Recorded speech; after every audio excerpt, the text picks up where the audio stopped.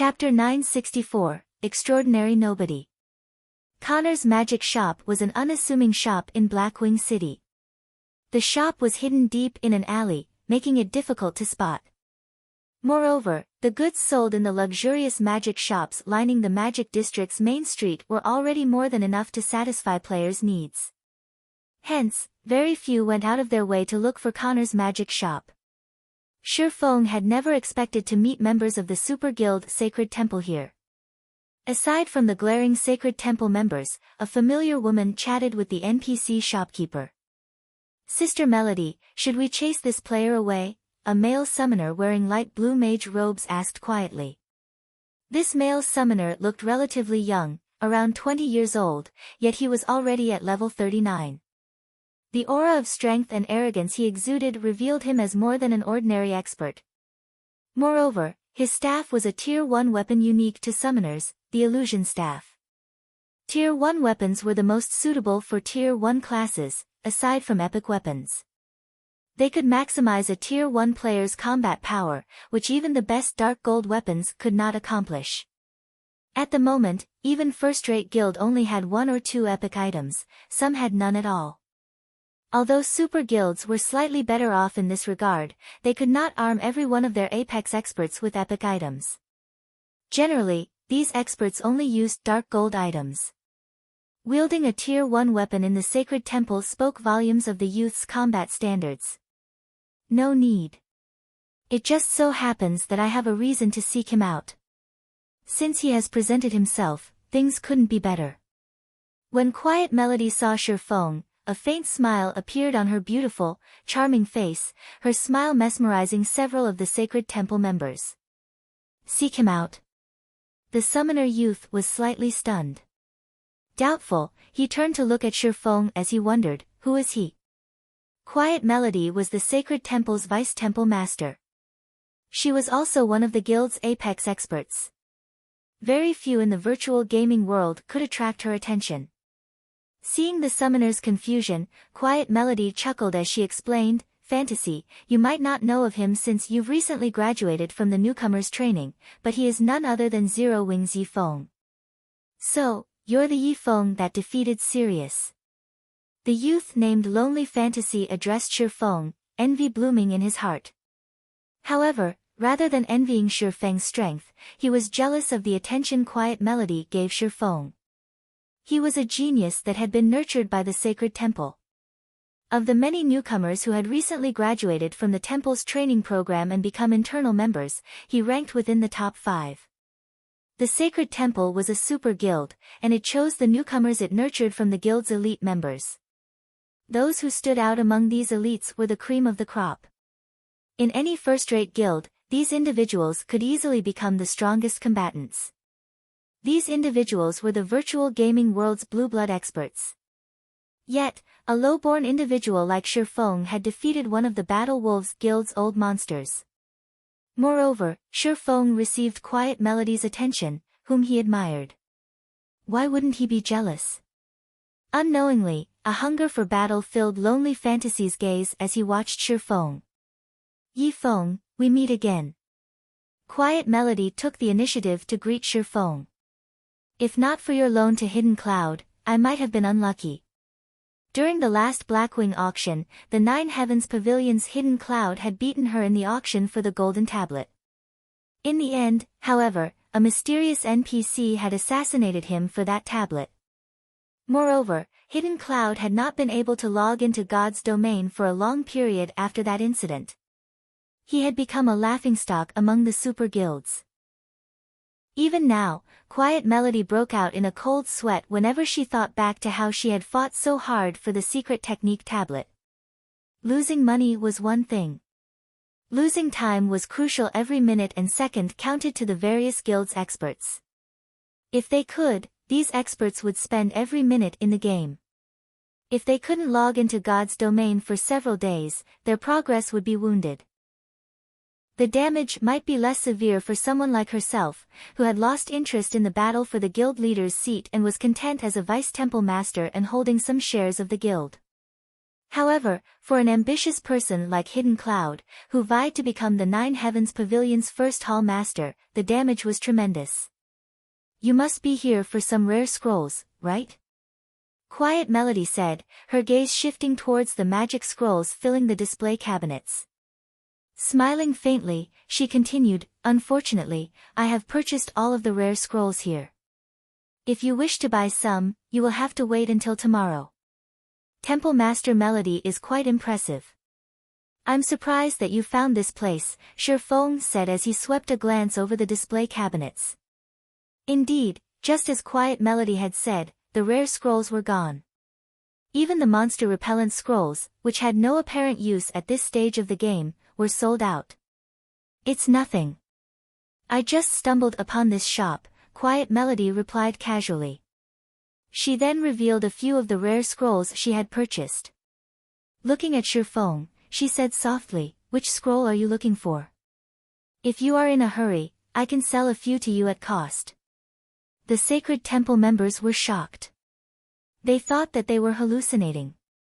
Quiet Melody was the Sacred Temple's vice-temple master. Even if one disregarded her status, her appearance was enough to make countless men and women swoon. Aside from the required respect for the guild leader and the guild's older generation, she almost never expressed goodwill towards anyone. Yet, she was doing exactly that for Shifeng. Even if Shifeng was a particularly skilled fighter with astonishing strength, that shouldn't warrant Quiet Melody's warmth. After all, they belonged to different guilds. Moreover, their guild possessed many experts who were stronger than Shifeng. Sister Melody, we need these scrolls urgently. If we sell them to someone else, Lonely Fantasy quickly interjected. It's fine. We purchased a few extra as a precaution. Quiet Melody smiled, responding to the summoner youth's advice with indifference. However, Lonely Fantasy knew that these rare magic scrolls were crucial to complete their quest. On the off chance that they ran out during the quest, they may fall on the very edge of success. If that happened, their previous efforts would go to waste. He could not understand why Quiet Melody wanted to befriend Shifeng. What was so good about this swordsman? Many thanks. I only need 4 monster repellent scrolls. Shifeng stated, not beating around the bush. His agreement with Bloodfang was extremely important. If the monsters raided the town before he was prepared, without the monster repellent scroll, he would have to pay 30,000 gold. Moreover, a person of Quiet Melody's status had no reason to trick him and no need to use this opportunity to learn why he had come to this shop. Since the woman wanted to befriend him and there was no enmity between him and the Sacred Temple, he saw no reason to reject her offer. Afterward, Quiet Melody gave Shifeng 4 monster repellent scrolls in exchange for 20 gold. After receiving the scrolls, Shifeng turned to look at Quiet Melody, who had been smiling all this time. Sighing, he said, Temple Master Melody, just state your business. I'm assuming that you didn't waste so much time talking to a nobody like me just to sell a few unprofitable scrolls. Chapter 965, Super Guild's Attention. Hellscythe_Fluffy Goblin. It's nothing major. I just wish to purchase an item from Zero Wing. Quiet Melody chuckled at Shifeng's question. What item are you interested in? Shifeng began to grow curious. Generally, any items that Zero Wing sold could be purchased from the Candlelight trading firm. With the Sacred Temple's capabilities, Quiet Melody could even easily afford the limited intermediate mana armor kits. Rather than seeking him out personally, she could simply issue a command, and her subordinates would fetch the items and deliver them to her doorstep. The slots to the Holy City, Quiet Melody responded seriously. How do you know about that? Shifeng's expression immediately darkened. Very few people knew of his acquisition of the Titan City entrance tokens. He highly doubted that Yolan's people would have leaked anything. However, based on Quiet Melody's tone, it was clear that she was certain that he had the entrance tokens. There's no need for surprise. In reality, this news has spread throughout the various super guilds, Quiet Melody smiled. I believe you remember Peerless, right? As a result of his major loss at your hands, Peerless advertised your deeds. He even revealed the secret about Titan City. Moreover, he is very certain that you obtained slots to the Holy City. Before this incident, I never knew that God's domain had such a holy land. Many super guilds are now watching Zero Wing. It is only a matter of time before they contact your guild. I had intended to visit White River City after I had finished shopping here. However, it seems that won't be necessary. Hearing Quiet Melody's explanation, the Sacred Temple members were stunned. Even Lonely Fantasy wondered if he had heard wrong. They had never imagined that Shifeng was actually responsible for the Pantheon Elders' suffering. Even newbies knew about Pantheon's Peerless. He was a big shot on the same level as Quiet Melody, yet Shifeng had killed such a powerful character. It was unbelievable. Field battles were different from the PvP battles in the Dark Arena. Although Peerless was not as powerful as Sirius, one could use various tools in a field battle. Many powerful experts had also accompanied Peerless, making it even more difficult to kill him. Moreover, from listening to Quiet Melody's words, the item in Shifeng's hands was even tempting to the various super guilds, so much so that a vice temple master like Quiet Melody deemed it necessary to make a personal visit. This was a first in Sacred Temple's history. Generally, when dealing with a guild like Zero Wing, it was a miracle if the Sacred Temple even sent someone from middle management, yet the guild had delegated the negotiations with Zero Wing to a core upper echelon. Lonely Fantasy was confused. Zero Wing was merely an upstart guild in God's domain, yet it warranted treatment that first-rate guilds dreamed of. How did it manage this? So, he's the one who let it leak. Shifeng smiled bitterly as a realization struck him. It seems that had been his final chance. He now, more or less, understood Peerless' actions during the entrance trial. It was no wonder why the high and mighty Peerless of Pantheon had tried to negotiate halfway through the battle. Without a doubt, that had been his last chance to challenge the entrance trial. After losing that chance, he would have to wait a long time before he could try to enter the Holy City again. He might not even get another chance. Since he had lost this opportunity, he wouldn't let the culprit behind his failure get off scot-free. Hence, he had spread the news and pointed the various super guilds towards Zero Wing. Our Sacred Temple also knows how valuable the slots are, so we won't ask for too many. 10 will be enough. I believe that with how many slots Zero Wing obtained, trading 10 shouldn't be an issue. Moreover, we are more than willing to pay a sufficient fee in either money or items. Quiet Melody unhurriedly explained her offer. In an ordinary guild, the Holy City's slots would, at most, add a few advanced lifestyle players. However, it was a different story for super guilds. Super guilds like the Sacred Temple had many lifestyle players who were masters in other virtual reality games. Unfortunately, as these masters were still unfamiliar with God's domain's lifestyle classes, they could only utilize a small fraction of their true abilities. However, with access to the Holy City of Titan, these past masters would rapidly become true lifestyle masters in God's domain. Once these masters could exert their true abilities, rather than just generating limited profits, the Sacred Temple's network of shops could finally be put to good use. Hence, to obtain the slots to the Holy City, the Sacred Temple was willing to pay a massive price. If Zero Wing is willing to sell the slots, the Sacred Temple is willing to trade epic items or golden lands in major cities for them. Since Shifeng had remained silent, Quiet Melody decided to use the Sacred Temple's trump card. One needed more than just money to afford epic items and major cities' golden lands. It was especially true for the lands. Even a fool knew that these lands' value had room to grow. If not for how important lifestyle masters were to the Sacred Temple, the temple would never have considered these bargaining chips. Although I want to agree to your offer, the Holy City's slots are too precious. I believe that you know just how important they are. Moreover, to tell you the truth, Zero Wing has already used many of our slots. Even if I wanted to trade them to you, Zero Wing doesn't have many left. If you wish to buy them, I'll have to discuss your offer with my guild leader. Feng did not openly reject Quiet Melody's request. After all, the sacred temple offered an impressive price.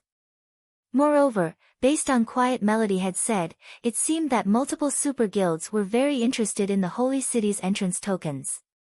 Even if he told the truth and claimed that Zero Wing had used all of its slots, none of the super guilds would believe him. At which point, Zero Wing would have earned many new enemies for no reason at all. This was all a part of Peerless' sinister plan. I understand. I'll have to request that you speak with guild leader Black Flame, then. If he is willing to trade, our offer will not disappoint.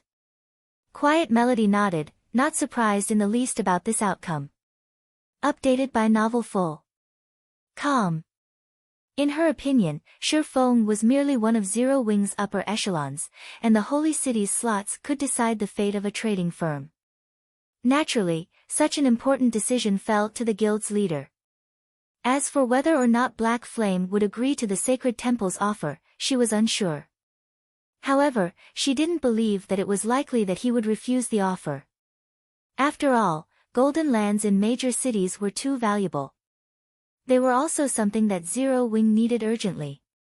There simply was no reason for Black Flame to refuse. Chapter 966, Candlelight Auction. Hellscythe_Fluffy Goblin. After Feng finished his conversation with Quiet Melody, he pretended to contact Black Flame. In reality, though, he contacted Fire Dance. After all, he was Black Flame. How could he possibly contact himself? He had only said something about it to hide his identity. Had he made the decision as Yi Feng, he would have roused Quiet Melody's suspicions. Feng had to admit that the Sacred Temple's offer was tempting. At the same time, it served as a reminder. Zero Wing's number of lands couldn't even compare to a first-rate guild's, not to mention super guilds. It had fewer than an ordinary second-rate guild. However, this could not be helped. These guilds had far stronger foundations than Zero Wing. These guilds had joined God's domain with plenty of starting capital. Their members also spanned across many cities. Moreover, these guilds had invested almost all of the coins they earned from their money-farming teams into purchasing various cities' lands. Now players had been developing in God's domain for quite some time, these guilds' advantages were beginning to manifest. In stark contrast to these guilds, Zero Wing had started in God's domain with absolutely nothing. Its possession of lands in so many cities was already impressive. Now that God's domain had been operating for so long, even if Zero Wing had a lot of money, the various large guilds had already bought out the lands in the various NPC cities. These guilds treated their lands like their babies. It was practically impossible for Zero Wing to purchase these lands at a reasonable price without presenting something that these guilds hungered for. The Holy City slots provided a golden opportunity. Currently, the Candlelight trading firm had only spread its influence to a few major cities. By the time the lifestyle players in Titan City reached the advanced rank, the firm's small corner of the market wouldn't be enough to display its true prowess. If the trading firm obtained a few plots of land in Empire's top 10 major cities, it would secure a far larger customer base.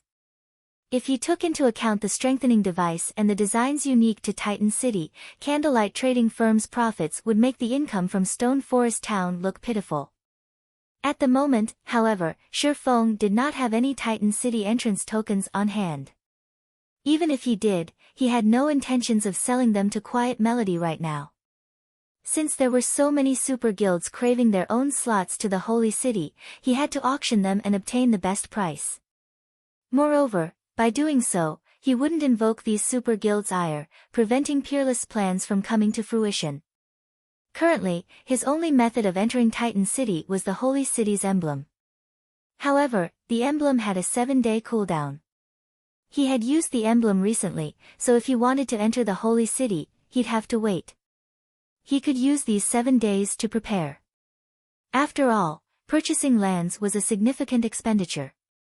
Even if the Holy City's slots were more valuable, he could not trade a single slot for a major city's golden land unless the Super Guild had lost its mind. In the past, a single holy city slot only sold for several hundred gold. Even if it sold for more than that at the moment, the most anyone would pay was roughly 1,000 gold. On the other hand, major cities' golden lands were worth over 10,000 gold. With the slots he had on hand, he could afford, at most, one plot of land. This was not the desired outcome. He planned to trade the holy city slots for lands in major cities, offering one slot and coins to make up the cost difference. This way, he could purchase 10 plots of lands by selling 10 slots. Hence, collecting enough coins was now a priority. Fire, prepare the main force and both the Dark God's Legion's official members and reserve members to advance on the Undead Gorge. Halt all other quests and activities temporarily, Shifeng instructed. Don't forget to collect extra strengthening devices and magic scrolls from Candlelight as well. Although the Undead Gorge is an Azura mode regional dungeon, its monsters are much stronger than in the Stoneclaw Mountains. Don't carelessly lose your lives in there. Shifeng had never heard of the Undead Gorge before.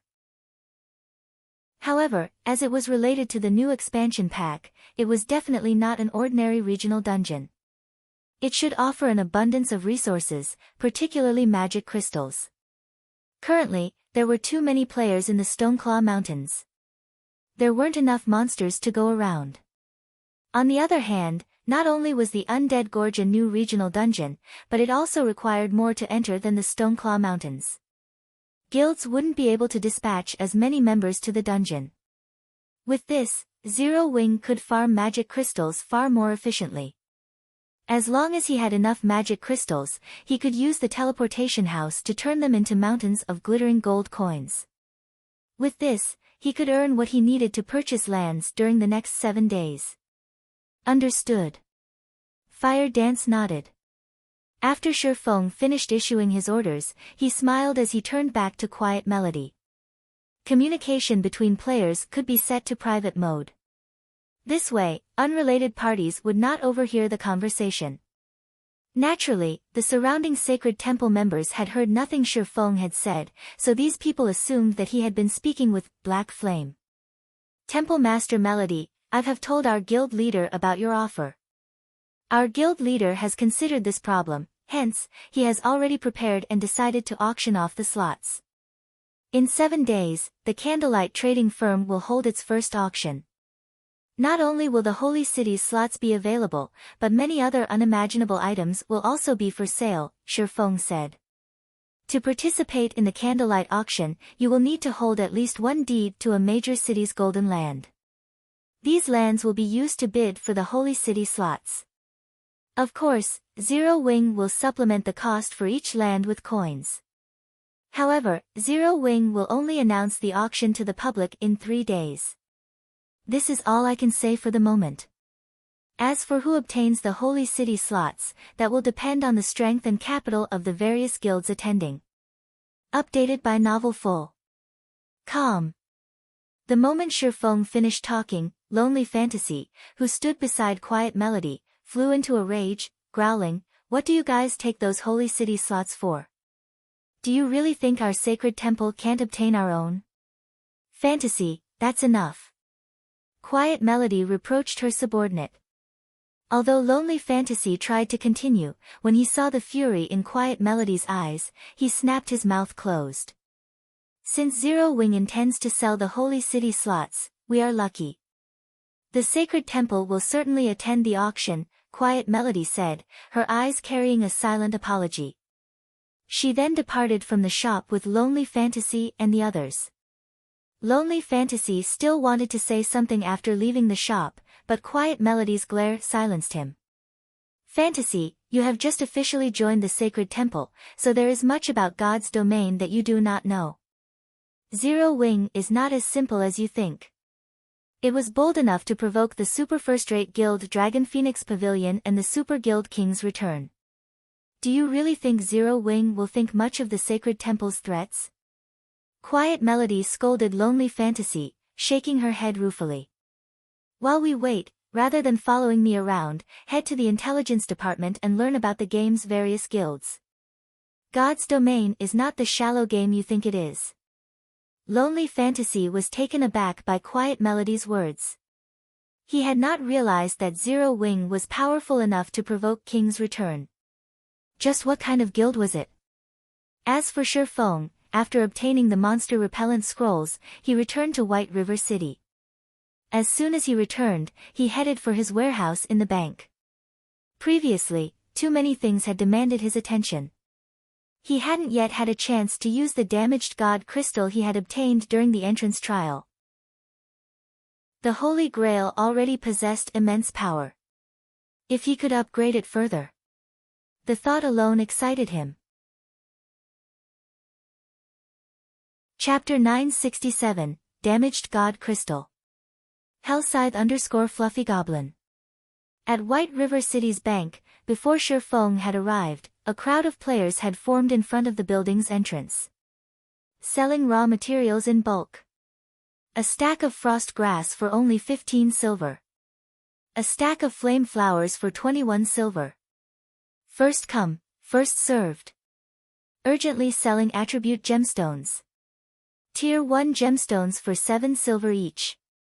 Tier 2 for 75 silver each. Limited stock available. Players were selling all sorts of items near the bank's entrance. Level 30 dark gold equipment was even available for purchase. Current mainstream players were only level 33, while elite players were generally level 36.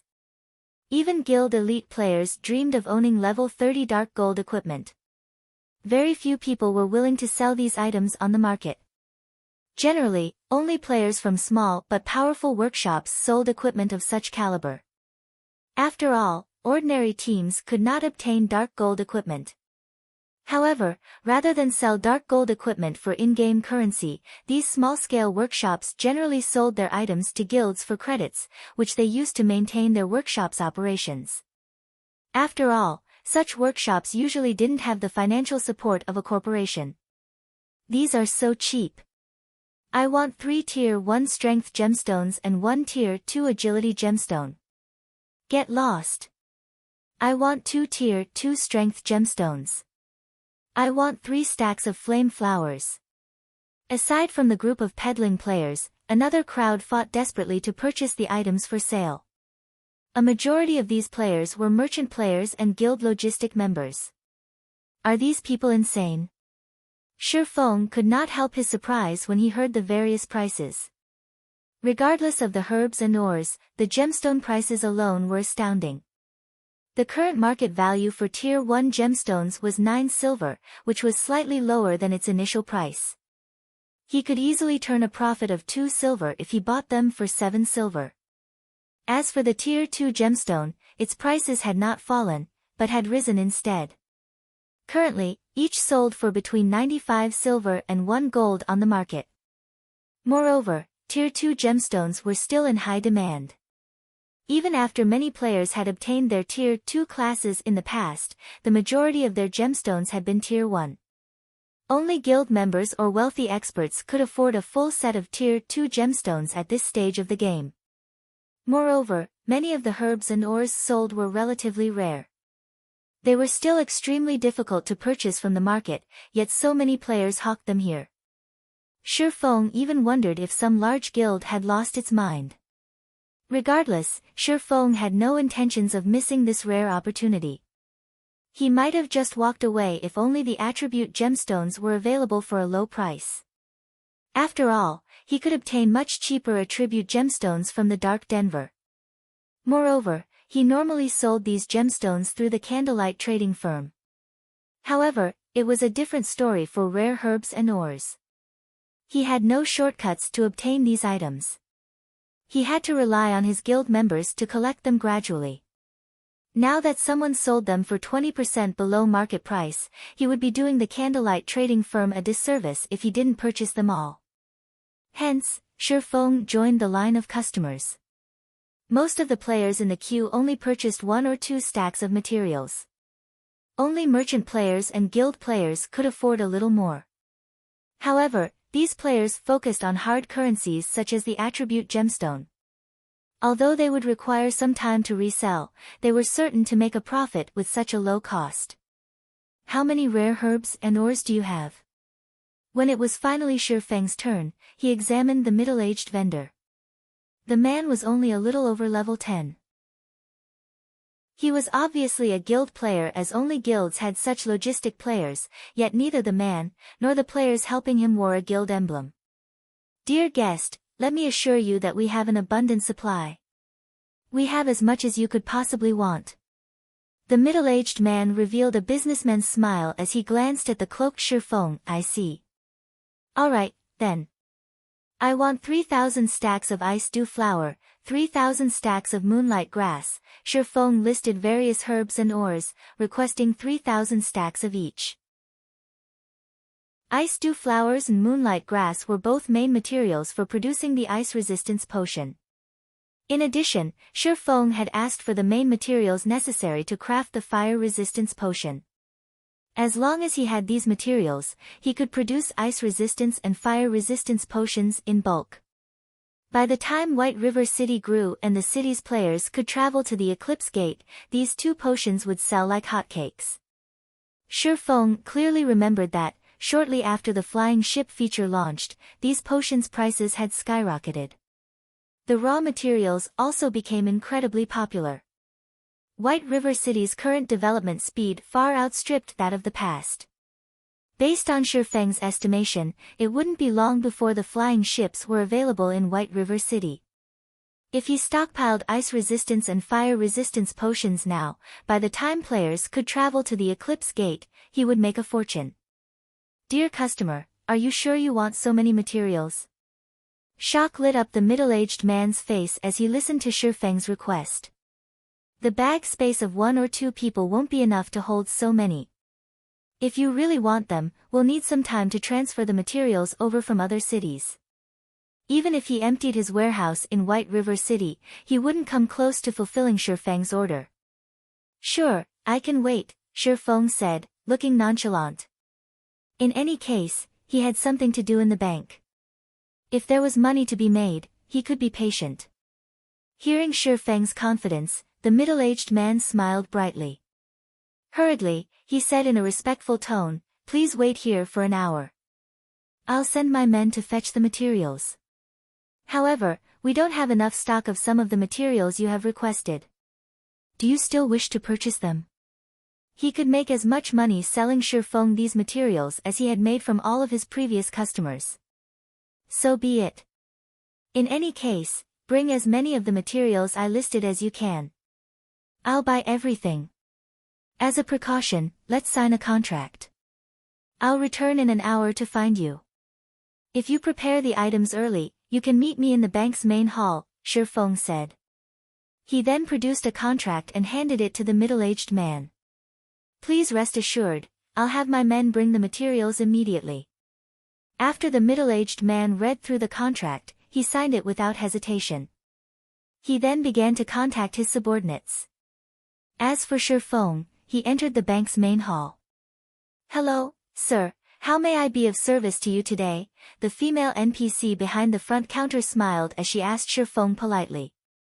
I want to enter my personal warehouse. Here is the key, Shi Feng said. He then passed a bronze key to the female NPC. Please follow me, sir. After the NPC received the key, her attitude towards Shi Feng shifted, showing more respect. The key Shi Feng had produced was paired to a large private warehouse. This made him one of the bank's VIP guests. No player could steal information about a private warehouse's contents. This was the reason that Shi Feng had rented one for himself. Upon arrival, Shi Feng carefully opened one of the warehouse's safes. The instant the safe opened, the air in the private warehouse grew heavy as a powerful aura surged from within the safe. The safe contained none other than the legendary ranked Holy Grail. This is, originally, Shi Feng had intended to retrieve the damaged God Crystal from his bag. However, as if this God Crystal had been summoned, it flew from his bag without his involvement. As the God Crystal hovered before Shi Feng, it radiated a faint, golden glow. The God Crystal, which should have lost its power, seemed resurrected. It radiated a powerful divine might that prevented Shi Feng from moving. Chapter 968, Evolving the Emblem. Hellscythe_Fluffy Goblin. How is this divine might be so powerful? Feng could only look at the damaged god crystal. He could not even move a finger. The powerful divine might could even overpower tier 5 NPCs. It was hard to imagine that this was merely a damaged god crystal. Even the complete god crystal he had previously snatched from a tier 4 monster had not been as powerful as this. If he weren't in his private warehouse, the god crystal's divine might be enough to paralyze every player in the bank, causing a commotion in White River City. Although this damaged god crystal was quite powerful, in front of the Holy Grail, it was a sheep for the slaughter. It could only wait for its death. The Holy Grail then radiated a purple aura that spread throughout the warehouse. This purple aura ate away at the divine might rapidly, and Feng's private warehouse was soon void of divine magic. As for the damaged god crystal, it could barely stay afloat while it struggled desperately against the Holy Grail's aura. Suddenly, the sound of a system notification reached Feng's ears. System, do you wish to allow the Holy Grail to absorb the Titan Core? This is a Titan Core. The sudden revelation surprised Feng. He used omniscient eyes once more to check the damaged god crystal. Titan Core, the 10 great saints of Titan's greatest masterpiece. The Titan Core is capable of supplying a near-infinite amount of energy. It originally served as the Titan Fortress's power core. However, it had been heavily damaged during the war between gods. When Feng finished reading the description, he was thunderstruck. He had heard of this item before. It could be used to construct a war fortress's power core, which was also the most important component in a war fortress. A war fortress was far more difficult to construct than a city as it was a machine meant for slaughter. Even tier 5 NPCs would flee from a war fortress as a single, random strike was enough to end their lives. However, moving a powerful war fortress required an astronomical amount of energy. Hence, one needed a very powerful power source. Among the available materials in God's domain, the Titan Core was the best option. Speaking of war fortresses, Feng had seen one in the Physis Canyon. He had also accepted the unique quest, Steel Fortress Borussia. He had nearly lost his life attempting to power the Steel Fortress Borussia with the Titan's Heart. However, although the Titan's Heart could also be used as a power core, it was far weaker than the Titan Core. The Titan Core possessed divine might, while the Titan's Heart only possessed power. If the Titan's Heart were powerful enough to threaten tier 5 classes, the Titan Core was powerful enough to invoke God's fear. Moreover, unlike the Titan Core, the Titan's Heart's energy was limited. Even 100 Titan's Hearts were not as valuable as one Titan Core. Do I absorb it? Feng hesitated. To a guild, the Titan Core was leagues more important than a legendary item. Of the many components needed to construct a war fortress, the power core was the most difficult to obtain. In the past, this had caused many headaches for many of God's domain's major powers. Moreover, even if they obtained a power source, they would not mobilize their war fortress due to the immense energy consumption. However, there was no denying a war fortress's extreme power. If a tier 5 player could defend a town with a player population over 1 million, a war fortress could defend nearly half of a kingdom's territory. Moreover, that was with a limited energy source when it could not be moved casually. Obtaining or producing another power source was immensely difficult. If he could equip a war fortress with the Titan Core, the war fortress would have no problems defending an entire kingdom. Even the super guilds in the past had not had such a weapon of mass destruction. Moreover, powering a war fortress was only one of the Titan Core's functions. The Titan Core could also be used in a player-constructed city to emulate the holy city of Titan. According to legend, 18 Titan Cores powered Titan City, granting it infinite energy. In the distant past, a large group of Tier 6 gods had attacked the holy city. In the end, however, these gods had failed. Titan City's dense mana and its floating lifestyle association were due to its endless amount of energy. One could just imagine how precious a Titan Core was. If he allowed the Holy Grail to absorb the Titan core now, it would be nigh impossible to obtain another in the future. After all, Titan City's 10 saints were long gone. There was no one around who was capable of producing another Titan core. In the end, after giving it some thought, Shi Feng decided to withhold the Titan core from the Holy Grail. Although the Titan core was damaged and could not be used, there was hope of repairing it. After all, he had the Holy City's emblem. He could enter Titan City anytime he wanted. As the Titan core's birthplace, he should be able to learn how to repair it in Titan City. To stop the Holy Grail from craving the Titan core, Shi Feng stored the core in another safe. No one was allowed to open the safes in a private warehouse without the user's approval. The items in these safes would also be disconnected from the outside world. Sure enough, after Shi Feng stored the Titan core inside a safe, the Holy Grail receded its aura and fell dormant. It seems I'll have to look for other god crystals to restore the Holy Grail. Shi Feng sighed as he looked at the Holy Grail, which emitted a purple hue. He suddenly had a realization. Since the Grail can evolve an item, I wonder if it can evolve the Holy City's emblem. Although there was no indication of the Holy City's emblem having a rank, the Titan City entrance tokens were divided into ranks. His black iron entrance tokens allowed wielders to enter the Holy City for 3 days. If players possessed sufficient reputation, they could extend their stay. Silver was the next rank. Wielders of the silver entrance token could stay in the Holy City for 6 days. Similarly, they could extend their stay with sufficient reputation.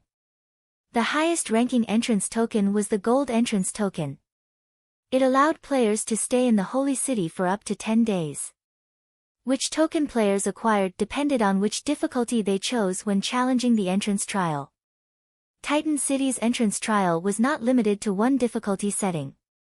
Only, as Shi Feng's team was still too low-level and only consisted of Tier 1 players, they had not had any other options.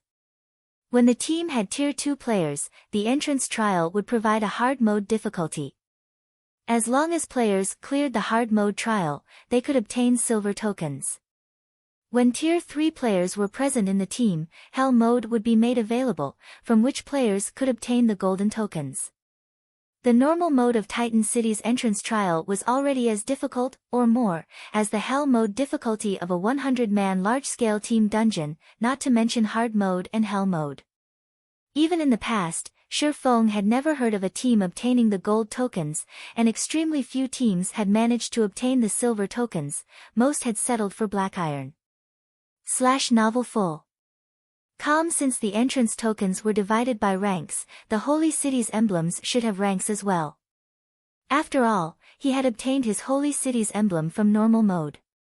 What about those obtained from hard mode and Hell mode?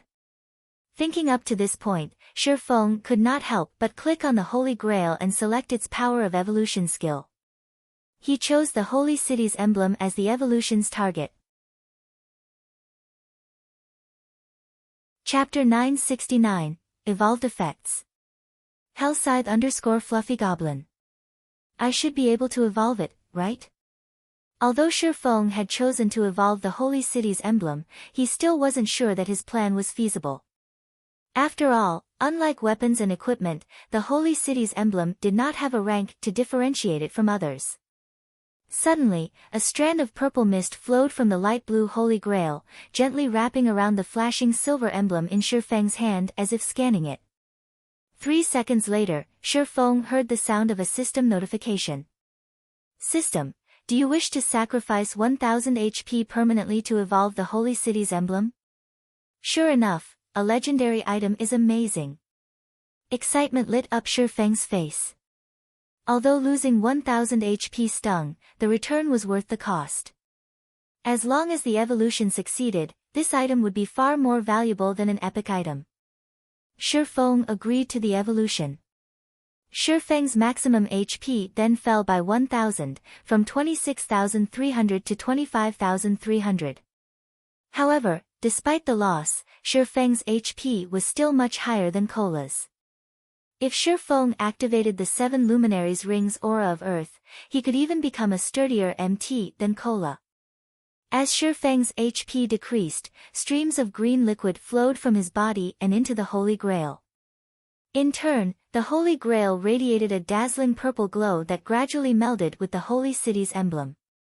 Suddenly, the emblem radiated a dazzling golden glow that enveloped the warehouse.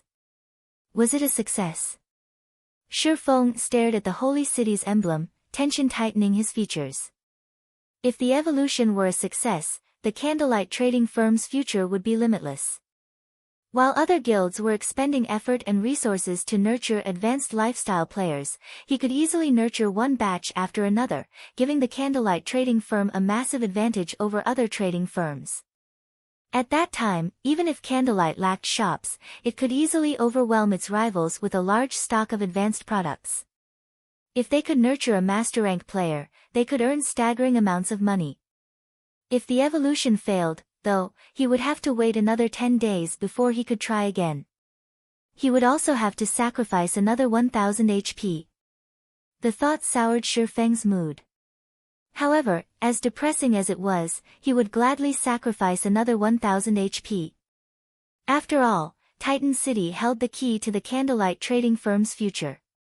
After the golden glow dissipated, the originally silver Holy City's emblem shone a pale gold. Moreover, tiny divine runes had been carved on the emblem, which gathered surrounding mana. It almost seemed like a faint mist had wrapped around the emblem, giving it an aura of mystery. Following which, Shifeng inspected the Holy City's emblem statistics. Holy City's emblem opens a transfer gate to Titan City. A maximum of 20 people may pass through the gate. Each time the wielder of the Holy City's emblem enters the Holy City of Titan, they can extend their stay by up to 2 days. Cooldown, 7 days. After Shifeng finished reading the introduction, he was ecstatic. Although the evolved emblem did not extend a player's stay like the higher-ranked entrance tokens, it now allowed 20 people to enter Titan City rather than 10. Moreover, the wielder could stay in the Holy City 2 days more than everyone else. Now, the Holy City's emblem was practically a permanent residence permit for Shifeng. Generally, ordinary players could only stay in Titan City for 3 days, while Shifeng, as one of the city's honorary citizens, could stay up to 5 days. Including the emblem's new effects, he could extend his stay in the Holy City to 7 days, which was exactly how long the cooldown lasted. With this, even if Shifeng did not raise his reputation, he could stay in Titan City as long as he wanted. Titan City was heavenly for both lifestyle players and combat players. Not bad. With this, I won't have to worry about time constraints when I'm questing in Titan City. Shifeng smiled at the pale gold emblem in his hand. Titan City was a holy land to both lifestyle players and combat players. Only, as the slots to enter the city were extremely valuable, most guilds that possessed them only used them on lifestyle players who could contribute more to the guild than combat players.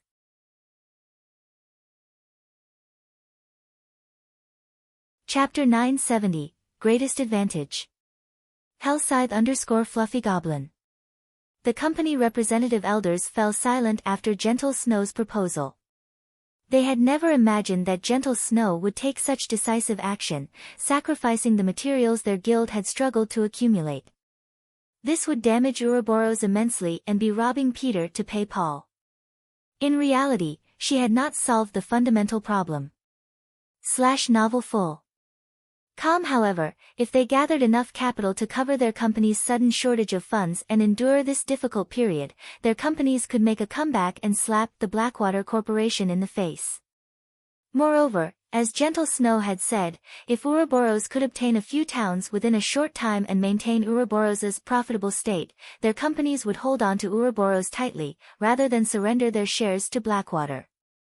In God's domain, captured towns were different from NPC cities. Unlike in NPC cities, where players were under many restrictions, players could build as they wished in their own town. Moreover, constructing a house in a town was far cheaper. Most importantly, players wouldn't be limited in what items they could sell. In the shops in NPC cities, players were only allowed to sell items that were native to God's domain. In a player-owned town, however, players could sell foreign products such as cosmetic items. Unlike weapons and equipment, cosmetic items did not possess attributes. At the same time, cosmetic items could only be worn within player-owned territory, they could not be worn in the fields or NPC cities.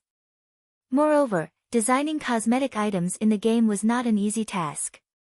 Although it was not as troublesome and meticulous as weaving, leather making, or forging attributed equipment, and crafting required an advanced lifestyle player's skills, cosmetic items could only be crafted using native materials in God's domain. As a result, players were required to look for suitable materials to create pleasant-looking cosmetic items, which was not easy. Furthermore, more than one form of currency could be used. In player-owned towns, shops had the option of selling their items for either credits or coins, which was convenient for both players and shops. Take Stone Forest Town for example. As the first town to be captured in Star Moon Kingdom, it had grown considerably. Stone Forest Town's residential player population also increased by the dam. A lack of safety was the only issue as the area was home to high-level monsters. This prevented low-leveled players, who only sought entertainment, from visiting. Even so, many companies eagerly wanted to cooperate with Zero Wing. It was especially true for companies in the clothing industry. They all wanted to drown Zero Wing in credits. However, for some unknown reason, Zero Wing had turned these companies down. Instead, it constructed hotels, smithies, bars, and other establishments. The town was nearly out of space already. Seeing the large numbers of players swarming to Stone Forest Town, many companies had cursed Zero Wing as insane. The guild was ignoring a golden opportunity to earn a fortune. We'll contact our superiors immediately. However, we cannot guarantee that they will be willing to take this risk. The several elders representing companies nodded before logging out of God's domain. Hearing the several elders' answer, the other upper echelons relaxed slightly. Inside Star Moon Kingdom's Divine Colosseum, a large group of players ranging between level 10 and level 20 wandered in and out of Trial Tower. Although these players were not very high-leveled, and their equipment was subpar at best, others were shocked by how many floors they were clearing. Of these players, the weakest among them had even reached the Trial Tower's 6th floor. Brother Wave, the people that young Master Jing sent are incredible. Their improvement speeds are astounding. It won't even be long before they surpass me, a tall level 39 ranger, who sat beside Abandoned Wave, said, smiling bitterly. No matter what was said or done, he was a famous expert in the virtual gaming world. This time, he had been specially hired to train a group of newcomers who had recently joined the virtual gaming world. He had initially thought that this would be a simple job.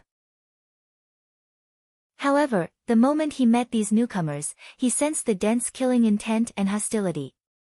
Their auras were nothing like an ordinary player's, and he could instantly tell that these experts had been well-tempered in live combat.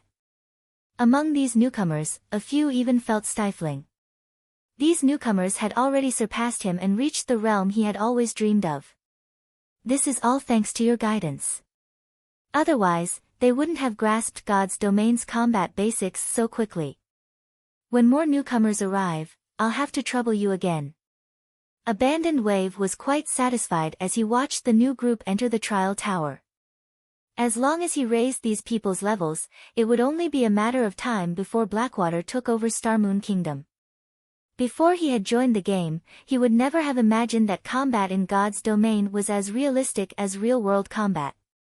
The only differences were players' skills and superhuman physiques. To the Blackwater Corporation, the game's realistic combat was its greatest advantage. After all, Blackwater was a giant in the fighting world. No one had more combat experts or method of nurturing experts than Blackwater.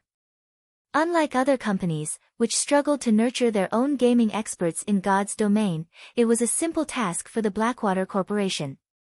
Blackwater only needed to assist players in adapting to God's domain's combat style. Suddenly, a bald, robust man rushed up to Abandoned Wave and whispered, "Big Brother Wave, a message has arrived from Ouroboros. It seems that Gentle Snow is trying to use the guild's collected materials to compensate the companies for their missing funds. Moreover, someone in White River City has already agreed to purchase all of Ouroboros's rare herbs and ores. Should we do something to stop her? Ha ha ha. Interesting. It seems that Gentle Snow is good for more than just her pretty face. She is a daring beauty. It makes me somewhat reluctant to let her go. Abandoned Wave could not help but roar with laughter. It's a pity that her efforts are pointless. She doesn't understand Blackwater's power. She doesn't know these companies' true intentions either. Gentle Snow has a considerable amount of Ouroboros's shares. Even if those companies pressure her, they can't stop her from selling the materials. However, I can't let her have her way. Notify Gale and the others and have them warn the buyer. I don't want Ouroboros to have a raw material shortage when I take control. Understood. After Abandoned Wave finished issuing his instructions, the bald man left the Divine Colosseum. Chapter 971, White River City's Transformation. Star Moon City, Ouroboros's guild residence. Bursting into the meeting room, the tall, robust berserker Fierce Snake hurried to Gentle Snow's side and quietly reported, "Guild leader, good news. You've been worried that we wouldn't be able to sell the materials fast enough, right? A while ago, we found someone willing to purchase all of our rare herbs and ores. Moreover, the attribute gemstone sales in the various major cities are going quite well. We'll collect the necessary funds in no time." All right. Gentle Snow's expression, which had been tense until now, finally relaxed. Assemble the materials in the various warehouses immediately. Selling all of the materials Ouroboros had, even at 80% market value, in such a short time would be a daunting task. After all, there was a limit to how much the market could digest. If they could not gather the required funds in time, her proposal would have been nothing but talk. Now that someone wanted to spend the coins to purchase their stock, they had helped her considerably. When Gentle Snow finished instructing Fierce Snake, the several company representative elders came back online. "How did you manage to get an answer so quickly?" Gentle Snow felt something off when she saw the several elders. Such an important decision wasn't easy to make. At the very least, these companies would have had to hold an emergency meeting with their directors before making a decision, yet these elders had only been gone for less than 10 minutes. "Have you decided to submit to Blackwater in the end?" Gentle Snow's expression darkened. She had only recently chased away Chao Chinhua after much difficulty and snatched back control of the guild, which had originally belonged to her elder brother. She had never expected several of Ouroboros's investors to abandon them just as she was starting to push the guild onto the right track. With just her family's company, she could not stand against these major companies when they worked together. Update by Novel Full. Guild Leader Snow, please understand that this is a world where the strong eat the weak. Our companies simply cannot stand against the Blackwater Corporation. Please prepare to hand over the position of Ouroboros's guild leader. We also hope that you will support the new guild leader. As for the White Clan Group's shares, we will buy them back in 3 days. After the company representative elders gave their answer, they sighed powerlessly as they logged out of the game. Although they were only the representatives of their respective companies, they knew that their companies had already signed a private agreement with the Blackwater Corporation. They no longer intended to play with the White Clan Group as they had found a new playmate. Despicable. How could they do something like this? We were blind to think we actually accepted these companies' investments in the guild.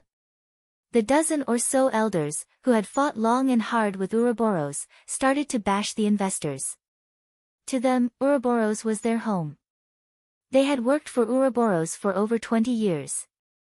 Now that someone else was taking over their guild, why wouldn't they be angry? Snow, Zhao Yueru didn't know how to console her friend. The White Clan Group had made its fortune in the virtual gaming world. It had established Ouroboros and gradually developed the guild, taking over a dozen years to elevate it from a third-rate guild to a first-rate guild. Afterward, Ouroboros had dominated over a dozen virtual reality games, yet now it was crumbling in Gentle Snow's hands. Zhao Yueru did not know what to say.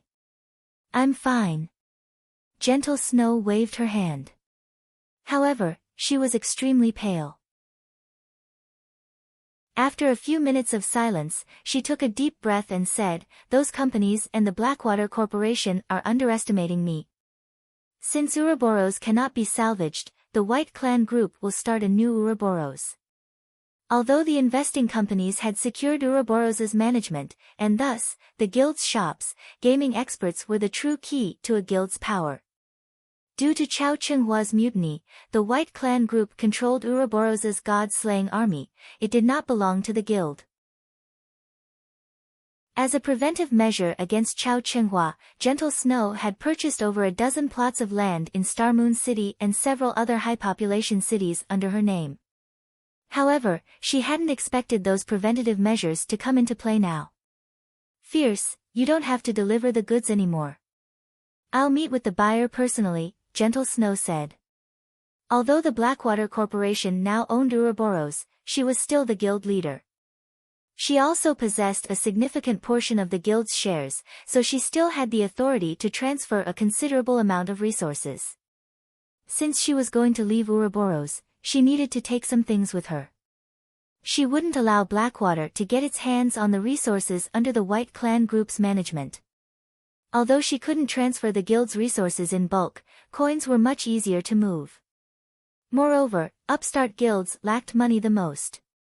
With the money from selling the materials, she could easily build a sturdy foundation for her new guild. Following which, Gentle Snow left the meeting room. At the same time, Zhao Yueru began to mobilize the god-slaying army and other guild members.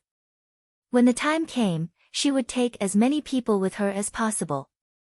Although they could not leave Ouroboros an empty husk, they could at least cause the Blackwater Corporation to pop a vein or two when it took over the guild's management in front of White River City's bank. "Guild leader, the buyer is inside the bank." The middle-aged man, who sold items in front of the bank, rushed up to greet Gentle Snow when she arrived. On her way to the bank, Gentle Snow was greatly surprised by White River City's atmosphere. Despite Starmoon City being the kingdom's capital, the vibe in White River City felt as if should be the capital instead. As she traveled through the city, she saw many teams from various first-rate guilds. There were more and higher quality players in White River City than in Starmoon City. She had even seen a few players riding through the city atop mounts. One wouldn't see this in Starmoon City, yet it seemed that White River City's players were already used to these sights. One would even be hard-pressed to find such happenings in imperial capitals. When Gentle Snow entered the bank, the middle-aged man guided her to a corner of the main hall. Shifeng sat there alone, a black cloak covering his body. However, even though Gentle Snow could not see Shifeng's appearance, this man felt familiar. "Gentle Snow? Why is she here? Is Ouroboros the guild selling the materials?" Shifeng was somewhat surprised when he saw Gentle Snow walking towards him. Could something big have happened to the guild? With Ouroboros's financial strength, the guild shouldn't need to do something so damaging to gather funds. As Gentle Snow stopped before Shifeng and the middle-aged man was about to introduce her, 6 tall, burly men radiating hostility cut past Gentle Snow's group and surrounded Shifeng. "Oh, Guild Leader Snow, I'm sorry, but the Blackwater Corporation has some business with this gentleman. Would you give us a moment?" the leading level 39 berserker named Lethal Gale subtly demanded, smiling coldly.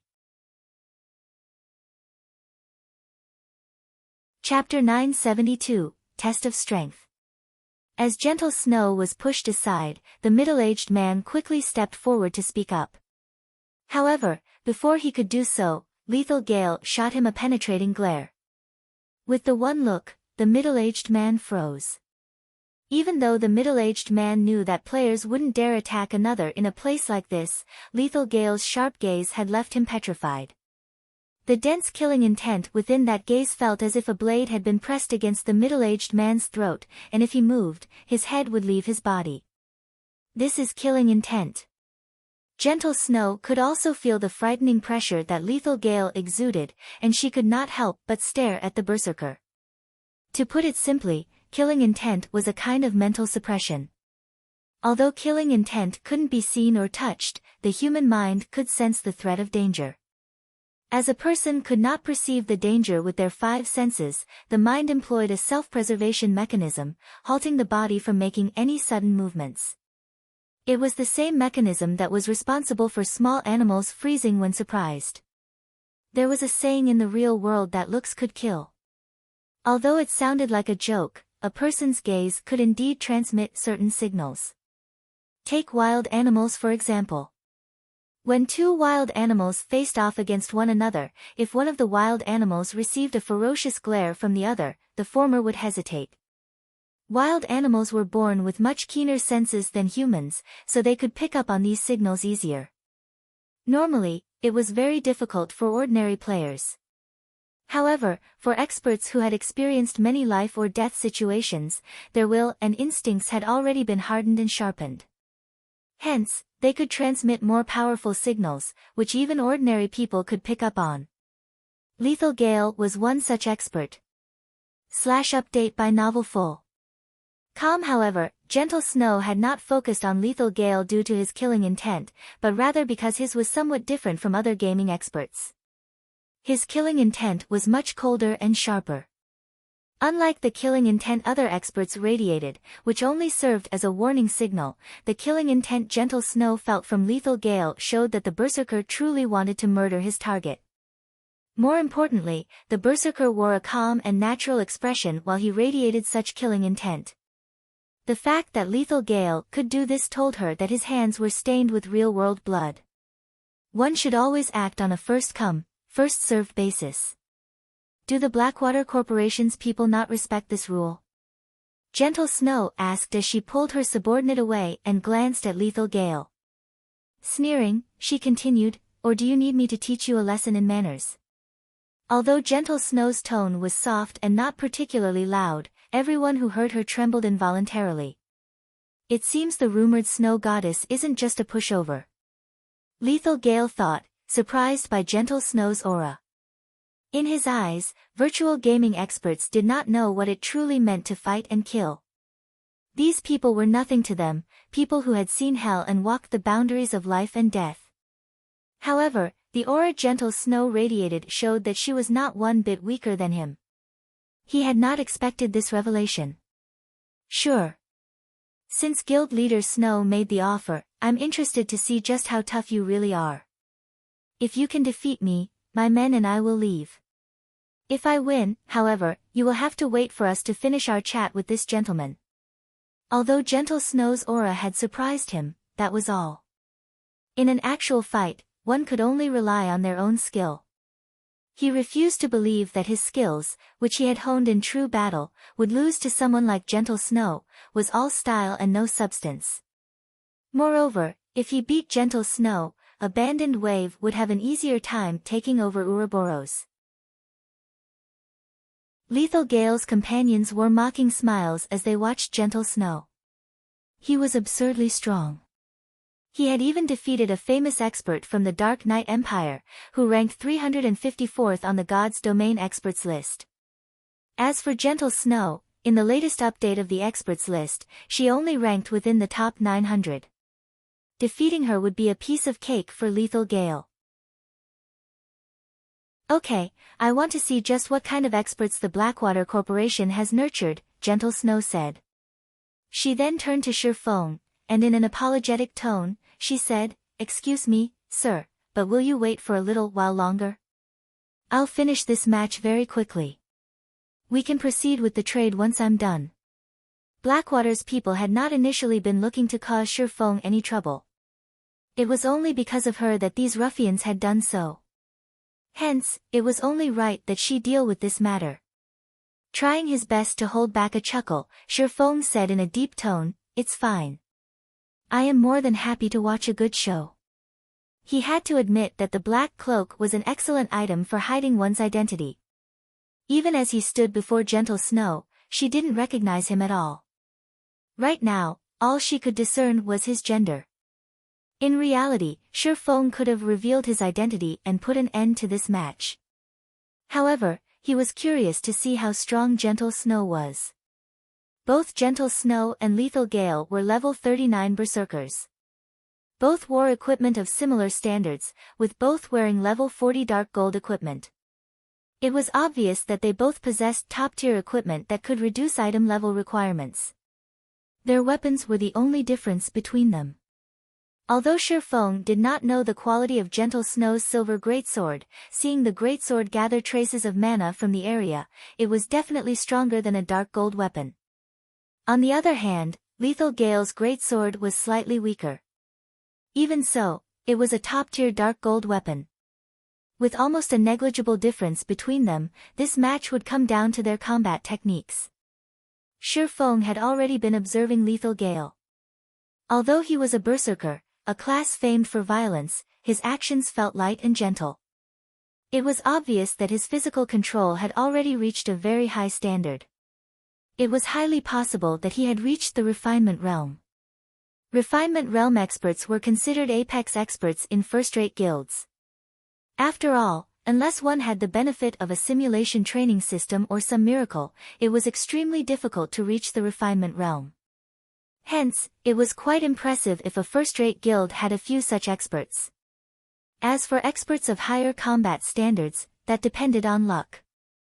It was similar to some unrated guilds' luck as they saw a refinement realm expert arise from among their members. Unfortunately, the probability of such at this stage of the game was extremely small unless the player was also an extremely powerful martial artist in the real world. As for Gentle Snow, Shifeng did not notice any sign that she had reached the refinement realm. In that case, where was her confidence coming from? Of course, it was also possible that Gentle Snow intentionally hid the subtle signs. If so, even Shifeng would not be able to determine her combat standard. He could only confirm his doubts by watching an intense battle. Once Gentle Snow agreed to the match, they all headed for the Divine Coliseum above White River City. Hellscythe_Hellscythe_. Chapter 973, Match of the Century. Hellscythe_Fluffy Goblin. Inside the Divine Coliseum, players came and went. It was even more lively than White River City's auction house.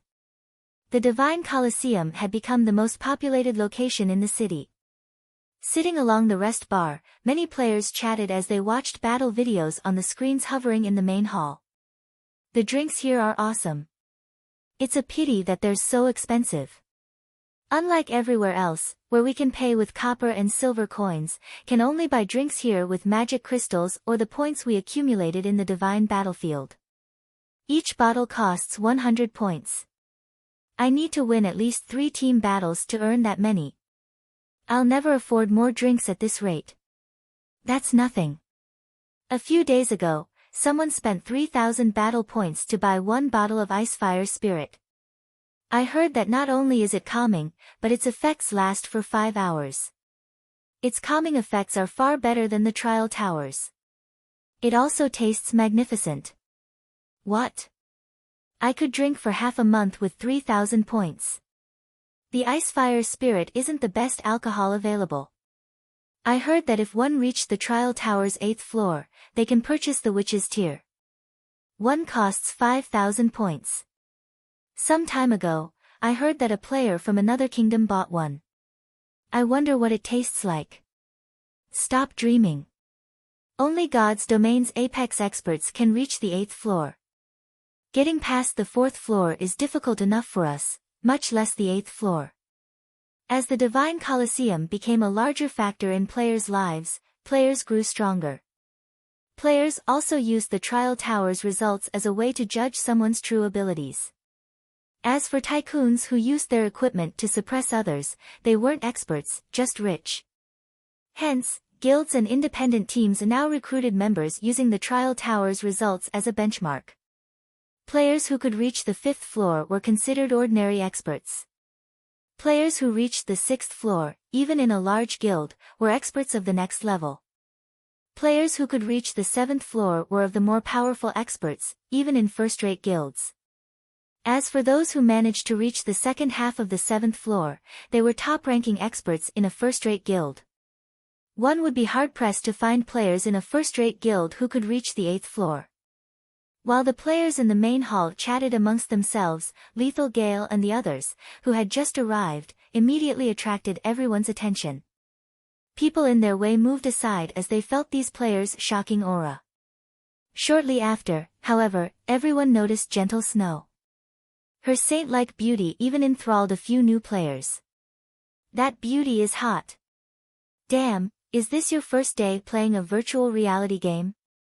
You don't even know about the Snow Goddess. She is the guild leader of the first-rate guild Ouroboros. Be careful with what you say. I heard that many wealthy young masters have tried to harass her in the past. In the end, these people had been killed to level 0 and forced to delete their accounts and start all over. Hearing the veteran player's story, the players new to White River City shut their mouths immediately. To them, even joining a third-rate guild would earn them bragging rights among their friends for days. They looked up to players in first-rate guilds. They were also aware of the massive differences between third-rate and first-rate guilds. In the current God's domain, unrated guilds were forced to develop in smaller NPC towns. There was no place for a small guild in a city. Only those acknowledged as third-rate guilds barely survived in NPC cities. Meanwhile, first-rate guilds ruled over several, or even over a dozen, major cities. With a word from Gentle Snow, other guild leaders would make their lives hell in God's domain without hesitation. With their standards, their only option would be to start a new account. What are they trying to do? Why is Ouroboros' guild leader in White River City's Divine Coliseum? Huh? That man, Lethal Gale, recently defeated the 354th ranked expert from the God's Domain's experts list. I heard that he even broke the Trial Tower's record in Hot Sand City and reached the 8th floor. Why is he here? Can this be? When everyone saw Lethal Gale and Gentle Snow enter the same combat room, the main hall fell silent. They couldn't help but stare at the combat room's closed door, their skin breaking out in goosebumps. An 8th floor expert was going to fight Ouroboros' guild leader. I need to notify my team leader and the others. This is the match of the century. Hopefully, they'll broadcast the fight. I'll even be willing to pay for this show. Look! They didn't turn private mode on. We can watch the battle on the main screen. Hurry, select this battle. Pandemonium swept through the main hall. Every player quickly called up the Divine Coliseum system interface and clicked to watch Gentle Snow's battle against Lethal Gale. In the Divine Coliseum, the videos on the main hall's screens depended on the number of viewers. If enough players wanted to watch the fight, the system would automatically display said fight on the main screen. Following which, everyone in the main hall stared the main screen in rapture.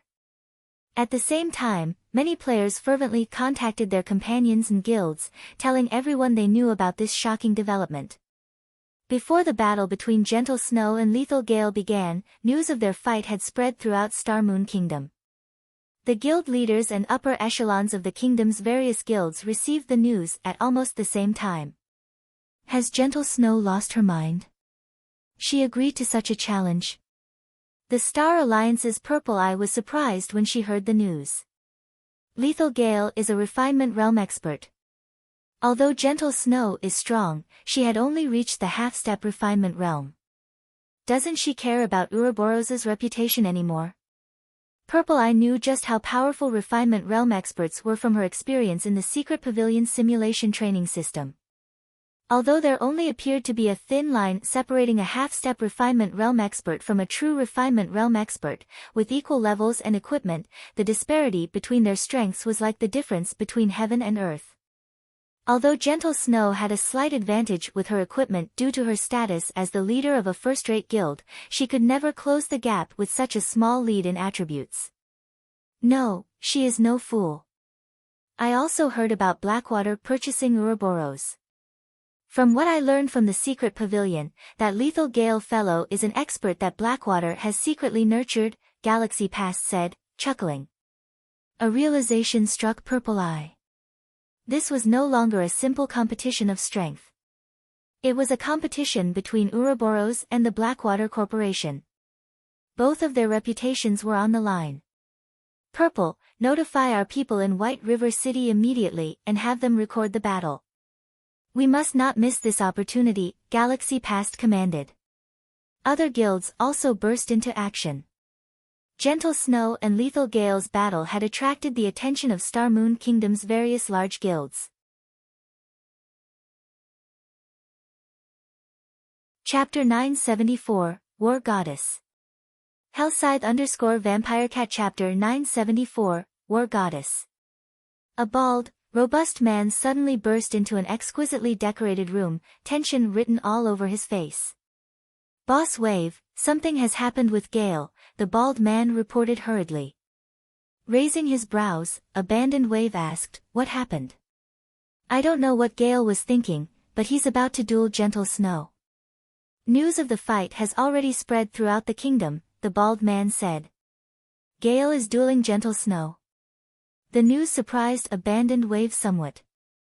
A moment later, however, he started laughing before he said, good, very good. Gale's performance this time is excellent. Who would have imagined that, just as I was struggling to think of a way to take over Ouroboros, Gentle Snow delivered herself to my doorstep. Send someone immediately to live stream Gale's battle. I want to see the look of despair on Gentle Snow's face. Although he was not certain of Gentle Snow's true strength, he knew how powerful Lethal Gale was. It was common knowledge that, although Lethal Gale had beaten the 354th ranked expert on the God's Domain experts list, it had been a hard-fought battle. Hence, in the public's opinion, that must have been the limit to Lethal Gale's strength. U.P. Dated by Novel Full. Calm in reality, however, Lethal Gale had held back. After all, he was a member of the battle team that the Blackwater Corporation was nurturing. How could he afford to expose his true strength to the public? He needed to save that trump card to deal other battle teams a critical blow. Although Abandoned Wave had no idea how much strength Gentle Snow had hidden, she was 100 years too early if she thought she could defeat Lethal Gale. Inside White River City's Divine Coliseum, every player in the main hall watched the main screen as if hypnotized. It's finally starting. Sitting at a corner of the rest bar, Shifeng looked at the timer displayed on the screen, his heart thumping with anticipation. In the past, the strength Gentle Snow displayed during the early stages of the game had been extremely frightening. Many experts had considered her disappearance from God's Domain a shame, as they all believed that she had the potential to become a Tier 6 God-ranked player. Her abilities were clear for all to see just from how she had managed to nurture the cleric god Violet Cloud. The main screen currently displayed a dense forest, which was the perfect environment for assassins and rangers. However, it was an entirely different story for berserkers. Berserkers were the epitome of strength. The Berserker class was a class that solved all problems with overwhelming strength. Unlike a duel between other classes, the one between Gentle Snow and Lethal Gale would undoubtedly be a short battle. Either Gentle Snow would quickly defeat Lethal Gale or the other way around. There was no third possibility. Hence, everyone in the main hall paid close attention to the screen, afraid of missing out on any details of the battle. Let me properly experience the strength of Ouroboros' guild leader. Hopefully, you won't disappoint me too much. As soon as Lethal Gale let out a low shout, a bone-chilling glint flashed across his eyes as he unsheathed the gigantic greatsword slung over his back and entered a fighting stance. However, contrary to everyone's expectations, he did not use charge straight away and rush at Gentle Snow. Instead, he slowly closed in on the female berserker step by step. However, with each step Lethal Gale took, the surrounding air grew heavier. Even the players watching in the main hall could feel the frightening pressure the male berserker radiated. As for Gentle Snow, she unsheathed her silver greatsword and pointed it directly at the approaching Lethal Gale. Her actions were as if victory was already in her grasp. Her calm appearance made her look just like the war goddess of a battlefield. When only 12 yards separated the two berserkers, everyone suddenly saw a shocking scene. Gentle Snow's entire body started releasing a silver glow. In the next moment, 3 pairs of silver metallic wings sprouted from her back. The equipment she wore also underwent a transformation. Her original silver armor turned into a set of pure white robes. In the blink of an eye, Gentle Snow had changed from a plate armor class to a cloth armor class. This sudden development made it seem as if an angel had suddenly descended onto the battlefield. In the next moment, golden divine runes manifested on her robes and even on her unblemished cheeks, adding a few hints of holiness to the war goddess. Meanwhile, the silver greatsword in her hands had also transformed into 2 thin, sharp blades. Golden arcs of electricity were faintly visible, wrapping around the blades of the one-handed swords. Before anyone even reacted, Gentle Snow dashed straight towards Lethal Gale. What? What just happened? Is she really a berserker? Gentle Snow's sudden transfiguration riveted everyone in the main hall. None of them had expected her to undergo such a change. She's so fast. At this moment, even Shifeng was surprised. He had never imagined that Gentle Snow had hidden her strength so deeply. Gentle Snow's current speed was already above his. Watching through the large screen, everyone only saw Gentle Snow leaving behind an afterimage in her original position before appearing right before Lethal Gale. Ha! Come! Lethal Gale laughed as he activated his berserk skill, beastification, his skin suddenly turning a deep red. Both his strength and speed also soared.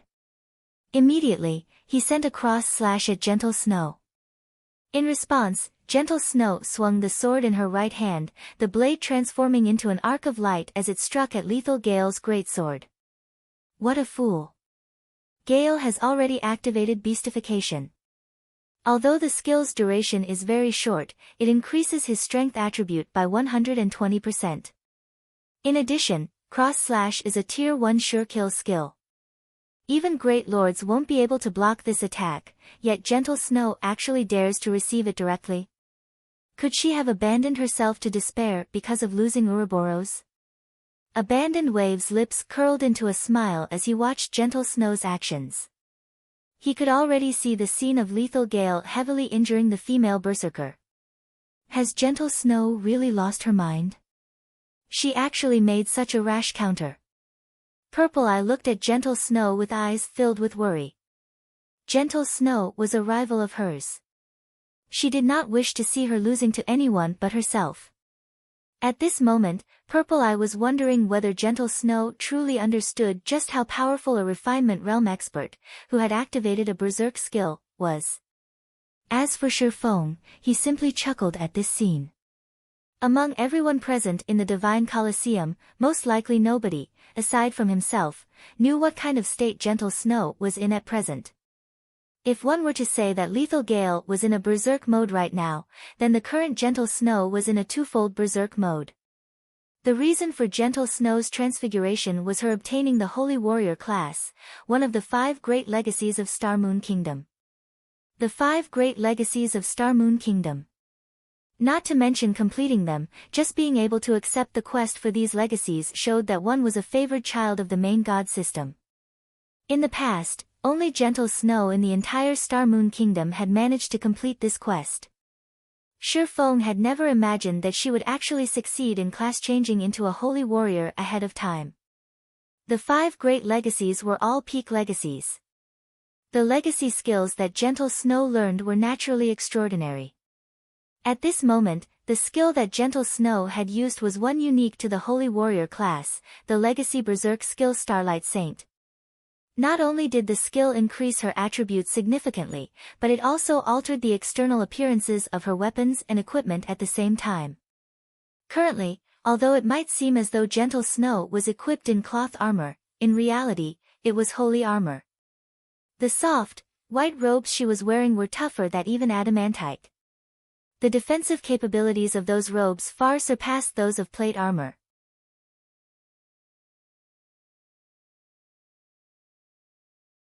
Chapter 975, Taboo Skill Life Return. Hellscythe _Vampire Cat Chapter 975, Taboo Skill Life Return. Although twofold Berserk could give players the strength to combat existences of a higher tier, it also had a glaring weakness. Legacy Berserk skills all shared the same problem. And that was the side effects. Unlike ordinary Berserk skills, all Legacy Berserk skills would place its user into a weakened state once their durations ended. Moreover, the duration of twofold Berserk was very short. Even Shurfeng, who possessed one of the 10 Great Saint legacies, could maintain it for only 20 seconds. Once twofold Berserk ended, he would fall into a weakened state for several hours. However, it was also precisely because of such a drawback that the system allowed the use of twofold Berserk. Based on Shurfeng's estimates, Gentle Snow's Starlight Saint should have a shorter duration than his Blade Liberation. If she could not finish off Lethal Gale within this period, once her Berserk skill ended, she would lose without a doubt. One could say that Gentle Snow was taking a gamble. Boom! The collision of the two weapons created a shockwave. The ground under both fighters instantly collapsed as the clear sound of metal clashing against metal echoed throughout the surrounding forest. Pang! Half a second later, Lethal Blade's entire person went flying out of the crater, his body breaking several large trees before slamming heavily into the ground. His HP instantly decreased by over -1,800 as well. The difference in strength between both sides was clear for all to see. Flew. He flew. How is she so strong? Is this the guild leader of Ouroboros? This scene staggered everyone inside the main hall.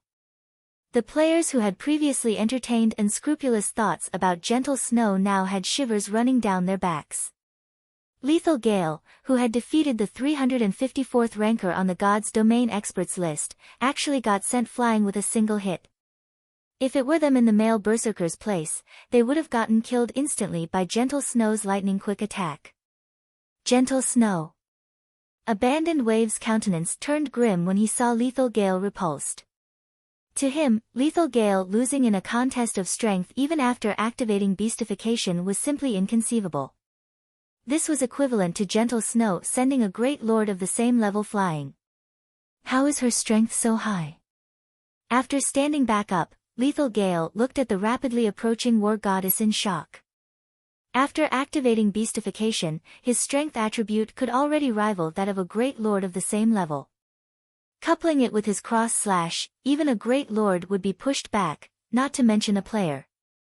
Despite that, Gentle Snow had managed to send him flying with a single strike, without using any skills. His mind just could not figure out how this was possible. However, Lethal Gale did not have the luxury of pondering this. If he did not cope with Gentle Snow's next attack properly, he might very well lose directly. In a flash, Gentle Snow appeared before Lethal Gale once again. This time, he no longer dared to clash weapons with the female berserker. Instead, he chose to take a large step backwards before defending himself with his greatsword. Pang! Lethal Gale was forced back once more. This time, however, he only received -400 damage or so. Moreover, the impact of the attack allowed him to pull away from Gentle Snow. Suddenly, a cat-and-mouse game commenced on the battlefield. Every time the two fighters clashed, Lethal Gale would manage to buy himself some time by sacrificing a small amount of HP. Lethal Gale was no fool. He knew that Gentle Snow's current equipment was only slightly better than his. The fact that there was still such a huge disparity between them pointed to just one thing, a difference in skills. God's domain was fair in all things. Such a powerful skill definitely could not have a very long duration. Hence, all he needed to do right now was drag out the battle. If he managed to last until Gentle Snow's skill ended, victory would be his. He could tell that Gentle Snow had yet to reach the refinement realm and was only at the half-step refinement realm. She did not possess perfect control over her own body. Moreover, she was clearly not used to this sudden increase in power since she would expose plenty of weaknesses when she attacked. This was the reason why he could deflect the trajectory of her attacks, dampening the collision of the attack significantly and taking only a small amount of damage each time. This lethal gale fellow really is something. Feng was slightly surprised when he looked at Lethal Gale successfully deflecting Gentle Snow's attacks one after another. Rather than the refinement realm, the combat standard the male berserker was displaying right now already approached the flowing water realm. One could say that he had reached the half-step flowing water realm. Players at the refinement realm would have precise control over their own bodies. Even in high-speed combat, they would be capable of impromptu changes. However, just having such a combat standard would not be enough for one to deflect Gentle Snow's attacks. One also needed to understand the Holy Warrior's every action and predict her attack trajectories in advance. Only with this would one be able to keep up with Gentle Snow's superior attack speed and turn aside her attacks. Although it sounded straightforward, experts at the refinement realm would find such a feat extremely difficult to achieve. Had Gentle Snow not activated twofold Berserk, she really wouldn't have any chance of victory against Lethal Gale. The seconds ticked by quickly. 10 seconds after the battle began, over half of the terrain of the combat room lay ravaged. At this moment, Lethal Gale was in a very miserable state and only a quarter of his HP remained. Gentle Snow would need just a few more seconds to defeat the male berserker. U.P. Dated by Novel Full. I have to admit, you are by far the strongest opponent I have faced in battle since I entered God's domain. However, I believe your skill's duration should be almost up. Originally, I did not intend to use this move. However, I acknowledge that your strength indeed deserves my going all out. Lethal Gale said excitedly. Lethal Gale's HP began recovering rapidly. At the same time, the aura he exuded also strengthened apace. Not good. That's the Tier 1 Taboo skill Life Return. Feng immediately recognized the skill Lethal Gale used when he noticed a green mist circling the male berserker's body along with his growing aura. As a Tier 1 Taboo skill, Life Return was very powerful. When activated, the skill completely recovered its user's HP within a short period. Moreover, the more HP the user lost previously, the more bonus strength and agility attributes the user would gain, up to a maximum of 600 strength and 600 agility. 600 strength was practically equal to the total strength of a well-equipped level 40 berserker. With such a massive increase in strength, even if Lethal Gale's strength attribute was still not a match for Gentle Snow's, there would no longer be such a great disparity as before. With Lethal Gale's standards, it would be enough for him to defeat Gentle Snow. To make matters worse, Gentle Snow's twofold Berserk was already nearing its end. Ha ha ha. Gentle Snow, I admit that you are amazing. Unfortunately, you chose the wrong opponent to go up against. Abandoned Wave could not help but guffaw when he saw the gloomy expression on Gentle Snow's face. Although Lethal Blade had used his final trump card, which would probably impact his future performance in the Dark Arena, being able to thoroughly defeat Gentle Snow now was also a good thing. Immediately, Lethal Gale used Charge and took the initiative to dash towards Gentle Snow.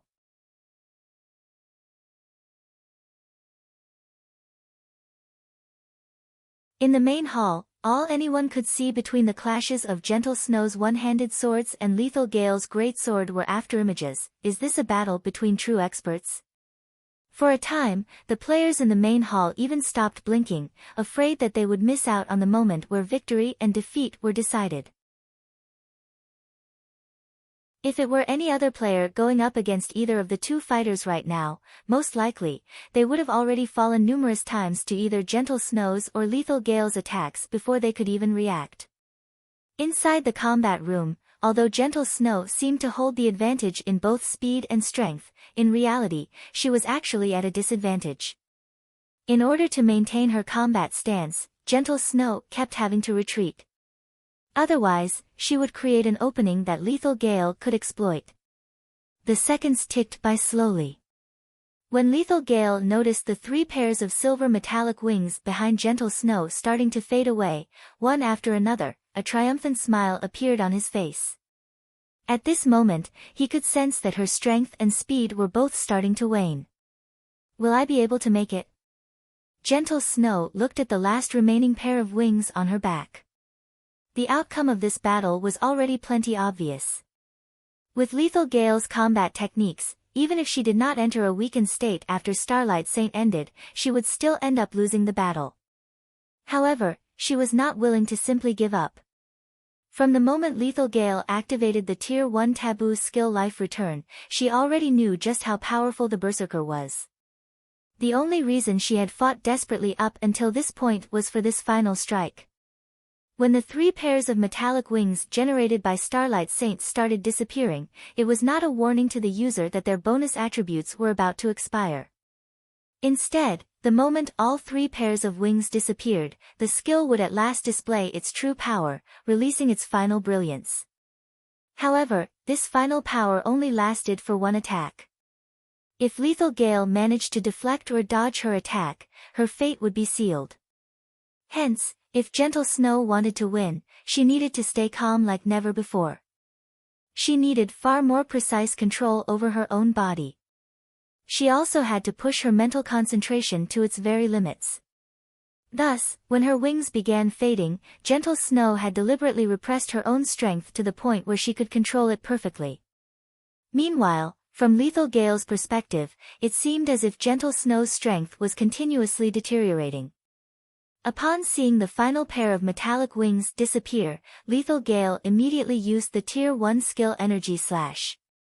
Energy Slash not only increased the power of an attack but also extended the attack range by 5 yards. 6 Ultimate Flashes. Gentle Snow, on the other hand, had forsaken all her excess power and concentrated the remainder into one final attack. The collision of swords and greatsword generated a blinding glare, followed by a thundering boom. Peng! Peng! Peng! As the glare dissipated, the shrill of metallic armor being pierced echoed throughout the entire forest, as well as the entire main hall of the Divine Colosseum. 5 penetrating cuts appeared on Lethal Gale's armor. His HP had also instantly fallen to 0. As for the victor of this battle, Gentle Snow, her complexion looked somewhat pale right now. The extraordinary concentration she displayed at the final moment depleted her mental strength, so much so that she was on the brink of collapse. With the side effects of the Starlight Saint kicking in, she appeared extremely frail. The players in the main hall of the Divine Colosseum, however, clamored at this scene. It's over. What happened in that instant? I didn't even manage to see anything. Gentle Snow won, just like that. This is a lie, right? All hail the goddess. Everyone simply could not figure out what had happened in that final moment. Lethal Gale clearly had the upper hand just then and was about to finish her off, yet such a shocking reversal had actually taken place. The tables had turned so suddenly that even Lethal Gale himself did not know how she had defeated him. With the end of the duel, Gentle Snow and Lethal Gale both walked out of the combat room. Due to their previous agreement, even if Lethal Gale was reluctant, he no longer had the face to look for trouble with Shifeng at the moment. He could only watch as Gentle Snow slowly walked over to Shifeng. Defeated? Gale was actually defeated. He even lost while every guild in Starmoon Kingdom was watching. When Abandoned Wave saw the outcome of the match, he threw the bottle of Witch's Tear, which was worth 5,000 battle points, to the floor. Immediately notify Gale and the others. Since they've embarrassed the Blackwater Corporation, they need to make up for their actions. Have them think of a way to get rid of Gentle Snow within White River City. Currently, Gentle Snow's complexion was pale, and she looked extremely weak. She was clearly suffering the backlash of using that powerful skill from before. With her in such a weak state, even with the deterrence of the city guards, killing her would be child's play for Lethal Gale's party of 6. As long as the Blackwater Corporation killed Gentle Snow inside White River City, they would be able to regain the reputation they lost before in one fell swoop. As for Lethal Gale's party members getting jailed by the NPC guards, that was irrelevant to Abandoned Wave. Understood. Lethal Gale accepted to the instructions he received without hesitation. A cold glint flashed across his eyes as he shifted his gaze towards Shifeng and Gentle Snow, who were chatting with each other.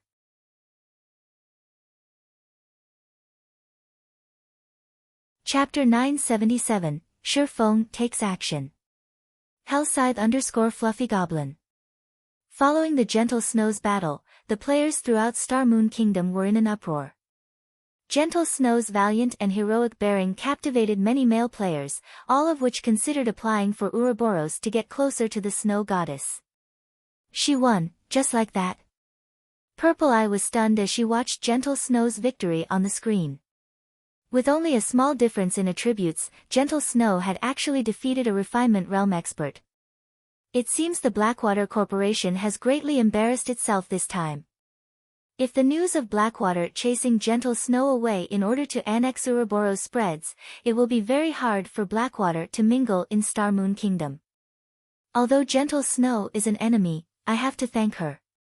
The strength Gentle Snow had displayed had also surprised Galaxy Past.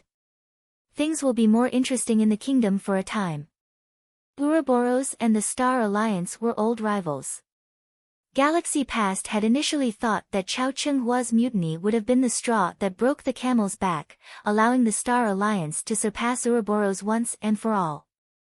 Yet, due to Ouroboros' alliance with Zero Wing, not only did the Star Alliance fail to surpass Ouroboros, but it had also been left in the dust. With the Blackwater Corporation purchasing Ouroboros, he had not expected Gentle Snow to make such a daring play. It might be possible that they would see a new Ouroboros emerge sometime soon. Star Moon Kingdom was more lively than ever. Aside from the Blackwater Corporation, the recently flourishing Heaven's Burial showed faint signs of stealing the position of Star Moon City's #1 guild. If not for the Star Alliance having agreed to the Secret Pavilion's investment, surviving in Star Moon City would have been impossible. Boss Gale, are we going to attack here? A level 39 ranger beside Lethal Gale asked worriedly as he surveyed their surroundings. Even the weakest NPC guards in the Divine Coliseum were level 200, Tier 2 classes, not to mention the roaming Tier 3 NPCs. If they made a move among so many NPC guards, these NPCs would kill them instantly.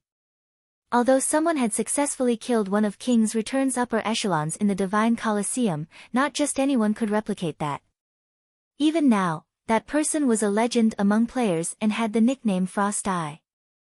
Quite a few super guilds had attempted to contact this Frost Eye to hire him to assassinate other major powers' upper echelons. God's Domain's super guilds had no lack of experts. Theoretically, they should be capable of dispatching their own men for such assassinations, yet in the end, they wanted to hire Frost Eye. Why? It was precisely because these super guilds weren't capable of doing so, which was why they were willing to pay such a high price. Although they, Blackwater's people, were experts, they could not contend with God's Domain's apex experts. If they attempted to kill another player in the Divine Coliseum, there was over an 80% chance that the guards would kill them before they could finish off Gentle Snow. We can't make a move here. Fortunately, it won't be too late for us to take care of her after they leave the Divine Coliseum. Lethal Gale immediately dismissed the notion of attacking now after noticing the party of guards stationed a short distance away from Gentle Snow. When we strike later, Stone and Tooth, you two coordinate with me to take Gentle Snow down. The rest will hold the NPCs off as long as possible. With Gentle Snow's current state, the three of us should be able to finish her off in 1 or 2 moves. Lethal Gale's party members nodded. They then began to simulate the assassination in their minds. Stone and Shattered Tooth were both level 39 assassins. The assassin class specialized in ambush. If an assassin successfully ambushed a berserker, there was over a 60% chance that said berserker would lose over half of their HP instantly. If 2 assassins worked together, a berserker of the same level would die instantly. With this lineup and a berserker like Lethal Gale acting as a distraction, Gentle Snow's fate was sealed. Furthermore, both Stone and Shattered Tooth were relatively powerful assassins, even in the Blackwater Corporation. Both had already reached the Refinement Realm. Only, they had slightly fewer achievements than Lethal Gale. They could even defeat Gentle Snow in a one-on-one fight if they had the same weakened attributes that she did right now. Killing Gentle Snow would be child's play if these three worked together. Guild Leader Snow is as amazing as expected. I had not expected you to reveal such a trump card in the end. Lethal Gale has defeated the 354th ranking expert on God's Domain's experts list. With this, your rank will rise significantly, Shi Feng praised the woman as he watched the snow goddess approach. Now, he more or less understood why so many experts had suffered defeat against Gentle Snow in the past. Others might not have seen what had happened in that last moment, but he had. In the final moment, Gentle Snow displayed the physical control of a refinement realm expert. Hence, she had managed to control the 6 vicious sword strikes perfectly, finishing Lethal Gale off. Otherwise, with Lethal Gale's skills, he would have been dodged at least half of the strikes. Had that happened, the battle's victor would have been rewritten. Gentle Snow had only joined God's Domain a short time ago. Moreover, she even had to manage the massive guild that was Ouroboros. Yet, without any guidance, Gentle Snow had reached the refinement realm. She was devilishly talented. Shi Feng had only reached his current realm after experiencing 10 years of fights in God's Domain and the many miraculous encounters he had chanced upon. Even Violet Cloud, whom he had taught carefully, had only recently reached the refinement realm. Meanwhile, Aqua Rose still had not done so. I was just lucky. Gentle Snow shook her head. There was not a hint of joy on her face. Rather, more worry than before gripped her heart. The Blackwater Corporation had yet to join God's Domain officially, yet it had already dispatched an expert like Lethal Gale to take her out. Now that she had confirmed that the corporation would start its conquest in Star Moon Kingdom, it would not be as easy for her and her companions to start a new guild as she had expected. I assume that Guild Leader Snow hasn't sought me out just to trade the small stock of herbs and ores, right? Shi Feng asked, chuckling. Indeed, as you say, I would like to discuss some other with you.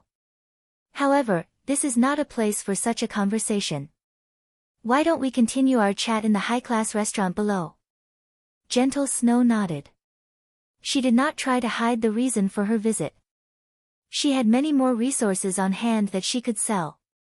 Unfortunately, it was impossible to find someone who could afford so many resources in a short time. In her opinion, if Shi Feng could afford her stock of herbs and ores, he should be able to purchase her other resources as well. Let's go, then. Shi Feng agreed with Gentle Snow's sentiment. With so many eyes on them right now, this was an inappropriate place for their chat. Following which, as Shi Feng and Gentle Snow left the Divine Colosseum, Lethal Gale's party followed closely behind.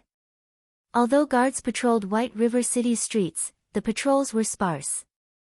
Moreover, the city guards were much lower leveled than the Divine Colosseum's guards. Once they found an opportune moment, Lethal Gale's party approached Gentle Snow silently.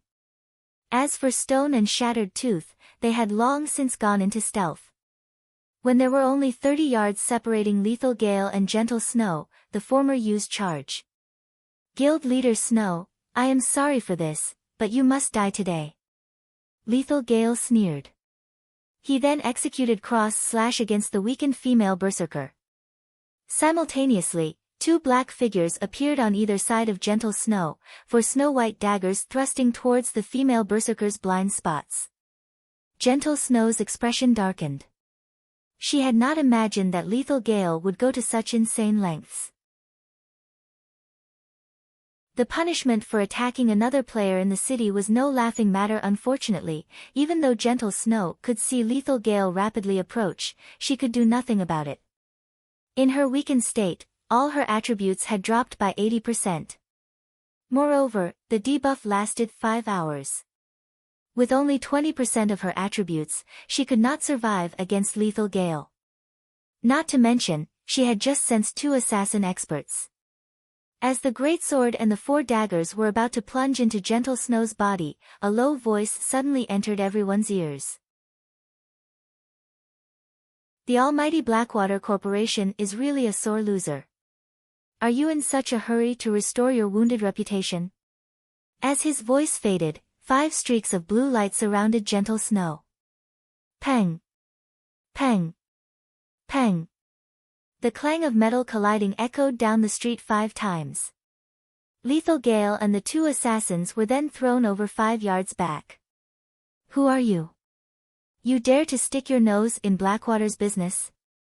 Lethal Gale glared at the cloaked swordsman. However, his eyes contained a hint of fear. When experts fought, one clash was enough to gauge the opponent's strength. Lethal Gale could tell that the swordsman was stronger than him. The fact that the swordsman had repelled all 3 of their attacks told him that this man was more than an ordinary expert. Who am I? This is White River City. You dare to make a move in my territory and still ask who I am? Shi Feng sneered as he glanced at Lethal Gale and the 2 assassins. Chuckling, he took off his black cloak. Yi Feng. Gentle Snow was shocked when she saw who had hidden beneath the black cloak. Although the man had felt familiar, that did not help her to identify him. After all, he could be any random person she had met before. Now that she knew her mysterious buyer's identity, her previous questions had been answered. Who could possibly be richer than Zero Wing in Starmoon Kingdom? You're Zero Wing's Yi Feng. This is between the Blackwater Corporation and Ouroboros. I advise you to stay out of it.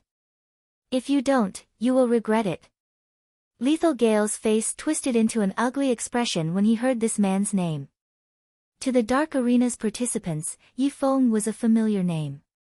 Even with Stone and Shattered Tooth's help, beating Yi Feng was impossible.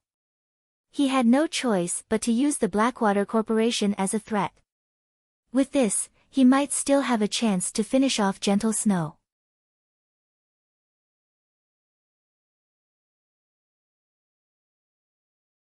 Chapter 978, Great Trees Are Good for Shade. After Lethal Gale's group launched their attack, a commotion erupted among the players on the street. Have they lost their minds? They are attacking someone in White River City. Are they not aware of the severe punishments for assaulting people inside a city? Amazing. Who are they? How long has it been since someone tried to kill another player in a Starmoon Kingdom city? The players stopped to watch the show. NPC cities were different from NPC towns. In cities, even if one only attacked another player, not killing them, the NPC guards would attack. Afterward, they would be imprisoned in the city's jail for 1 or 2 days. For successful murders, however, that punishment was more severe. Every second in God's domain counted for expert players and the various large guilds. If an expert player were imprisoned for several days, they would fall behind. Because of that, very few player attacks, beyond newbies to NPC cities, occurred.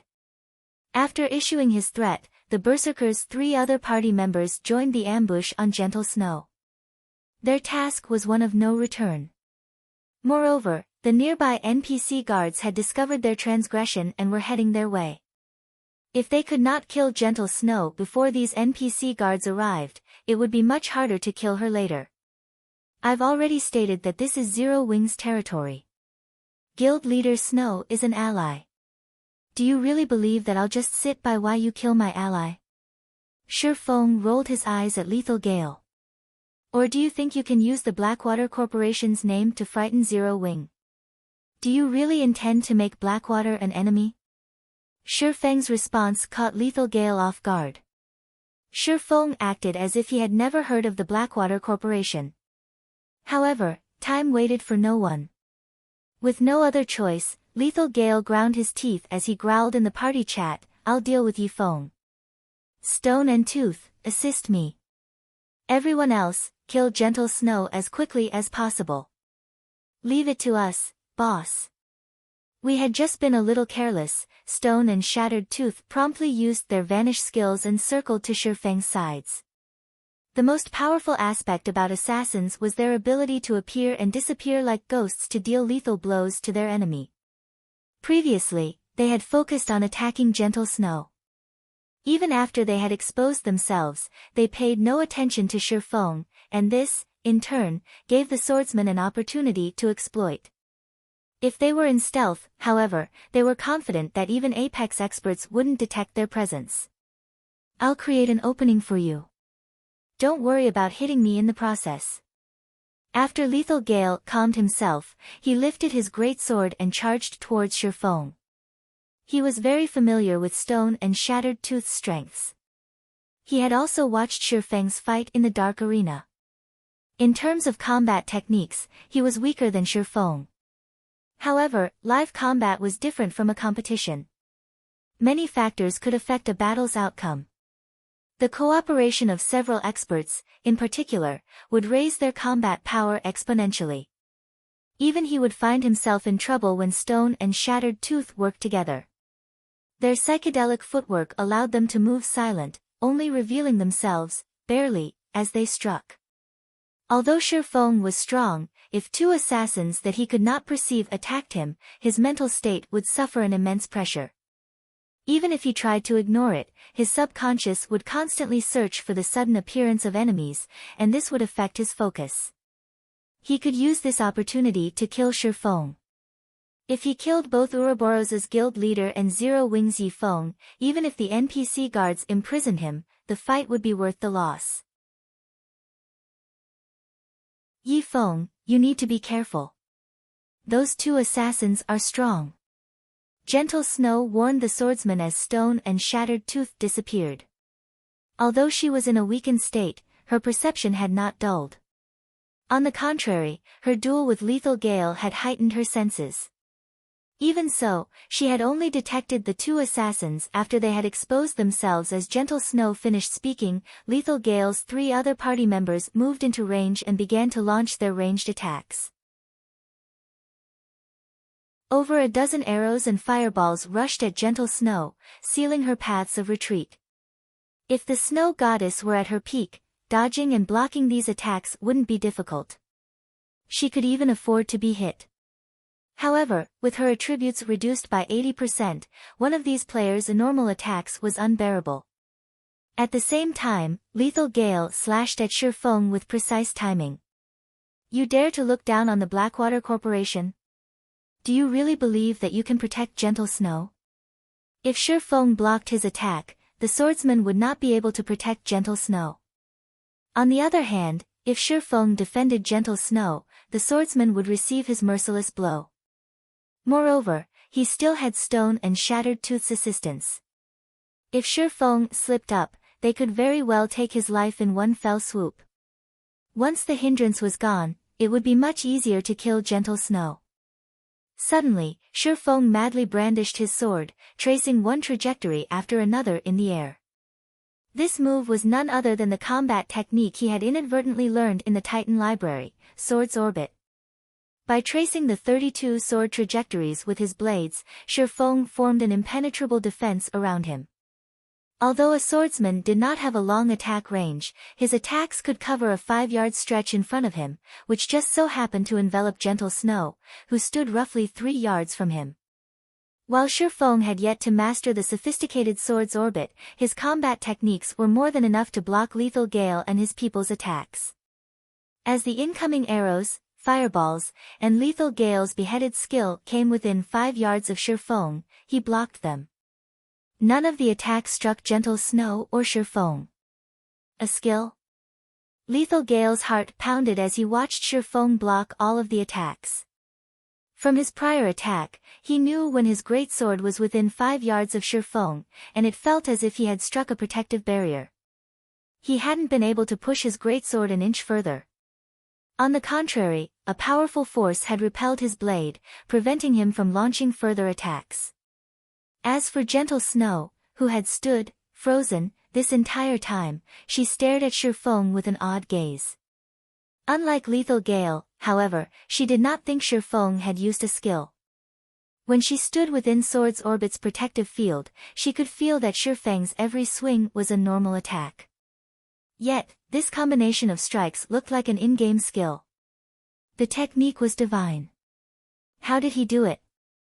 Gentle Snow was baffled. Despite only executing normal sword attacks, as if following some sort of rule, he managed to block the attacks that came at him from all directions. As Shifeng fended off a wave of attacks, Stone and Shattered Tooth took the opportunity when he withdrew his swords to use shadow steps. After appearing behind Shifeng, both assassins stabbed their daggers towards the back of the swordsman's neck viciously. The process was complete within an instant. However, when the daggers were an inch away from Shifeng's neck, all four weapons stopped abruptly. No matter how much strength the two assassins employed, they were unable to push their daggers any further. Your footwork is impressive. Shifeng glanced at the two assassins in admiration. Unfortunately, you tried to take me on. Due to their footwork technique, even Shifeng found it hard to notice them. If not for omniscient eyes, he might have fallen prey to their sneak attack. He would not have had the time to activate defensive blade to defend himself. Knowing that Shifeng had activated a life-saving skill, Stone and Shattered Tooth began to launch rapid attacks in hopes of depleting his defensive blade's block counts quickly. However, Shifeng did not give them the chance as he used Sword's Orbit once more. Suddenly, with Shifeng as the center, a storm raged. Due to defensive blade increasing his attack range, not only did his attacks envelop both Stone and Shattered Tooth, but also Lethal Gale. After learning Sword's Orbit, Shifeng discovered that this combat technique was both an effective defense as well as a powerful offense. By the time he finished the 32 sword trajectories, Stone and Shattered Tooth's bodies fell to the ground lifelessly. Meanwhile, Lethal Gale, who stood some distance away from Shifeng, had less than 10% of his HP remaining. His body was marred with cuts, fresh blood flowing from his wounds freely. The gruesome scene caused many of the surrounding spectators to shudder involuntarily.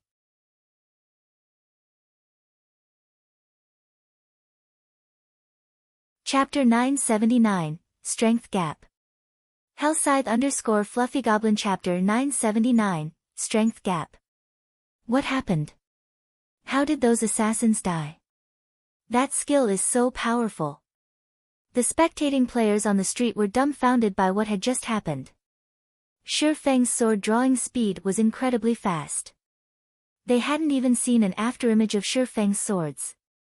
They had barely seen Shifeng's arms move, and in the blink of an eye, not only had the assassins died, but even the distant berserker was left in a critical condition. Is this the strength of Zero Wings Yifeng? So awesome. He's too strong. Experts from other guilds, who had come to White River City to grind for reputation, stood among the spectators. Ordinary players might not realize what Shifeng had done and would assume that he had simply used a system-learned skill, but as experts, they knew that Shifeng's attack was no such thing. When Shifeng first used this skill, they had been uncertain. This time, however, they had watched its execution carefully. No matter what stance a player used to execute a learned skill, they all had the same starting motions.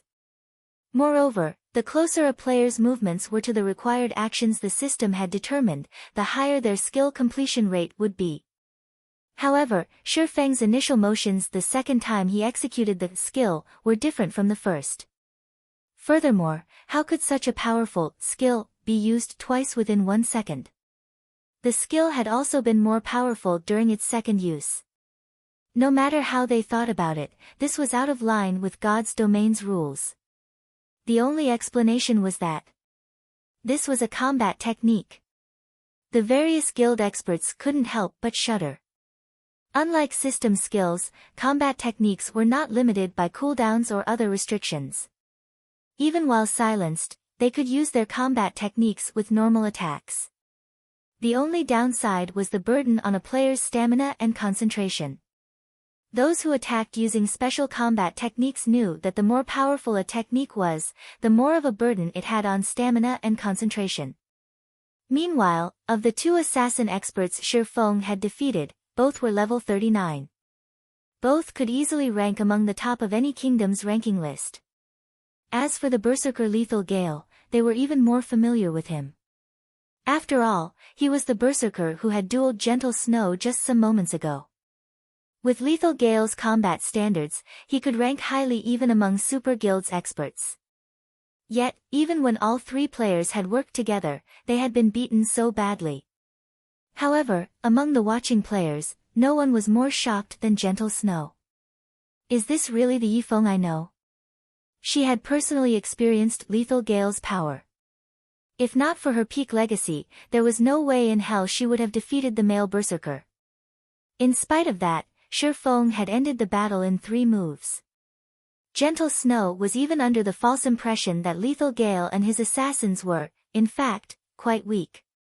She knew that wasn't true. Shi Feng was just that strong. Despite such fierce attacks, not only had Shi Feng nullified the attacks, but he had also dealt Lethal Gale and his companions such a devastating blow. Before this, Gentle Snow had never seen Shi Feng's true strength. Now, she finally understood that they were no longer on the same level. Focus your attacks on Gentle Snow.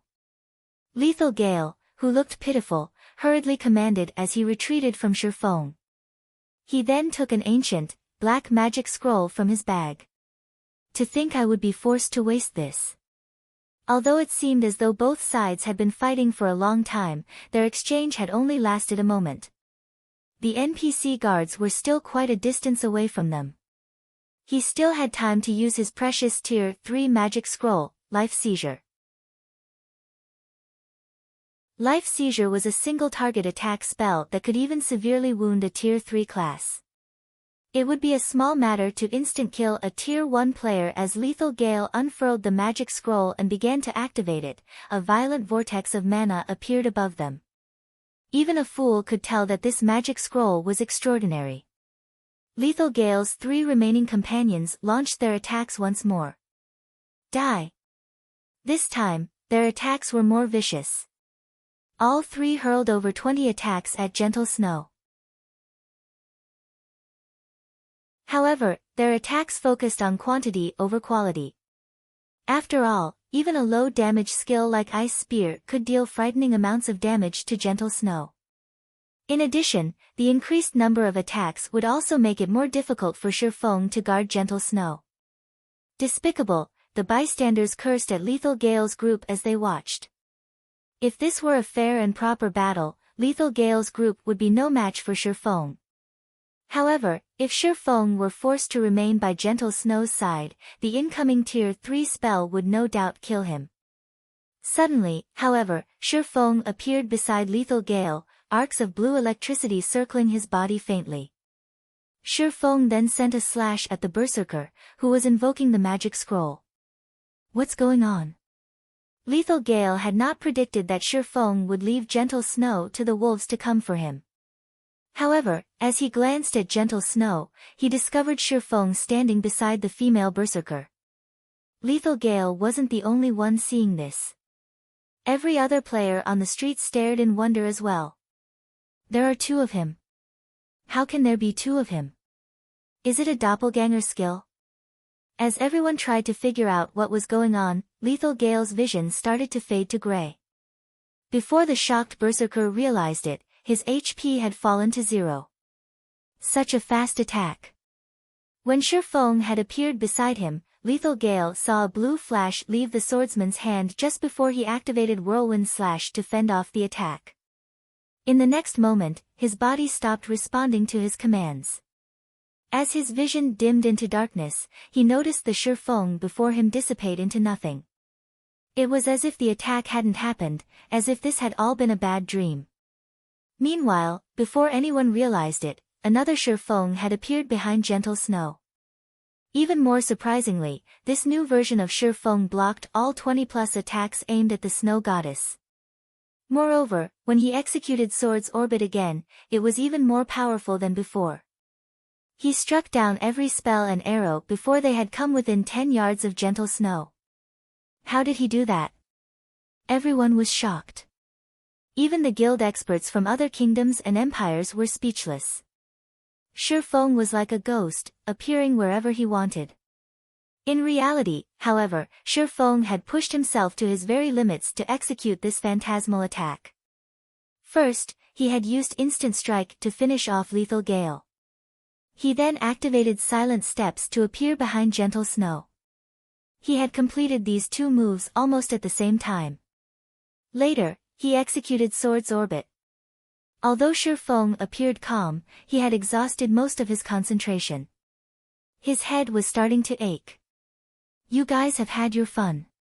It's my turn now.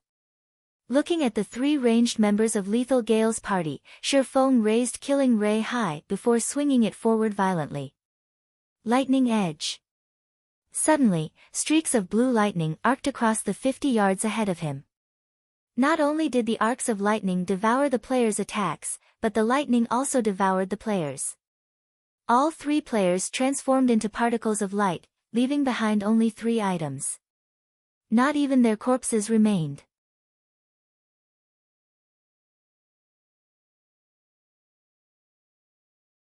Chapter 980, Yifeng's Deterrent Force. Chapter 980, Yifeng's Deterrent Force. Every spectator was shocked as they watched Shifeng instantly kill 3 level 39 expert players. What a powerful AoE attack skill. Is this Zero Wing's strength? After seeing this, the guild experts from other kingdoms and empires began to fear Zero Wing.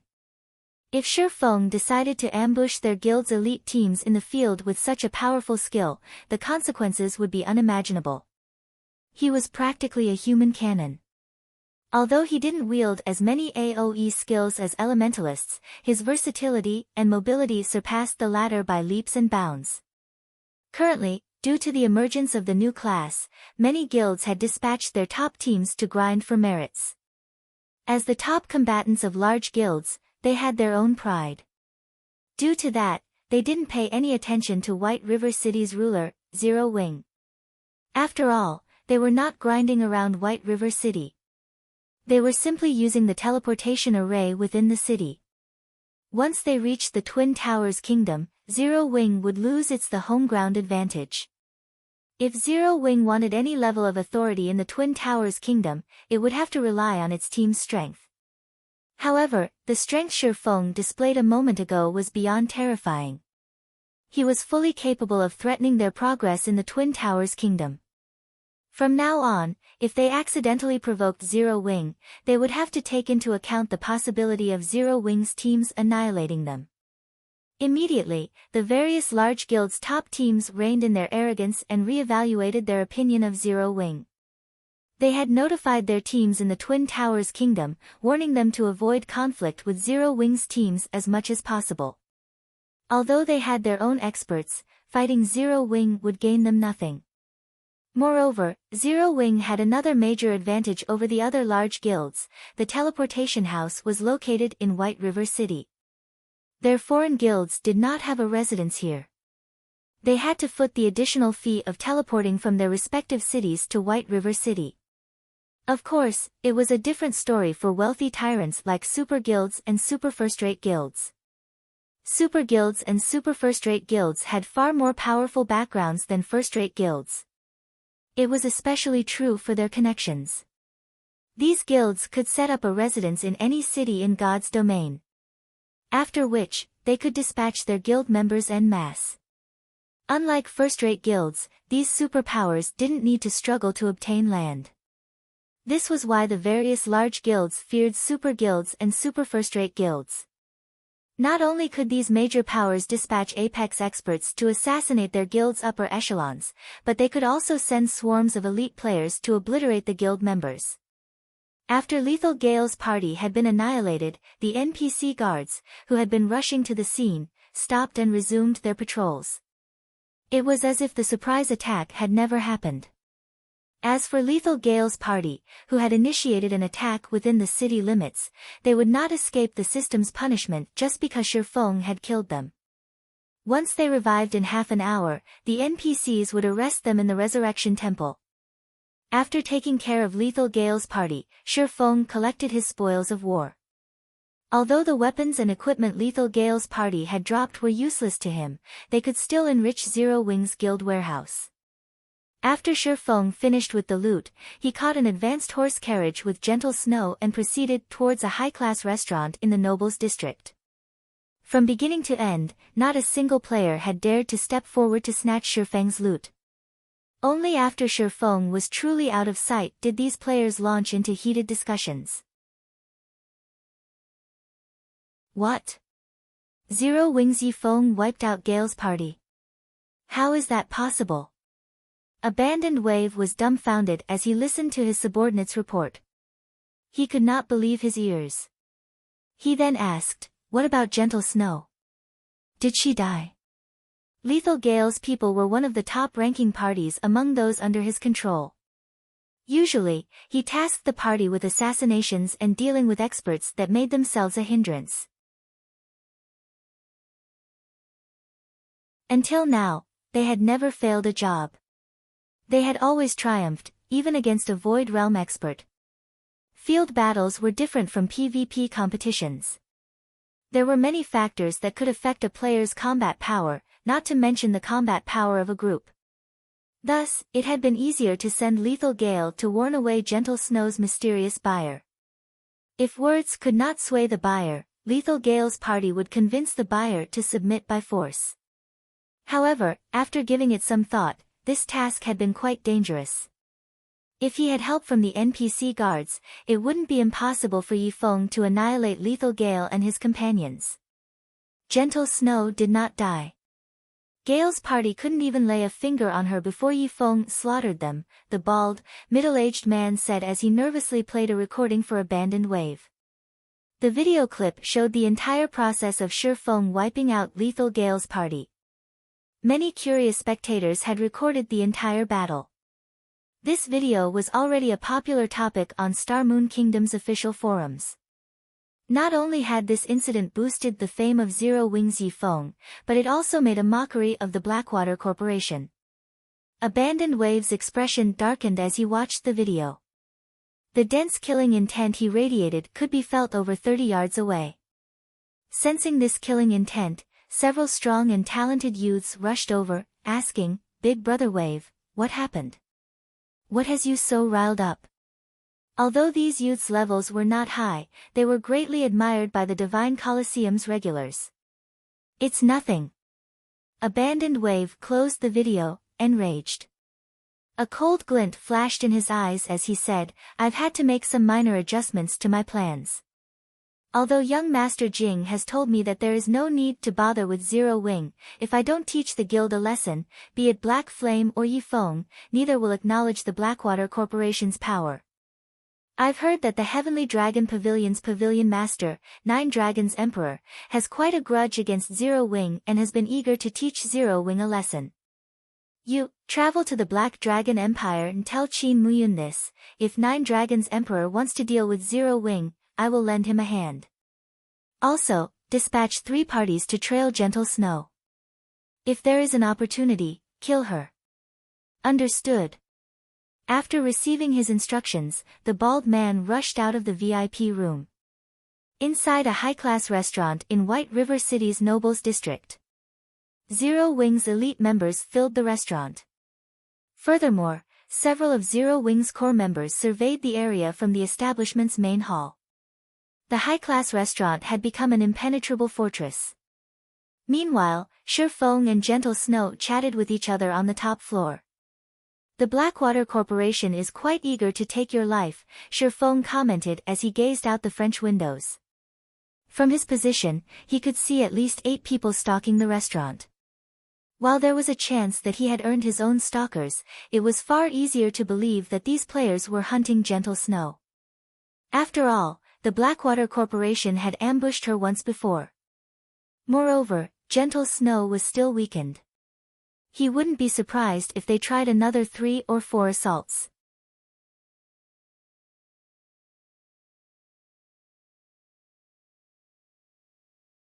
Chapter 981, Difference Between Guilds. As expected of the Blackwater Corporation. Despite paying so little attention to God's domain when it launched, it has so many powerful experts, Shifeng commented. Prompted by Shifeng's remark, Gentle Snow followed his gaze out the window. What she saw, however, surprised her. U.P. dated by novel full. Calm White River City was even more prosperous than Star Moon City. Even in the costly Nobles District, she could see plenty of players going about their business. From her vantage point, she had a clear view of what these players were doing, and very quickly, several players caught her attention. Although these players seemed to be chatting among themselves, they occasionally turned to look at the room she and Shifeng occupied. These were not low-leveled players either, the lowest among them was level 38, while the rest were level 39. Among these experts, a few neglected to hide their auras. Hence, she could feel just how much of a threat these people posed. If she left the building, needless to say, she wouldn't leave White River City alive. The Blackwater Corporation had not prepared overmuch for the first ambush. Shifeng's presence must have also been unexpected. However, the corporation would prepare from here on out. Relax. As long as you're in here, they can't touch you. If you stay here until you recover from your weakened state, they will eventually give up and leave, Shifeng assured Gentle Snow. On his way here, he had purchased the latest information regarding Ouroboros from the secret pavilion. Although the purchase had cost him a pretty penny, he had learned both bad and good news. He discovered that the Blackwater Corporation now focused fully on God's domain. In fact, it had already dealt with the companies that had backed Ouroboros. To put it simply, Blackwater now owned Ouroboros. Although, it had not yet declared so publicly. The good news was that he could finally recruit Gentle Snow. The bad news was that the Blackwater Corporation was not to be trifled with. Among the various international corporations, Blackwater was relatively overbearing. Moreover, the corporation had a powerful affinity for a game like God's Domain. Compared to veteran gamers, fighting experts a much higher starting point when they joined God's Domain. Their lack of familiarity with God's Domain's superhuman combat style was the only thing that held them back. However, once they were comfortable with this combat style, they would quickly become experts in God's Domain with the combat techniques they had learned in the real world. The Blackwater Corporation had a perfected system to nurture fighting experts. Moreover, after many years of development, it had various dojos around the globe. Given enough time, even super guilds would be no match for the Blackwater Corporation. Even in the past, shortly after the Mind Space system had launched, the Blackwater Corporation had forced itself into God's Domain. Although Blackwater had started later than everyone else, it was one of the first corporations to upgrade its own established guild into a super guild. In contrast, corporations like Open Source could only invest in super guilds and super first-rate guilds to establish themselves in God's Domain. It was simply too difficult to nurture their own expert players, much less apex experts. By the time they did so, their competition would have left them in the dust. When Blackwater had begun to focus on developing in God's Domain, the game had been operating for over a year. After all, nobody would have imagined that the game would be more popular than fighting competitions, so much so that it had ushered in a new era. In reality, God's Domain had not only impacted the fighting industry. The various other industries had been affected as well. By then, God's Domain had become irreplaceable in people's lives. It was similar to humanity's introduction to the Internet several hundred years ago. After learning about the benefits of God's Domain, people couldn't live without it. U.P. Dated by Novel Full. Meanwhile, among the affected industries, the fighting industry had suffered the most. When the Blackwater Corporation had officially shifted its focus to God's Domain, it had been significantly weakened. It wasn't even half as powerful as it has been during its peak. Even so, it lorded over God's Domain a decade later.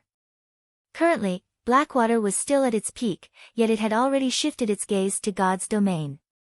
With its frightening financial strength and many experts, the corporation was akin to a natural disaster for Star Moon Kingdom's Zero Wing. If Zero Wing failed to cope with this disaster properly, it would be nothing more than a stepping stone for the Blackwater Corporation. I roughly understand Ouroboros' current situation. May I ask what you have planned? Is there anything I can with? Shifeng asked quietly as he turned to the somewhat dispirited Gentle Snow. Blackwater has already obtained the majority of Ouroboros' shares. Even my White Clan group cannot change that fact. The only thing I can do now is take as many people with me as I leave Ouroboros and start all over again elsewhere. Would Zero Wing be interested in purchasing any other materials? I can sell them to you at a 40% discount, Gentle Snow offered as she smiled bitterly. I also have a few plots of land in Starmoon Kingdom that I want to sell, although I am not sure if Zero Wing can stomach so much at once. She still intended to continue her development in another city in Starmoon Kingdom. After all, she understood Starmoon Kingdom's situation. However, after witnessing the Blackwater Corporation's strength, once it secured Ouroboros, she would seal her fate if she remained in this kingdom. Her only choice was to restart somewhere far from here. As for the shops and lands she owned in Starmoon Kingdom, there was no point in keeping them. The Blackwater Corporation would see to it that these lands became worthless. Hence, she might as well sell them to fund her relocation. Which lands you're trying to sell? Shifeng could not help but ask. If they were high potential lands of a major city, they would become more valuable by the day. He would definitely profit if he purchased them. Most of the commercial lands I possess are in Starmoon Kingdom's top 10 major cities. I have a total of 11 plots. I also have 3 plots in the Black Dragon Empire and 2 in the Purple Thorns Kingdom, Gentle Snow said as she handed Shifeng a list. Here is a list of the lands, cities and locations as well as my quoted prices.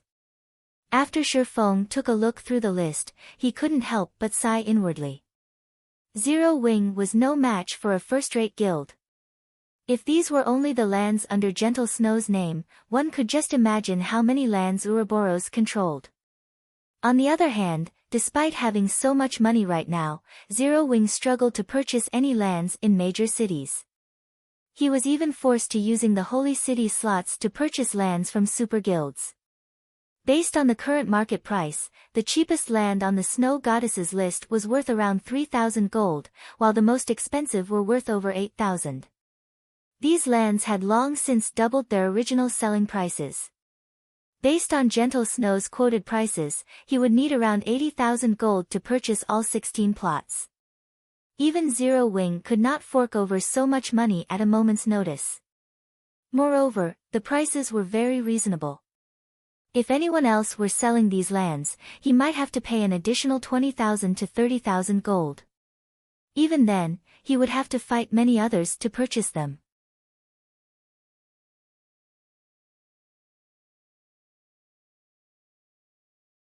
Chapter 982, The Tip of the Iceberg. Even to super guilds, 80,000 gold was a considerable amount of money.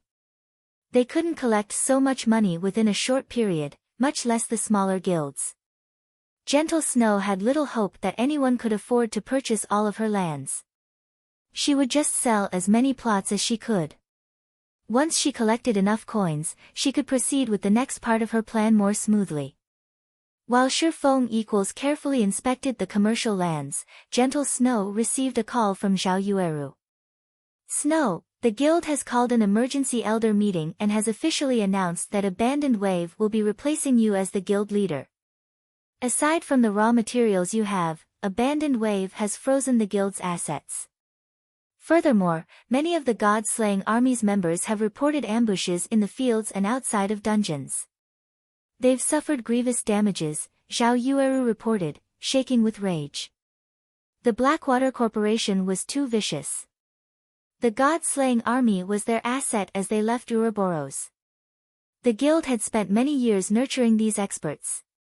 If these experts came them and they had enough funding, the new Ouroboros could quickly establish a firm foothold in another kingdom. Initially, hiding the locations of the army's members had not been an issue. After all, every member was an expert. With their equipment, killing these players would not be easy.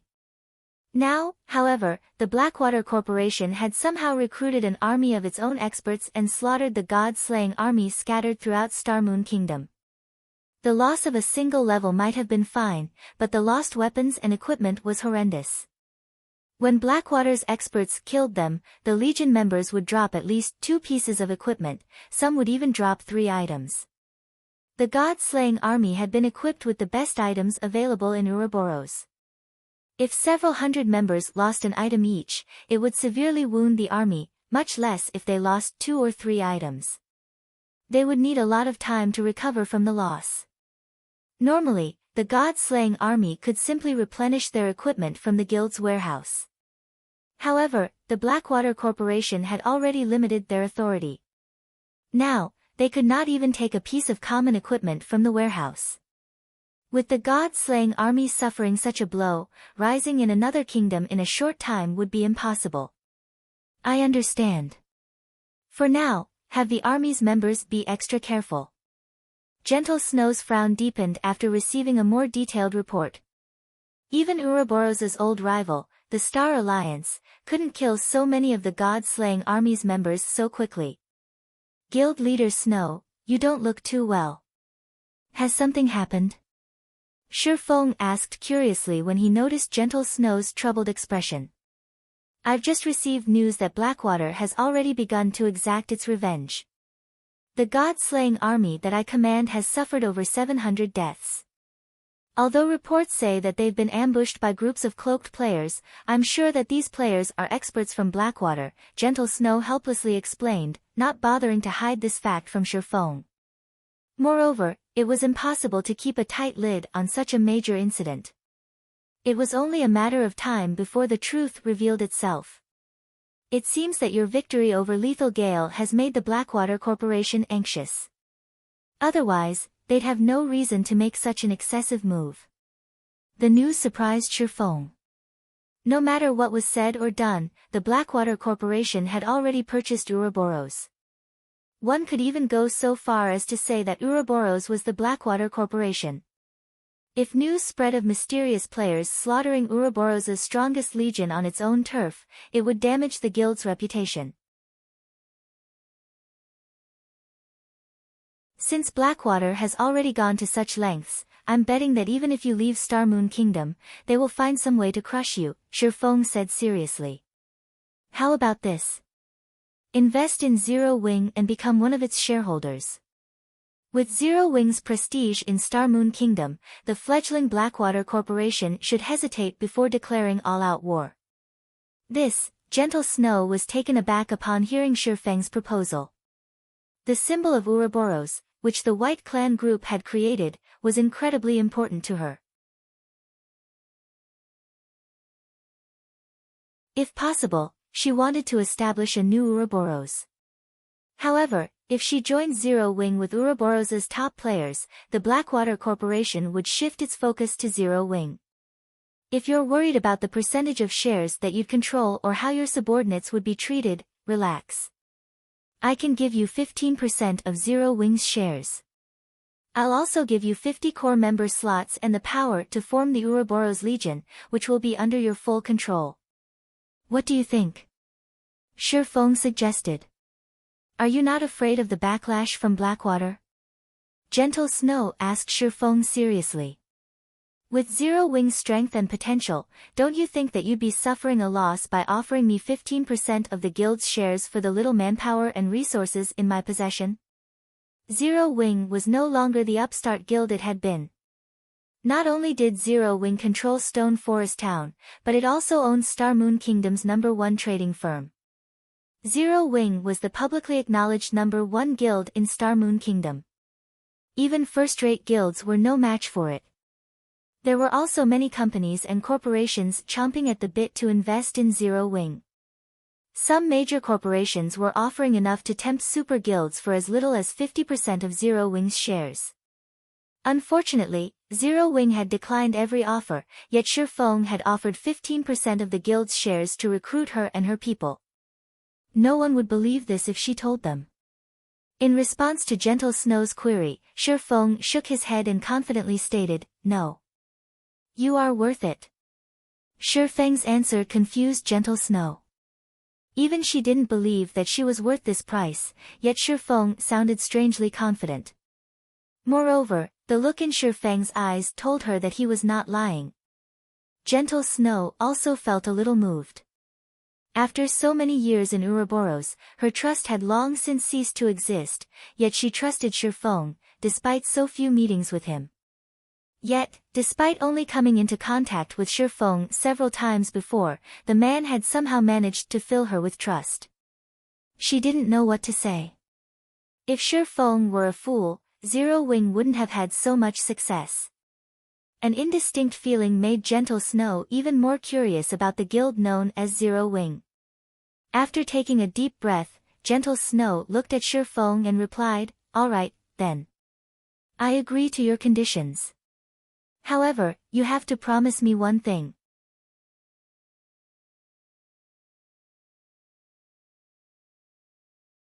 Chapter 983, Gentle Snow's Condition. Hellscythe_FluffyGoblin Chapter 983, Gentle Snow's Condition. Guild Leader Snow, feel free to state any concerns, Shi Feng said, chuckling. Many of Ouroboros's elite and expert players followed Gentle Snow. If he recruited all of them, it would raise Zero Wing's overall strength by a large margin. Although Zero Wing's member count still wouldn't compare to a first-rate guild's, it would have far more elites than its competition. There was also Gentle Snow's potential to consider. If he could give Gentle Snow access to the secret pavilion simulation training system, with her talent and his other training resources, it wouldn't be long before she became a true Apex expert. It wouldn't be long before she surpassed him either. What guild wouldn't want such an expert? Moreover, Gentle Snow was different from Fire Dance and Violet Cloud, who lacked management experience. Regarding management capabilities, only Aqua Rose might be a match for Gentle Snow. Before joining Zero Wing, Aqua Rose had only managed her own subordinates in Twilight Echo. Gentle Snow, on the other hand, had managed Ouroboros. Moreover, her previous guild had continuously improved. The guild had even shown signs of surpassing the Star Alliance. Even if Gentle Snow listed 3 or 4 conditions, Shi Feng would likely agree. Only Shi Feng knew exactly how valuable an expert capable of becoming a Tier 6 God-ranked player was to a guild. After so many years of development, Ouroboros has formed its own perfect expert training system. This was the reason that Ouroboros had ranked near the top among first-rate guilds. Unlike other guilds, we could produce our own experts without recruiting or poaching players. However, the perfected expert training system had cost my White Clan group too much. Although I can bring the God-slaying army with me, I can't take the training center. The White Clan group only owns 40% of the training center's shares, while the other companies own the remaining 60%. I want Zero Wing to purchase the training center. Gentle Snow's condition stunned Shi Feng for a moment. For any guild in God's domain, constructing their own training center was of the utmost importance. This was also why second-rate guilds couldn't compete with first-rate guilds. The initial cost of constructing an expert training center was already more than what the companies supporting second-rate guilds could handle.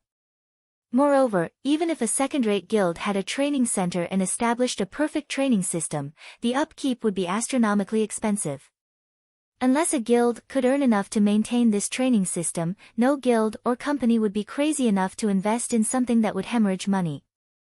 Shi Feng had been contemplating his own training center as well. The Big Dipper training center was simply not enough to meet his requirements. The training center did not even have a simple simulation training system. However, as constructing a training center was immensely expensive, he had to tackle this problem gradually. He had never imagined that Gentle Snow would ask him to purchase Ouroboros's training center. He would have been lying if he had said he wasn't pleased. With Ouroboros's training center, Zero Wing could save several years of effort. Unfortunately, there was one big problem. He didn't have enough money. Shi Feng had served as the guild leader of a second-rate guild in the past. He had been personally involved in establishing and constructing Shadow's training center. It had happened shortly after Shadow had officially become a second-rate guild. Hence, he knew just how much money a training center's construction required.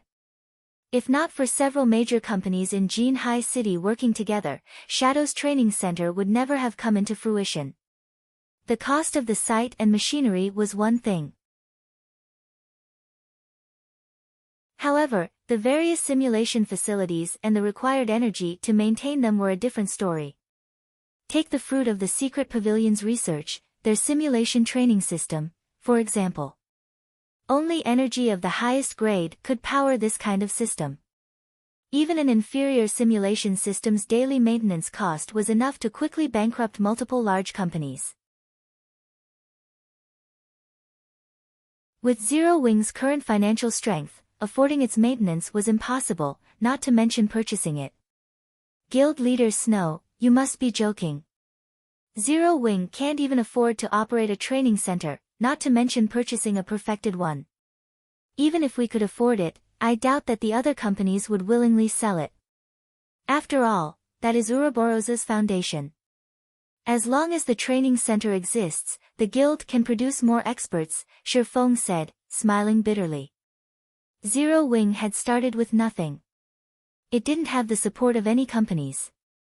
The Zero Wing workshop in the real world relied on the guild's daily income. Moreover, Shifeng also did not dare to convert in-game resources into credits casually. More major companies were joining God's domain by the day, and the competition was becoming more intense. The resources in God's domain were also becoming more valuable. Converting coins into credits would be a devastatingly foolish move. I understand that I am being somewhat unreasonable, but now is the best opportunity to buy it. Gentle Snow was also aware of how expensive it was to purchase a training center. Although Blackwater has purchased Ouroboros, Ouroboros's training center is nothing to the corporation. Meanwhile, the training center's daily operation is a huge burden to those companies. They will try to get rid of it as quickly as possible. If we don't buy it now, another corporation, that wants to nurture its own experts, will. If Zero Wing is willing to buy it, I can try to lower the price as much as possible. I understand. Please wait a moment. I have to contact the guild leader about this first, Shifeng said, creating an excuse to leave the room. It would be much more convenient to purchase a training center than establishing his own. If he purchased it now, he could save himself a lot of trouble in the future. Zero Wing would not have to risk stagnation as Shadow had in the past due to a lack of experts. With the training center, he could nurture a large number of experts rapidly, sending them out afterward to capture and defend towns. He could then use the money and resources these towns generated to sustain the training center.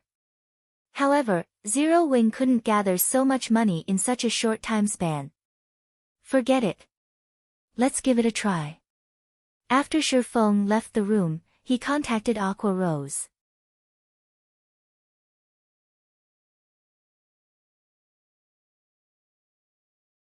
Chapter 984, Qualifications for Cooperation. Hellscythe _ Fluffy Goblin Chapter 984, Qualifications for Cooperation. Although Aqua Rose was Zero Wing's vice guild leader, her family owned its own large business. Twilight Echo was a first-rate guild with an even longer history than Ouroboros. Aqua Rose's family was one of Twilight Echo's major shareholders. In the past, Shifeng had learned that Aqua Rose's family owned the Sun and Moon Group. In 10 years' time, the Sun and Moon Group would join the Fortune 500 list. Of course, Aqua Rose had been the main contributor to the company's success. The Sun and Moon Group and the Open Source Corporation were both involved in the energy industry. Hence, Aqua Rose's family had been afraid of the Open Source Corporation when they had threatened the family to persuade Aqua Rose. Open Source was one of the industry's giants. On the other hand, Sun and Moon struggled within the middle ranks. If the Open Source Corporation wanted to, it could easily squash the Sun and Moon Group. However, although the Sun and Moon Group only ranked in the mid-range in the energy industry, it wielded an extraordinary amount of funds. After all, the most profitable resource in the world was energy, as it was used in nearly every aspect of life. It was also precisely this reason that Twilight Echo's members had treated Aqua Rose like a treasure, even making her the guild's honorary elder. Not only was the Sun and Moon Group one of Twilight Echo's major shareholders, but it was also the guild's biggest shareholder. Without the company's supply of energy, the other shareholders would choke on the daily cost of maintaining the guild's training center. Guild leader, has something happened? Aqua Rose asked. Aqua Rose was still dealing with the list of members they intended to send to other countries as well as various other tasks. She was so busy that her brain was about to short-circuit. Her helpers also rushed about the office, contacting guild members and dealing with the letters of intent from guild members who were willing to move to the branch guild. Now that Zero Wing planned to expand to other countries, many players wanted to apply to the branch guilds. Although the branch guilds were as safe as the headquarters in White River City, where they didn't have to worry about other guilds provoking Zero Wing, they would have more opportunities for promotion in the branch guilds. In White River City, there were only so many slots available for the guild's main force. Becoming a reserve member was nearly impossible, not to mention becoming an official member of the main force. However, once the branch guilds were established, the guild would establish new main forces, and the main force members enjoyed far more benefits than elite members. Aside from having priority over equipment, just the amount of magic crystals each main force member received was enough to make a player drool. Main force members also had the opportunity to obtain the rumored 100-berry wine. According to rumors, the 100-berry wine was even more effective than the Divine Colosseum's Icefire Spirit. It could help players improve their skill completion rates. Currently, not one bottle was available on the market. No one knew how to obtain their own.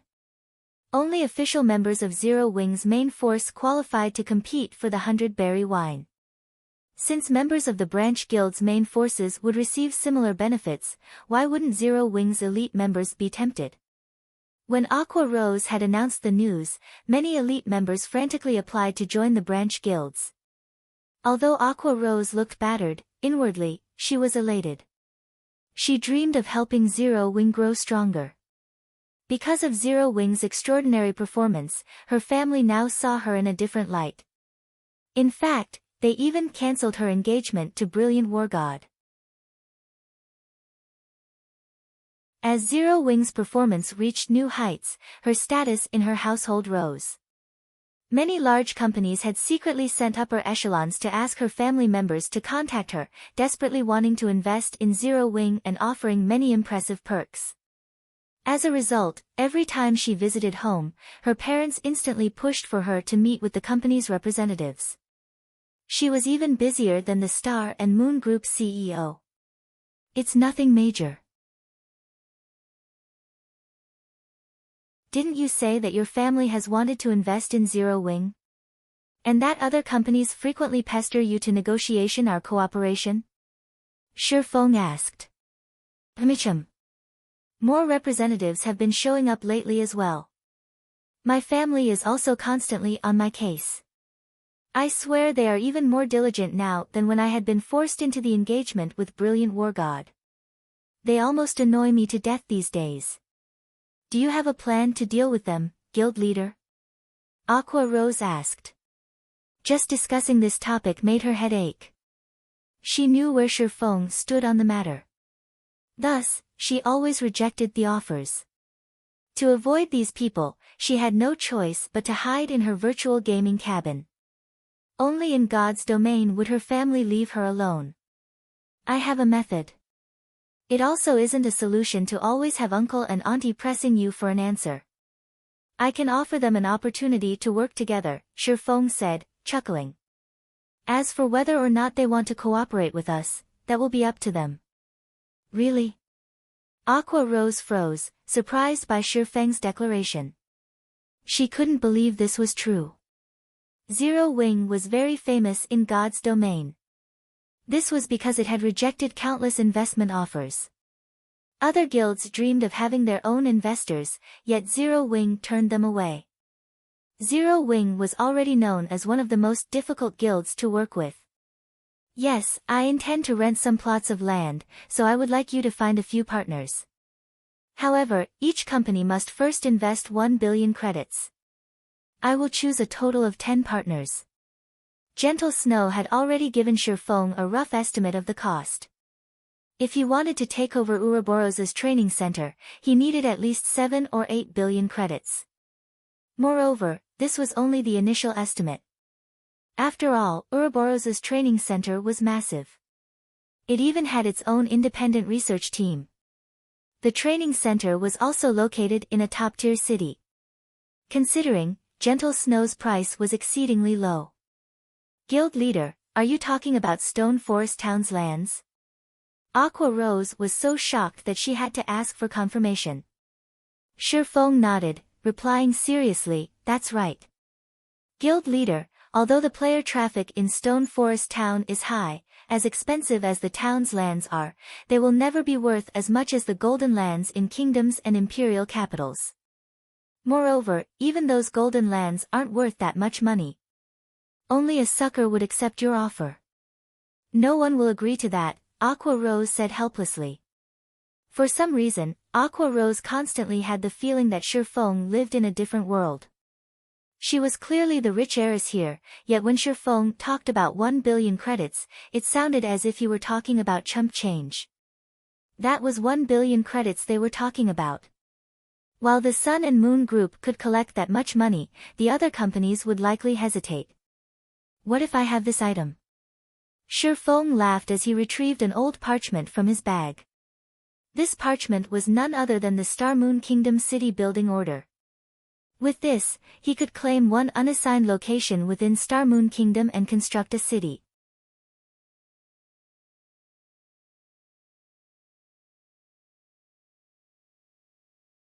Chapter 985, Shocking Star Moon Kingdom. Hellscythe_FluffyGoblin Chapter 985, Shocking Star Moon Kingdom. This is... Aqua Rose was astonished when she took a closer look at the old parchment's information on the screen. A city building order.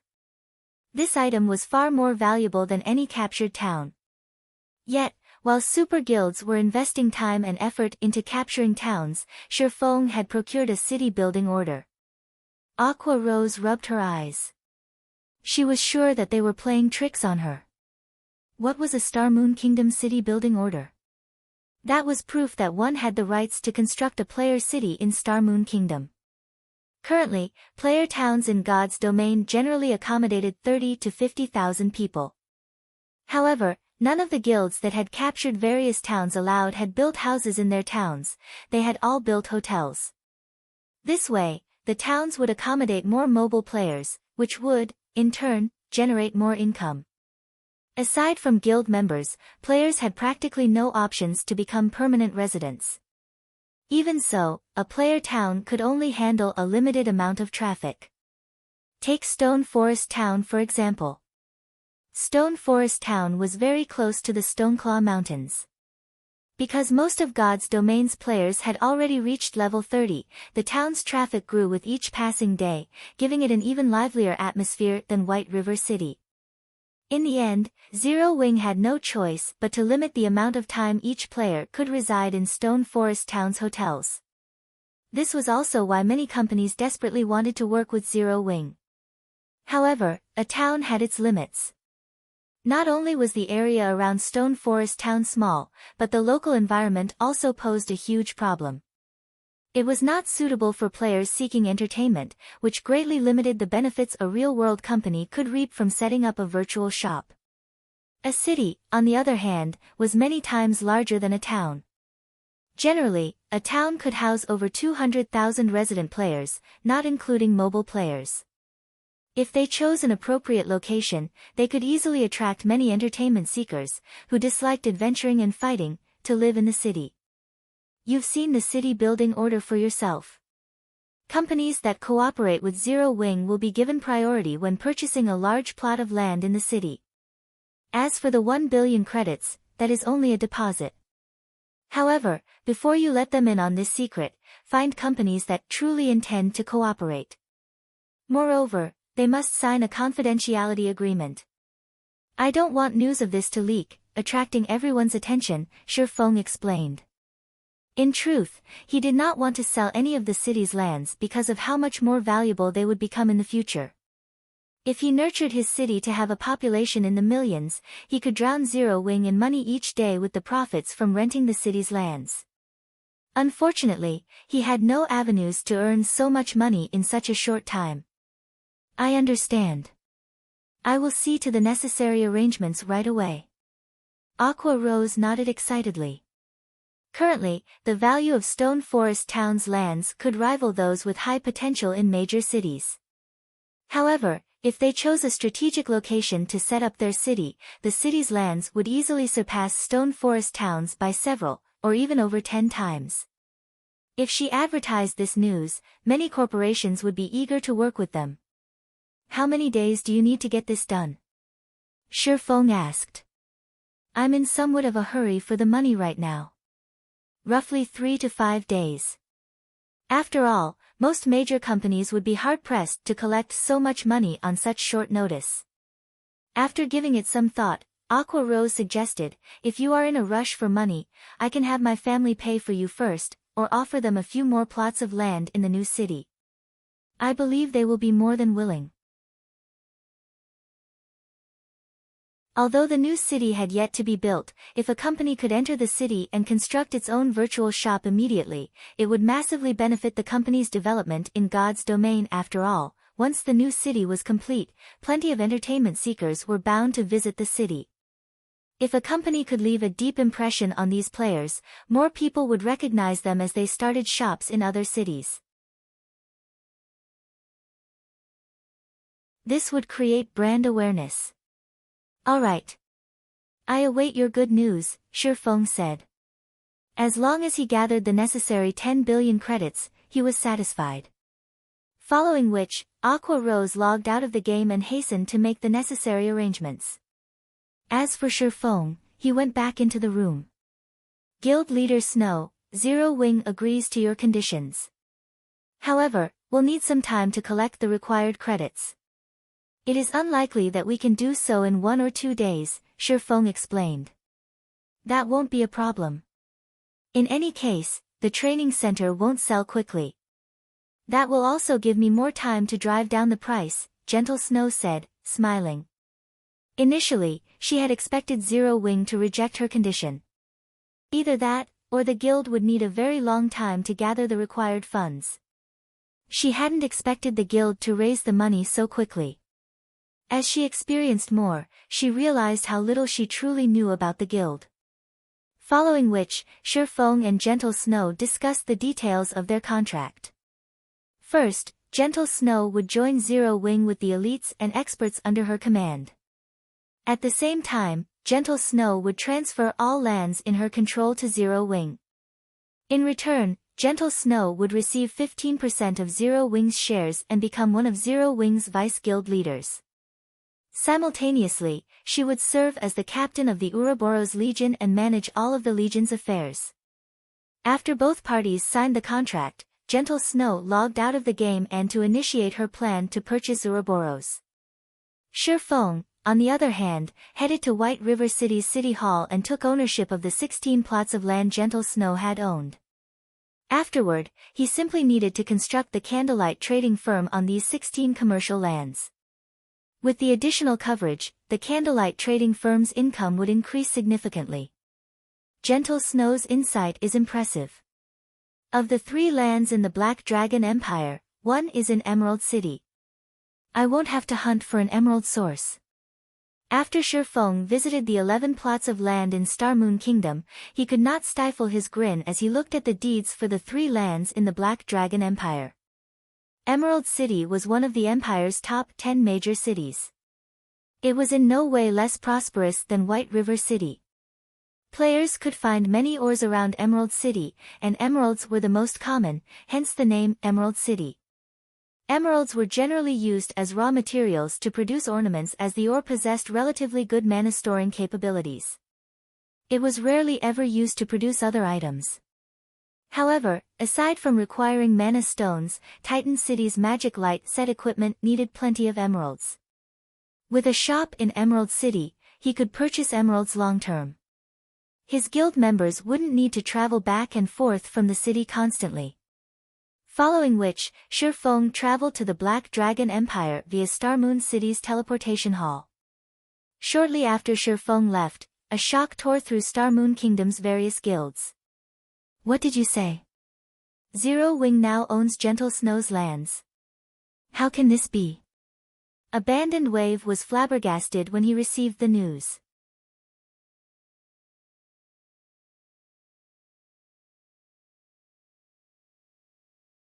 Chapter 986, War of First-Rate Guilds.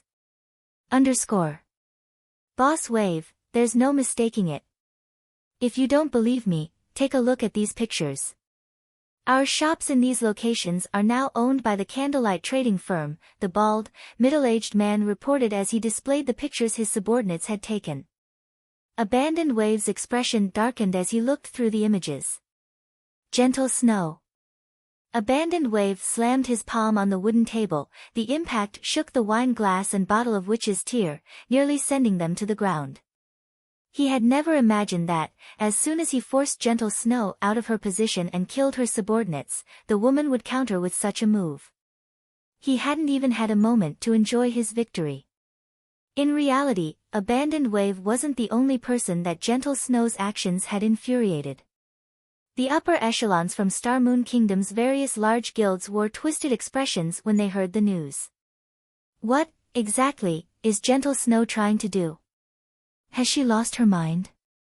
She actually sold so many high-potential lands to Zero Wing. The various guilds loathed Gentle Snow's latest decision. They would rather pay double the price to purchase Gentle Snow's lands and let them rot in their hands than let them fall into the candlelight trading firm's hands. These lands had originally housed Ouroboros's New Moon trading firm. Now, however, they housed the candlelight trading firm. Although the storefronts were the cheapest variations, curious players had already crowded the shop's entrances, interested in the sudden change and purchasing items. It was very easy to transfer a shop's ownership to another player in God's domain. One simply needed to visit a city hall and follow the necessary procedures. If one didn't intend to modify the shop, only changing the name, they could immediately have NPCs do so free of charge. The candlelight trading firm had always been known for its light stones and armor kits. The intermediate armor kits, in particular, usually sold out the instant they were restocked. If not for its low production volume, the candlelight trading firm would have long since dominated Star Moon Kingdom's market. Even so, Candlelight had still become Star Moon Kingdom's #1 trading firm. Moreover, due to the candlelight trading firm's lack of background, it had only purchased a limited number of high-potential lands, despite all of its efforts. As for major cities' golden lands, first, the trading firm could not afford them. After all, one golden land was worth around 3 or 4 high-potential lands in the same city. Unless Zero Wing intended to set up a particular city as its main headquarters or went on a spending spree, it would not purchase a city's golden lands. Second, Zero Wing's members did not have the required reputation to purchase golden lands in other cities. Therefore, the candlelight trading firm's development in Star Moon Kingdom was limited. On the other hand, to avoid competition with the candlelight trading firm, Gentle Snow's high-potential lands had been purchased in cities that lacked Candlelight's presence or were located far from Candlelight's shops. By selling these lands to Zero Wing, Gentle Snow had just compensated for the candlelight trading firm's shortcomings. Moreover, the candlelight trading firm had recently recruited a large number of lifestyle players. Once the trading firm nurtured these lifestyle players, it would be a disaster for their guilds, who were already limited to a small corner of the market. However, they could not do anything to oppress the candlelight trading firm in Star Moon Kingdom. While Star Moon Kingdom's various large guilds tried to think of a solution to cope with the candlelight trading firm's new strength, Shifeng had teleported to Emerald City from the Black Dragon Empire's imperial capital, Black Dragon City. As soon as Shifeng exited the teleportation hall, he found just as many players in Emerald City as there were in White River City. Only the players' levels and equipment was slightly inferior to those in his home city. Currently, due to the teleportation house, one could easily find level 37 or level 38 players roaming about White River City streets. Prior to that, level 39 experts were as rare as a phoenix feather. Emerald City, however, was different. Shifeng rarely saw level 36 players roaming the streets, much less those who had reached level 37 or higher. However, unlike kingdoms, second- or first-tier cities with populations ranging in the tens of millions were designated to God's domain's empires. It was easy to find many gaming workshops and guilds based in these cities. With Emerald City being one of the top 10 cities of the Black Dragon Empire, Shifeng saw members from no less than 10 different guilds going about their business. Such a sight was rare in Star Moon Kingdom. Generally, only 3 or 4 large guilds contested over its major cities. Emerald City, on the other hand, had more than 10, and even the weakest among them were second-rate guilds. As for first-rate guilds, Shifeng counted 3 from where he stood. Emerald City already had as many first-rate guilds as Star Moon Kingdom. I recall that the Undefeated Dynasty had been Emerald City's ruling guild in the past. Among the many first-rate guilds, Undefeated Dynasty was relatively tolerant. I shouldn't need to worry about any trouble if I set a shop up here. Shifeng secretly assessed the city's situation as he rode an advanced horse carriage. Based on what he could see, a large number of the guild players roaming the streets belonged to Fantasy Shrine and Undefeated Dynasty. The other first-rate guild was World Dominators, which Shifeng was familiar with. Ever since Zero Wing had become White River City's overlord, World Dominators had withdrawn from Star Moon Kingdom, shifting its focus to the Black Dragon Empire and other kingdoms. Mountain ranges surrounded Emerald City, and it produced rare ores and emeralds. It was considered a strategic city in the Black Dragon Empire. There were only so many guilds in the city right now because the Dragon Phoenix Pavilion paid little attention to them. After Shifeng alighted from the horse carriage, he saw over a dozen independent players leaving the New Moon trading firm. These players had very high levels, with the lowest among them being level 36 and the rest being level 37. In a large guild, they would be elite members. As for their combat standards, at this stage of the game, it was very difficult for independent players who hadn't reached the Trial Tower's 5th floor to reach level 37. Moreover, these players were well equipped. Even the most inferior piece of equipment they wore was a level 35 secret silver rank. In the eyes of ordinary players, they would definitely be considered experts. Damn it, to think that intermediate regeneration potions and intermediate mana recovery potions would sell out so quickly. If I had known that something like this would happen, I would have stockpiled. Now, I won't be able to earn a little bounty reward no matter how much I try. There's nothing we can do. Who would have expected Fantasy Shrine and Undefeated Dynasty to start a war against each other in Emerald City? They are even placing bounties on each other's members. Really, though, what is up with these guilds? Why did they suddenly declare war on each other? Haven't they tolerated each other pretty well until now? Based on some insider information I obtained, it seems that the two guilds have discovered a town above a mithril vein. If the town is captured, players can mine the vein freely. A mithril vein? Won't they be rich if they capture the town? I know, right? However, the NPCs guarding that town are extraordinary. Capturing the town will be very difficult. If one guild ambushes the other, the latter's efforts will go to waste. That's why both sides are trying to chase each other out of Emerald City. Large guild members sure have it easy. While independent players like us are exhausting ourselves just to find ordinary ores, they get to mine mithril ore in the safety of a town. As these players spoke of the mithril vein, they nearly drooled.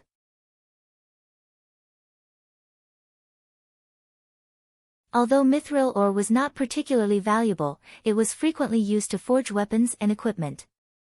Generally, selling the mithril ore one had was very easy. If they could harvest a steady supply of the ore, they could earn more money than they could imagine. A mithril vein? Shifeng's lips curled into a smile as he watched the departing independent players.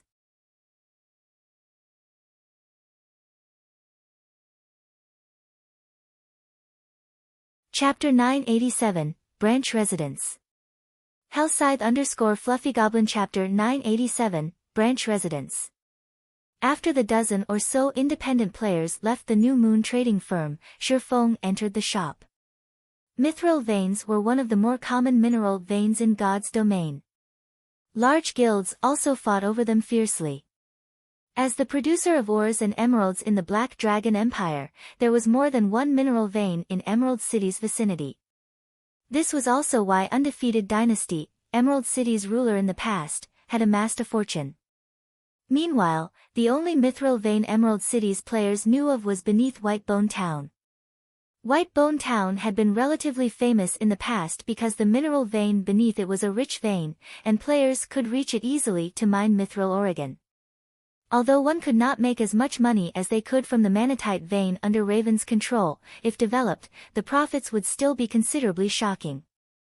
However, current players were not yet strong enough to capture Whitebone Town. The NPCs guarding Whitebone Town were not humans, but undead. Their levels were all above 50. Moreover, any player that entered the mine would be cursed, causing them to lose 10% of their HP every 3 seconds. The curse also lasted for an hour. In addition, several level 70 Grand Lords lurked within the mine's depths. With players' current strength, even an army of several 100,000 elites would not be enough to defeat these monsters. However, this reminded Shifeng of something. The basic Holy Spirit Potion. This item would give players temporary immunity to curses. However, as the potion was only basic rank, its effects were limited. Fortunately, the potion could offer immunity to Whitebone Town's curse. Due to the richness of Whitebone Town's mithril vein, many players would take the risk to mine there. The money these players earned from a single day of mining the mithril ore and its byproducts was even more than those who grinded monsters in the fields or raided team dungeons. Because of that, the basic Holy Spirit Potion had been extremely popular in Emerald City in the past. The potion had not been particularly expensive. Initially, each bottle only sold for 2 silver. Even ordinary players could afford that. The potion's effects only lasted for half an hour. In that time, one could easily earn more than 2 silver while mining underneath the town. Although Whitebone Town's monsters were very high-leveled, the mine's entrance was located in the town's outskirts. Not many monsters ventured there, so as long as one lured the monsters away, other players could enter the mine freely. The mine was massive, and its terrain was complicated. Very few monsters patrolled the mine, as well. As long as one didn't explore too deep, they would not find any significant danger. When a player finished their mining, they simply needed to use a return scroll to leave safely. Hence, many players had taken the risk to mine there. As more players headed to the mithril mine, the basic Holy Spirit Potion's price quickly rose to 5 silver. Later, it had even reached 10 silver per bottle. Alchemist players had been overjoyed. The basic Holy Spirit Potion's recipe was not particularly difficult to obtain. Level 30 and above team dungeons had a chance of dropping it. Unfortunately, the drop rate was very low, which resulted in few copies on the market. The potion's materials were also relatively common. Crafting the potion's main requirement was a Holy Spirit flower, which was considered a rare herb. Making the potion didn't even cost 1 silver. Thinking up to this point, Shifeng burst into action. This was a valuable opportunity to make a fortune. Emerald City's player population was in the millions. Once players discovered the method of mining in Whitebone Town, swarms of players would flock to the mithril vein. One could just imagine how large the market would be for the basic Holy Spirit Potion. Following which, Shifeng changed the New Moon trading firm's name to the Candlelight Trading Firm and removed the lifestyle players and products in the shop. He then made a trip to the city hall and spent 1,000 gold to upgrade the shop front to the highest ranking available.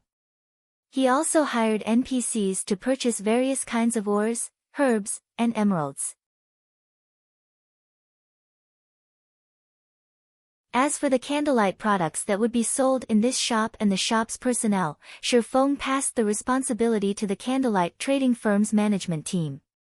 Meanwhile, he visited the auction houses in the Black Dragon Empire's various cities to purchase the basic Holy Spirit Potion recipe and Holy Spirit flowers. After spending most of the day like this, Shifeng finally bought all the recipes on the Black Dragon Empire's market. He had managed to collect a total of 776 recipes. Although the method to obtain the recipe was easy, its drop rate was painfully low. The recipe's current market price wasn't high. Shifeng only spent around 35 to 40 silver coins for each copy. Overall, he had not even spent 300 gold to buy all of the copies. The low price was mainly due to players not having a major use for the basic Holy Spirit potion. It simply wasn't one of alchemists' hot items. If you were looking for the intermediate regeneration potion and the intermediate mana recovery potions recipes, however, they would be much more expensive. With so many recipes, even after every alchemist in the candlelight trading firm learned it, he would still have plenty to spare.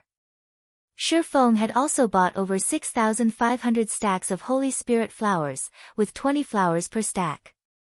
Currently, each stack sold for around 12 to 13 silver.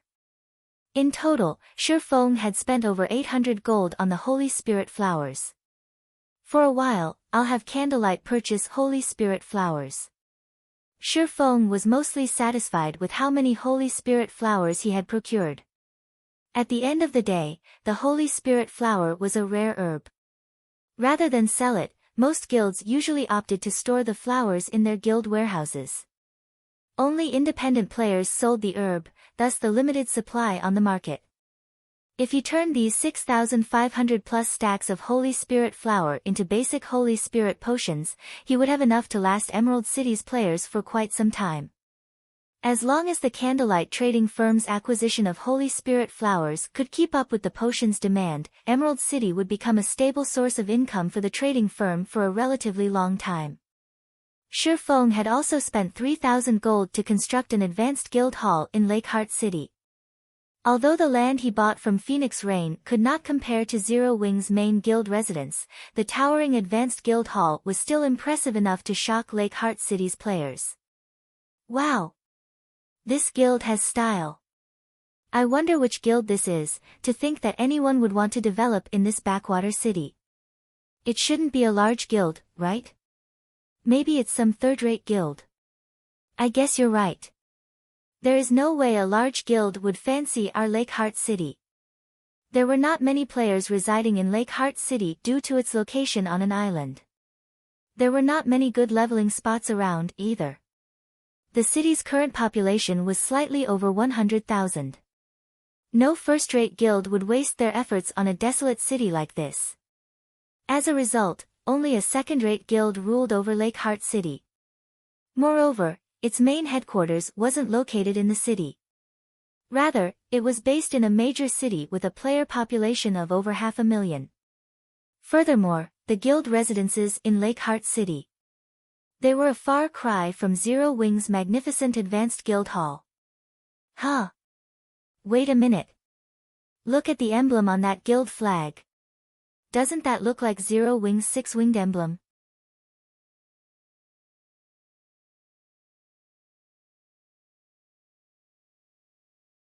Chapter 988, The Seven Treasures' First Appearance. Hellscythe _Fluffy Chapter 988, The Seven Treasures' First Appearance. Upon hearing Zero Wing's name, the players on the street turned to look at the flag flying from the guild hall's roof. It really is a six-winged emblem. What? Star Moon Kingdom's #1 guild is actually starting a branch guild here. Many people felt chills crawl down their spines, excitement overwhelming them as they stared at the guild flag. None of them could believe their eyes. Although Lakeheart City was in the Black Dragon Empire, the empire neighbored Star Moon Kingdom. They were up to date about the nearby kingdoms. They also frequently purchased a copy of the God's Domain Experts list. Everybody knew about Zero Wing's guild leader, Black Flame. Moreover, the ruler of the Black Dragon Empire's imperial capital, the Dragon Phoenix Pavilion, had suffered at Zero Wing's hands. With such a powerful guild appearing in Lakeheart City, how could they contain their excitement? Since Zero Wing is coming here, does this mean we'll have a chance to join Zero Wing? I guess so. When a guild develops in a new city, it normally recruits some of the local players to expand gradually. I heard that the benefits Zero Wing offers are awesome, they are even better than what first-rate guilds offer. In other guilds, I heard that only core members get to use the guild hall's private rooms. On the other hand, one only needs to be an elite member in Zero Wing to rent a private room and accumulate the double EXP buff. I've always wanted to join Zero Wing. Unfortunately, it costs too much to teleport from the Black Dragon Empire to White River City. Now, though, I don't have to worry about teleportation fees. Anticipation filled these independent players' hearts as they ogled Zero Wing's new guild residence. To ordinary players, traveling to other countries was too expensive. Even if they spent their entire fortune traveling to White River City, there was no guarantee that they would be accepted into the guild. Furthermore, they had long since familiarized themselves with Lake Heart City and its surroundings. If they started developing in an unknown city, their leveling speed and daily income would decrease drastically. In addition, unlike in Lake Heart City, they wouldn't have companions to rely on in White River City. Now, however, times had changed. Shortly after Zero Wing's branch guild had appeared, news of this matter quickly spread throughout the city. Some rejoiced, while others grew worried. To independent players, Zero Wing's appearance was good news. To the local guilds, however, nothing was good about this development. When the Crimson Castle Guild, the second-rate guild ruling over Lake Heart City, received the news, it had held an emergency meeting among its upper echelons. Why has Zero Wing suddenly shown up in a backwater city like Lake Heart City? If Zero Wing really intends on developing here, they will target the high-resource areas we usually occupy. What's there to be afraid of? Even if Zero Wing is powerful in Star Moon Kingdom, this is Lake Heart City. This is our territory. We are far more familiar with the city's surroundings than Zero Wing. Even if a war breaks out between our guilds, the winner isn't set in stone. Crimson Castle's upper echelons discussed the situation heatedly. Although the leveling areas around Lake Heart City were not particularly beneficial, once players familiarized themselves with the area, their leveling speed would increase. Moreover, unlike other cities, there were very few guilds in Lake Heart City. This allowed Crimson Castle to obtain plenty of raw materials very easily. There is no need to get too worked up about this. I have heard that the situation in Star Moon Kingdom isn't very stable. Zero Wing won't focus too much on conquering Lake Heart City. Moreover, the Dragon Phoenix Pavilion has a grudge against Zero Wing. If we report Zero Wing's arrival to the pavilion will seek vengeance, the dignified, middle-aged man in the guild leader's seat said as he watched the arguing players before him. In a deep tone, he said, during this period, keep an eye on Zero Wing's members. Report everything to the pavilion. Hearing their guild leader's order, the Crimson Castle's upper echelons fell silent and nodded in agreement. As their guild leader had said, Zero Wing had used the Dragon Phoenix Pavilion as a stepping stone to become famous, leaving the pavilion's prestige in tatters. After that incident, the Heavenly Dragon Pavilion's 9 Dragons Emperor declared that he would not let the matter rest. Although dealing with Zero Wing in Star Moon Kingdom was difficult for the Dragon Phoenix Pavilion, it was a different story in the Black Dragon Empire. The Black Dragon Empire was the pavilion's territory. It would be child's play to take care of a measly branch guild. While Crimson Castle hashed out a plan to deal with Zero Wing, Shifeng spent 300 gold to bind the guild transfer scroll's coordinates. Afterward, Zero Wing's members in White River City could simply purchase Lake Heart City's guild transfer scrolls to travel to the city directly. The guild transfer scroll was one of a guild's greatest benefits. Unlike NPC City's teleportation halls, which charged a steep teleportation fee, players only needed to purchase the corresponding guild transfer scroll to reach their desired guild residence. However, such a major benefit came with restrictions. Players were only allowed to carry one guild transfer scroll at a time. Moreover, the scroll had a very long cooldown. The transfer scroll's prices also varied depending on the distance between the destination and where it was purchased. Regardless, it was still cheaper than using the teleportation halls. If a guild had enough guild residences, it could easily replace teleportation halls. When Shifeng finished binding the coordinates, he looked at the time.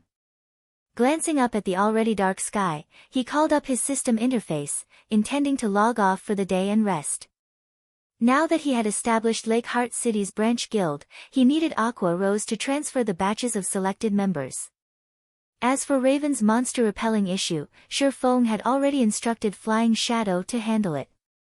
Originally, he had intended Fire Dance to carry out the task.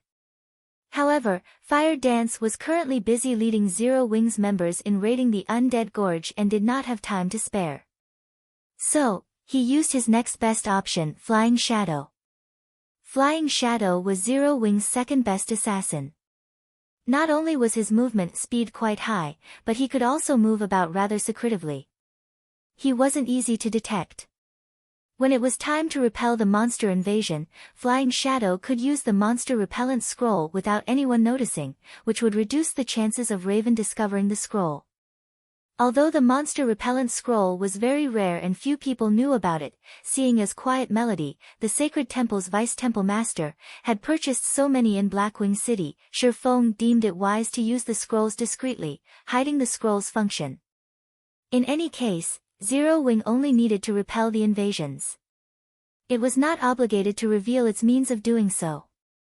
After clicking the Log Out button, while Shi Feng waited on the logout timer, he habitually used the Golden Stigmata's detect skill. The quest to find the 7 treasures was truly sinister. With God's domain being so massive, how was he supposed to locate them? Fortunately, he had been given a very long time limit to complete the quest. Hence, Shi Feng routinely used the detect skill once a day. If not for the skill's one-day cooldown, his search for the 7 treasures would have proceeded much faster. After using the detect skill, Shi Feng heard the sound of a system notification. System, the Golden Stigmata has detected the 7 treasures' energy waves. Do you wish to track the energy waves? Why would the 7 treasures be here? Shi Feng instantly tensed. He had never imagined that he would come across the 7 treasures' energy waves in Lake Heart City.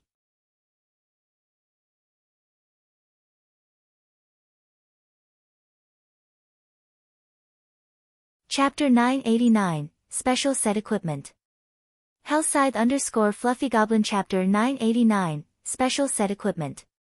Upon hearing the system notification, Shi Feng immediately stopped the logout process and chose to track the energy waves. The Golden Stigmata's detect had a 50,000-yard range, which was not particularly large. The skill just managed to cover Lake Heart City as well as the surrounding forest and fields. There should not be any monsters within that range, and it was even less likely for there to be any relics. Otherwise, someone would have long since discovered them. After all, it was impossible for an NPC city to be constructed above a relic. Yet, the 7 treasures, which had been lost for many years, had appeared in the middle of nowhere. It was inconceivable. As expected, it is inside the city. Shi Feng could not help his surprise when he saw the perceived location on his map. This should be in the Nobles District. Although Shi Feng knew that the 7 treasures could be anywhere, who could have thought that he would find the legendary 7 treasures in Lake Heart City's Nobles District? If the War God's Temple knew that the 7 treasures were in the Black Dragon Empire, they would have turned the empire over in their search, not to mention the insignificant Lake Heart City. After checking the general location, Shi Feng summoned the demonic flame tiger and charged towards the Nobles District. A monster. A monster has appeared in the city.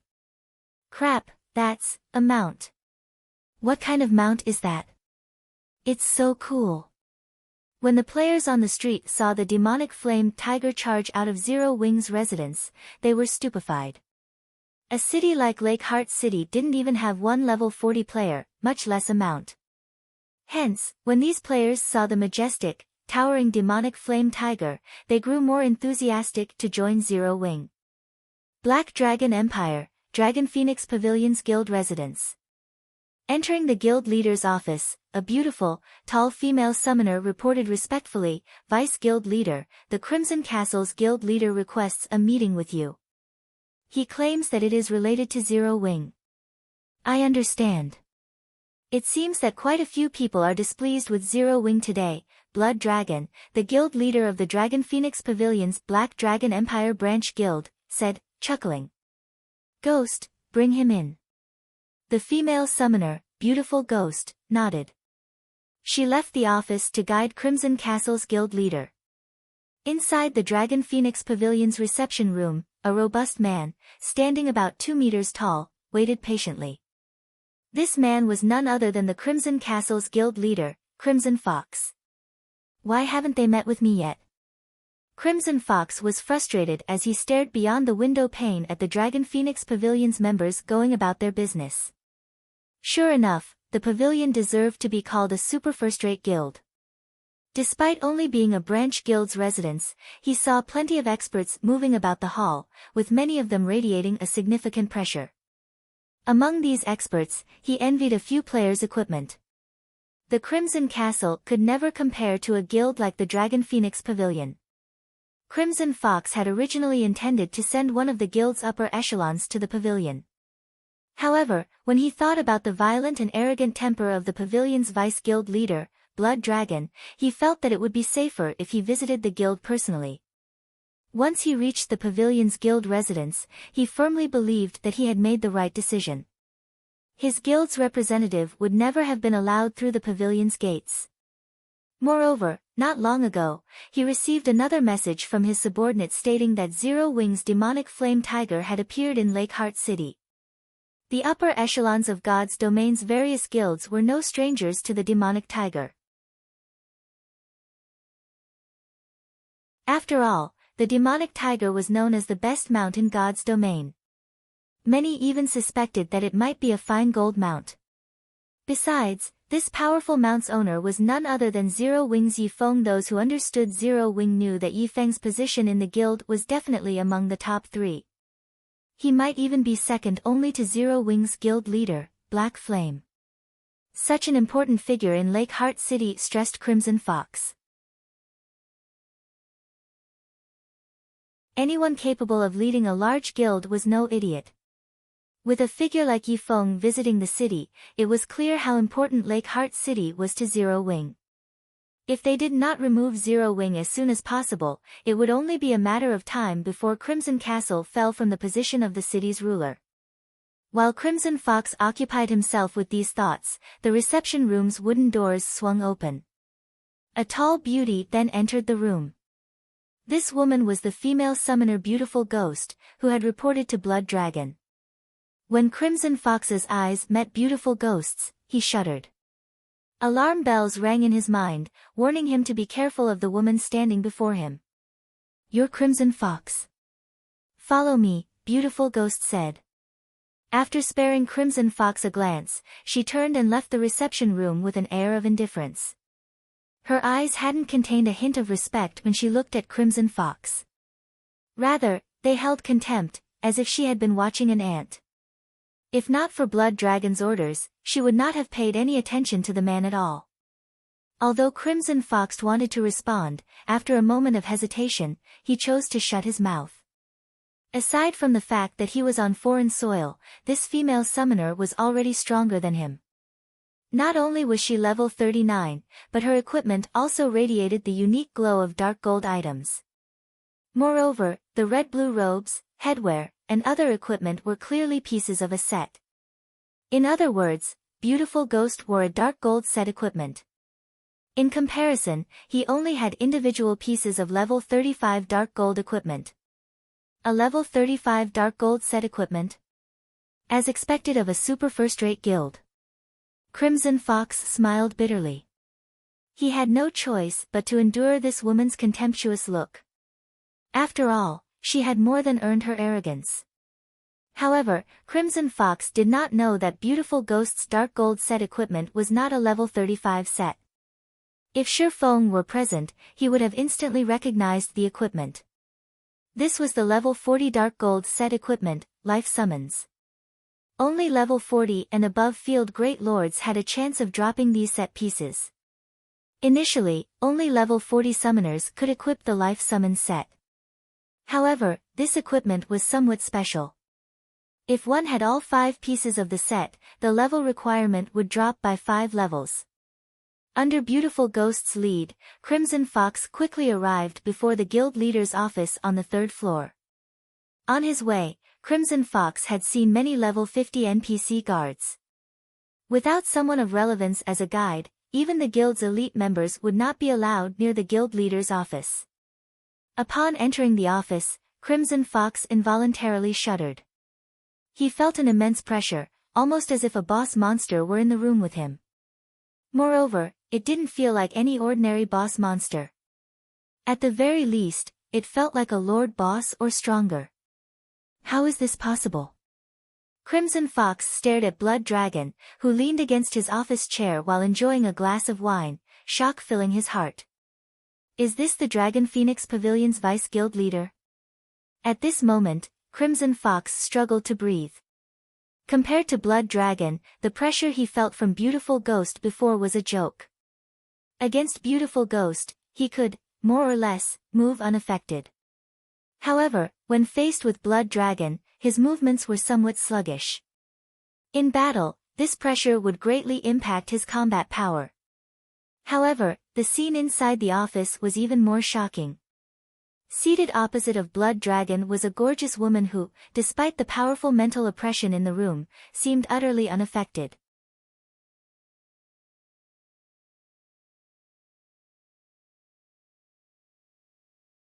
Chapter 990, Empire's Overlord. Hellscythe_Fluffy Chapter 990, Empire's Overlord. Who is she? Crimson Fox's attention unconsciously drifted to the leisurely woman. Currently, Blood Dragon was level 40, and only a handful of players throughout the Black Dragon Empire had reached this level. Level 40 players were much stronger than level 39 players in terms of attributes, as they could equip level 40 equipment. If even he, someone who wore a full collection of level 35 dark gold equipment, felt such immense pressure from Blood Dragon, one could just imagine how intense of a pressure a level 20 player would feel in Blood Dragon's aura. Yet, the mysterious woman before him treated Blood Dragon's undisguised aura as if it were a spring breeze. In addition, the mysterious woman herself exuded a noble and graceful aura that coaxed one into submission. Sit, Blood Dragon told Crimson Fox as he pointed to one of the wooden chairs on the other side of his desk. Let me introduce you. This beauty is the Blackwater Corporation's representative, Qin Muyun. Like you, she is here for Zero Wing. The Blackwater Corporation? Crimson Fox was taken aback. Everyone had heard of the Blackwater Corporation. It was a Fortune 500 company. Meanwhile, the young woman before him had been chosen to represent such a major corporation. Guild Leader Crimson, if you have any information regarding Zero Wing that you wish to share, please tell us. I believe that Miss Muyun is also interested to hear it, Blood Dragon said, chuckling. Crimson Fox nodded nervously. He then relayed everything about Zero Wing's development in Lakeheart City. Vice Guild Leader Blood, you've seen Zero Wing's ambition for yourself. If we let Zero Wing develop any further, no one will be able to guarantee that Zero Wing won't set its sights on the Black Dragon Empire. If we don't take measures to contain the guild, with its development speed thus far, it won't be long before it grows so big that even you will be helpless against it, Qin Muyun said, smiling. You should consider my earlier proposal. Qin Muyun had the voice of a siren. Her words were intoxicating. Even an expert like Crimson Fox was not completely unaffected. Initially, Qin Muyun had worried that the Dragon Phoenix Pavilion would reject their offer of cooperation. Now, however, her worries had been resolved. Before this, Zero Wing's operations had been limited to Star Moon Kingdom. No matter how strong it became, it wouldn't impact the pavilion's operations in the Black Dragon Empire. However, she had never imagined that, of all places, Zero Wing would choose to expand into the Black Dragon Empire. The Black Dragon Empire was the Dragon Phoenix Pavilion's territory. For the sake of its reputation, the pavilion couldn't let Zero Wing enjoy itself here. Otherwise, Nine Dragons Emperor's prior declaration would be nothing more than his own disgrace. Since Miss Muyun has already said as much, I agree to provide support in resources, products, coins, and experts to help you defeat Zero Wing. Once the deed is done, however, the pavilion wants full authority over Stone Forest Town. Please rest assured. As long as the pavilion helps us from the sidelines, the Blackwater Corporation will deal with the rest. Qin Muyun smiled. If there isn't anything else to discuss, I must leave to report the good news to my superiors. Blood Dragon nodded before sending Qin Muyun off with his gaze. Vice Guild Leader Blood, what about Lakeheart City? Crimson Fox asked anxiously. Lakeheart City was an important source of income for the Crimson Castle. Without it, the guild's development would deteriorate significantly. Relax. Since Zero Wing dares to enter the Black Dragon Empire, the pavilion won't let the guild off the hook. I will send the Blood Legion to assist the Crimson Castle. We'll make sure that Zero Wing regrets ever setting foot in the Black Dragon Empire.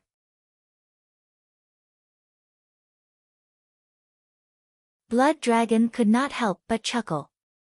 Turning to Crimson Fox, he spoke in a domineering tone, I'll appoint my aide, Beautiful Ghost, to command the operation. I believe that you do not have any arguments, right? Of course, of course.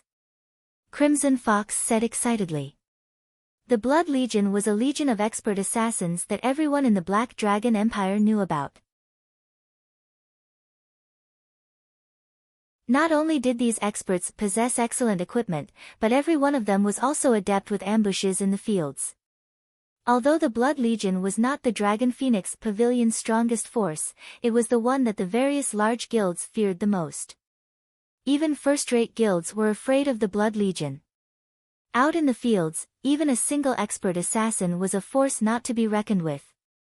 Knowing that a team of 1,000 expert assassins waited for them, who would possibly be bold enough to venture out to grind monsters.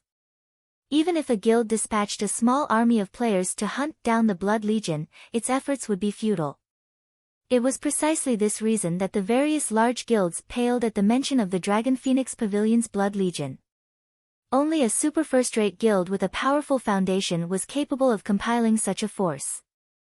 For a first-rate guild, even forming a team of 100 expert assassins was impossible. Now that the pavilion intended to dispatch the Blood Legion, Zero Wing's members should not even consider leaving Lakeheart City. If they did, they should not dream of returning alive. If this persisted, Zero Wing would not survive in Lakeheart City. Eventually, it would be forced to withdraw. I'll leave the rest to you, Blood Dragon told Beautiful Ghost. Vice Guild Leader, do not worry.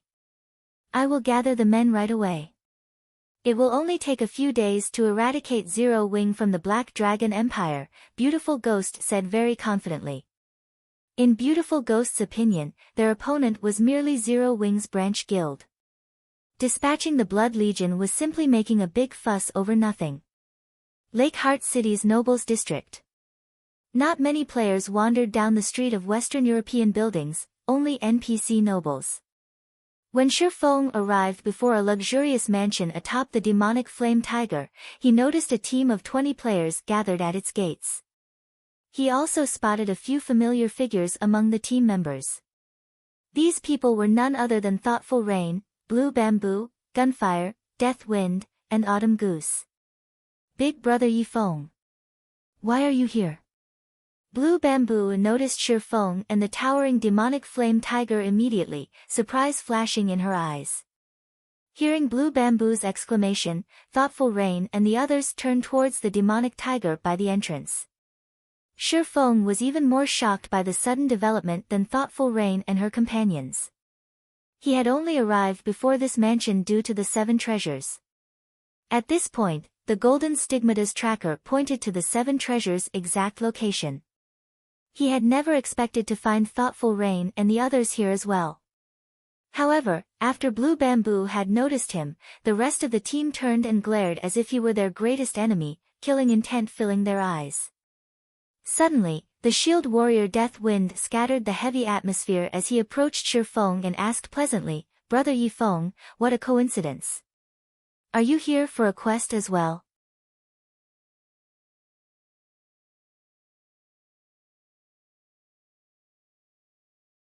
Chapter 991, Cost of Contempt. Hellscythe_FluffyGoblin Chapter 991, Cost of Contempt. An acquaintance? When everyone in the team saw Death Wind greet Shifeng, their gazes softened slightly. Even so, they remained very cautious with him. Currently, Shifeng wore his black cloak, so they could not see his information. However, the fact that he rode a mount showed that he was extraordinarily strong. Otherwise, he wouldn't have reached level 40 so quickly. They wouldn't mind a weak acquaintance. However, Shi Feng's strength was precisely the reason that they remained wary. Autumn, you guys know him? A robust man asked Autumn Goose, who stood beside him. This robust man, weathered appearance spoke of years of life's vicissitudes. A suit of silvery gray knight's armor protected his body, and he carried a tower shield that was nearly as tall as he was. At his waist, he carried a luxurious golden knight's sword. Furthermore, he had already reached level 40. Micham. He's one of Zero Wing's elders. He is incredibly strong. It was thanks to him that we had completed our previous quest. Autumn Goose nodded to the robust man's question. She did not try to hide anything as the man beside her was none other than the commander of the wind god's spear, Fallen Wind. If we can convince Yi Feng to help us, we'll have a much higher chance of completing this quest. Hearing Autumn Goose's words, Fallen Wind could not help but re-examine Shi Feng. Although Autumn Goose seemed approachable on the surface, she was arrogant to the bone. In her eyes, very few people were worth Autumn Goose's recognition. Autumn, aren't you giving him a bit too much credit? Isn't he just some expert a large guild nurtured? How strong could he possibly be? If we take him with us, he'll probably only hold us back, a frosty youth in brown leather armor said dismissively. Aside from Wind God Spear's brilliant battle records in the multiple confrontations they have had with several large guilds, their several new experts were already many times stronger than first-rate guilds' pampered experts. As for the members here today, they were the creme de la creme of the Wind God Spear. Every Wind God Spear member here was a top-class expert with a list of illustrious achievements. How could someone like Shi Feng possibly compare to them? To further his point, the youth had never seen Shi Feng's name on God's Domain's experts list. Disregarding the cold youth's words, Autumn Goose looked directly at Fallen Wind and said, "Commander, I believe that Big Brother Death Wind will also support my point." At Autumn Goose's strong recommendation of Shi Feng, Thoughtful Rain's beautiful eyes sparkled with anticipation. Although she did not understand why, whenever she was with Shi Feng, she felt indescribably safe. She didn't even feel like this when she traveled with someone as powerful as Fallen Wind. This is interesting. Fallen Wind could not help but watch the cloaked Shi Feng, curiosity flashing in his eyes. Naturally, there was no need to mention Shi Feng's level. However, the swordsman's combat standards were unknown. Generally, one could judge a person's strength based on the aura they radiated. The stronger a person was, the stronger their aura was. Such a phenomenon was due to the confidence they gained from experiencing countless battles. Yet, even after observing Shi Feng for a long moment, Fallen Wind could not sense any aura that hinted at Shi Feng's strength. As to whether or not Shi Feng concealed his aura, this was unlikely. After all, even experts would find it extremely difficult to conceal their aura completely unless their mental fortitude had reached a certain level. However, experts capable of doing so were generally in their 30s or 40s. Some only reached this refinement in their 50s. To put it simply, it was impossible for a youth to have enough control to hide their aura. However, both Autumn Goose and Death Wind seemed to admire Shi Feng. This was strange indeed. Autumn, let's pass on asking him this time. If the opportunity presents itself, we can invite him in the future. We've already determined our team's roster. Sudden adjustments to the team will increase our chances of failure, Fallen Wind said after giving it some thought. We cannot afford to fail this quest. If we complete this quest, the Wind God's Spear's strength will climb to a new level. The Wind God's Spear won't have to shuffle around in the Dark Knight Empire's shadows anymore. Instead, the Empire's large guilds will have to hide like rats. I understand, Autumn Goose dejectedly replied. She understood Fallen Wind's sentiment. They had invested a lot of effort into this quest. Now that they had reached the final phase and were prepared, they would be taking unnecessary risks if they replaced one of the team members. Our commander knows best. If we allow a half-assed expert into the team, I'll constantly have to worry about him dragging me to the grave, the cold youth said, nodding. When Thoughtful Rain and Blue Bamboo heard Fallen Wind reject Autumn Goose's proposal and Ordinary Blades, the cold youth, ridicule, they were annoyed. However, as they were members of Zero Wing, they did not find it appropriate to intervene in Wind God's Spear's internal matters. Yet, Ordinary Blade's disrespect of Sure Feng made the somewhat angry. Commander Fallen, I apologize, but Blue and I won't be participating in this operation. After all, this is the Wind God Spear's affair. It wouldn't be proper for us to take part, Thoughtful Rain announced. They had simply tagged along for this quest due to Fallen Wind's invitation and their friendship with Autumn Goose and the others. Now that Zero Wing's elder had been belittled, how could they, members of Zero Wing, remain on the team? Ordinary, apologized to Miss Rain and Miss Blue. Fallen Wind growled as he glared at the frosty youth. How could he not understand the meaning behind Thoughtful Rain's words? The sudden development stupefied Ordinary Blade. He was simply trying to make himself look good before Thoughtful Rain and Blue Bamboo. How had things ended up this way? What was going on here? Miss Rain and Miss Blue are members of Zero Wing. Fallen Wind softly reminded the boy. This was the first time Ordinary Blade had met Thoughtful Rain and Blue Bamboo. In addition, as the two women were participating in the quest as individuals, they had not worn their guild emblems. Hence, Ordinary Blade had not realized that the duo was from Zero Wing. Miss Rain, I misspoke. Please, forgive me, Ordinary Blade quickly apologized after realizing his blunder. He very much felt like digging a hole and jumping in. Seeing Ordinary Blade's distress, Autumn Goose, who was familiar with the youth, could not help but giggle. In the Wind God's Spear, Ordinary Blade was famous for his indifference. However, when the youth had met Thoughtful Rain for the first time, his eyes had nearly fallen from their sockets. It was obvious that the youth was interested in Thoughtful Rain. Unfortunately, his attempt to impress her had backfired magnificently. This time, even their commander couldn't save him. She and Thoughtful Rain were as close as sisters. She was very familiar with Thoughtful Rain's personality. When Thoughtful Rain made a decision, even a force of nature wouldn't change her mind. She remembered Thoughtful Rain's decision to join Zero Wing. No matter how much she had tried to dissuade the girl, hadn't Thoughtful Rain still joined the guild.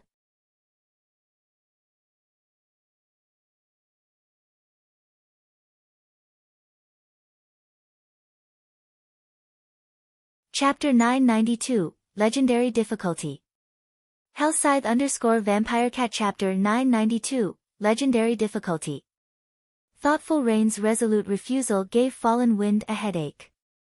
Ordinary Blade truly knew how to give him trouble. Thoughtful Rain was a God's Domain player who had come into contact with virtual reality games just recently. However, when Fallen Wind watched the battle video Autumn Goose sent him, which showed a duel between herself and Thoughtful Rain, a shiver had crawled down his spine.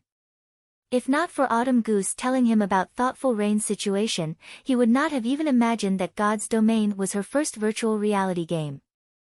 Within just a few months' time, she had actually managed to grow to a point where she could hold her own against Autumn Goose. Her improvement speed was simply godly.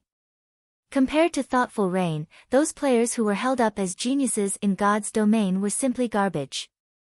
Recently, Autumn Goose had been improving very quickly, and right now, her strength already ranked steadily within the top 10 of the Wind God's Spear. Although the Wind God's Spear was only an adventurer team, its members were all battle maniacs and extremely proud. Members of the team would frequently spar with each other. They would also often pick fights with members of large guilds. As a result, their strength increased continuously every day. Rather than passing their time leisurely in God's Domain, they desperately sought all sorts of means to improve themselves. Hence, ranking within the top 10 of the Wind God's Spear was a challenging proposition, not to mention maintaining a position there. Yet, When Autumn Goose reunited with Thoughtful Rain after not meeting her for a short time, Autumn Goose had actually lost to Thoughtful Rain, who was significantly weaker than herself before, in a duel. Moreover, when Thoughtful Rain defeated Autumn Goose, it was obvious she had not used her full strength. Fallen Wind found it truly hard to fathom what heights Thoughtful Rain's combat power had already reached. However, he estimated that she should be able to rank within the top 5 of the Wind God's spear. In contrast, although Ordinary Stranger was very talented and his improvement speed was very fast, he only ranked within the top 20 even now. Losing a combatant like Thoughtful Rain would greatly hamper their quest. Just as Fallen Wind was about to say something, a crisp voice suddenly came from within the mansion, echoing throughout the entire courtyard and making everyone's souls tremble. What a lively day it is today. I never thought that even an important person from the War God's temple would be willing to pay me a visit. However, since you've already arrived, I'll have to ask you to remain and head to another world to enjoy. After the sound of this voice dissipated, a magic barrier enveloped the entire mansion. What's going on? This sudden development threw everyone for a loop, Fallen Wind in particular. Their quest had tasked them to visit Countess Katie Green of the Black Dragon Empire. The Countess would then bring them to a secret location. However, based on the words she had just spoken, it was clear that she was trying to make them suffer. While everyone was panicking, Shi Feng remained relatively calm. It was very obvious to him that the Countess's words were intended for him. Otherwise, she would not have mentioned War God's temple.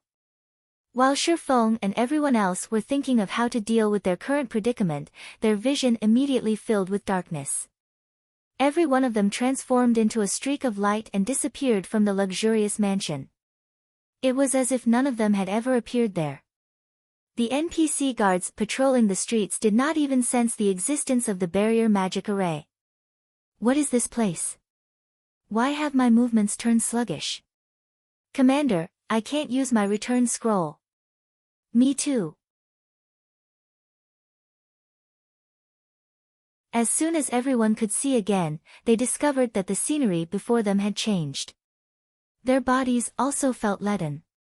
Many in the team could not help but grow anxious at this situation. Meanwhile, this sealed space had only a set of open, pitch-black stone doors, a few hundred meters in height, standing right before them.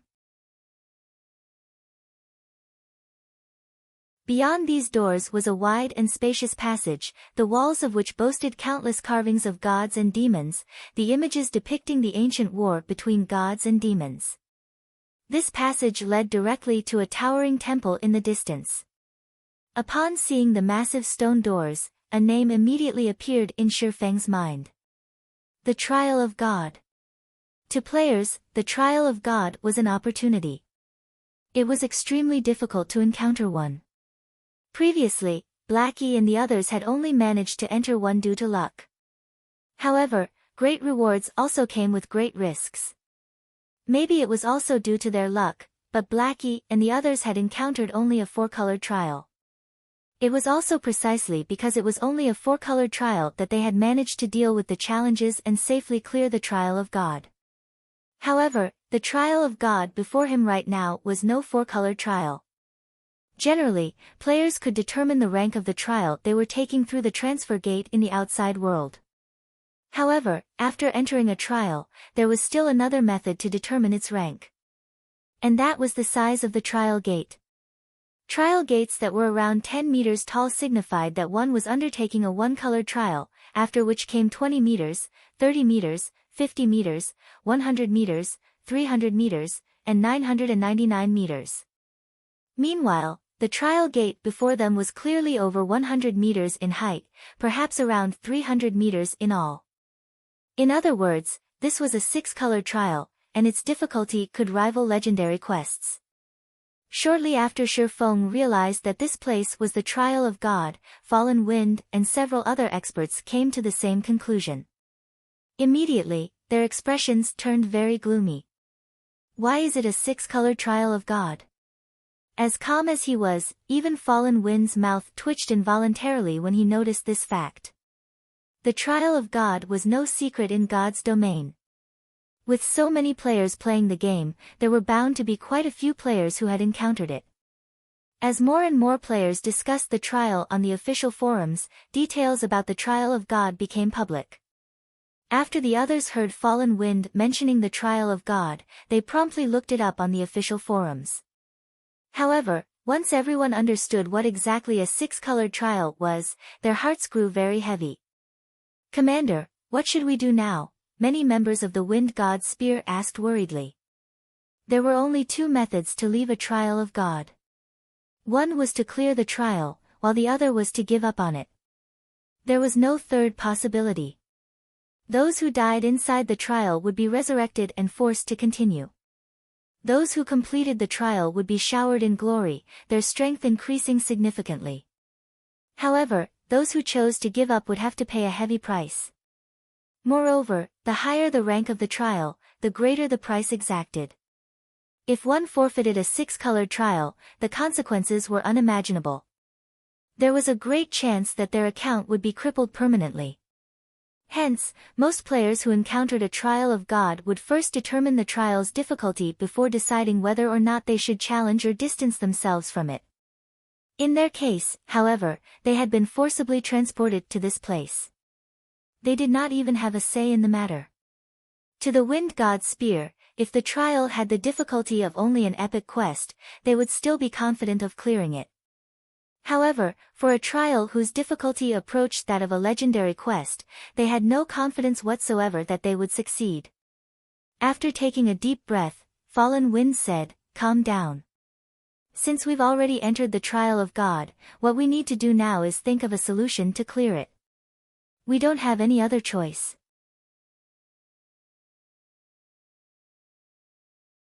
As soon as Fallen Wind finished speaking, numerous silver-armored knights with glowing red eyes started emerging from the walls of the passage. In the blink of an eye, the entire passage was packed full of knights, every one of them charging towards Shifeng's ground undead fanatic, Dark Creature, Elite, level 50 HP 200,000/200,000. This scene caused everyone's scalps to go numb. "Form a defensive formation," Shifeng shouted hurriedly. At this time, everyone finally reacted. Currently, everyone no longer considered whether they could succeed or not. Instead, they wondered how long they could survive. When the tide of undead fanatics reached the team, the MTs at the front felt greatly pressured. Despite these undead fanatics being elite rank only, they possessed great strength. Not only was every one of their attacks capable of pushing the MTs back, but it also caused nearly -1000 damage even when blocked. With multiple undead fanatics attacking at the same time, the MTs lost HP by the thousands. The healers standing at the rear simply couldn't keep up. Although everyone from the Wind God's Spear was doing their best to retaliate, their attacks inflicting several thousand damage to the undead fanatics, there were simply too many monsters. No matter how much they attacked, their efforts did not seem to be making a difference. When the team was close to succumbing, a streak of light suddenly cut across the monsters. A large number of undead fanatics in a cone-shaped area died instantly. Everyone was stupefied by this scene. At this time, everyone could not help but shift their gaze towards the cloaked Shifeng, the origin of this phenomenon.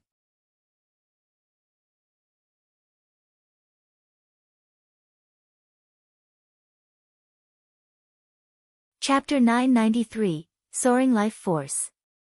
Hellscythe_VampireCat Chapter 993, Soaring Life Force. Is this the person that caught Autumn Goose's eye? Fallen Wind was astounded at the sight. He was a level 40 Guardian Knight as well as the lead MT of the team. He had been fighting at the front line all this time, so he knew very clearly just how powerful these undead fanatics were. If there was just one of these elites, anyone on their team could easily solo it. Although the undead fanatics possessed great strength, far surpassing even that of their team's level 40 Berserker, Autumn Goose, their attack speed and reaction speed were not particularly fast. Given enough space, even an MT could slowly wear one down by themselves. However, it was terrifying if they had to go up against over 10,000 of these elite monsters.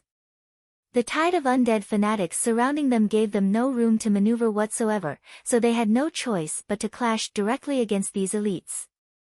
Moreover, the undead fanatics possessed 200,000 HP, above average HPs for level 50 elite undead. In addition, the inherent magic resistance of undead was very high.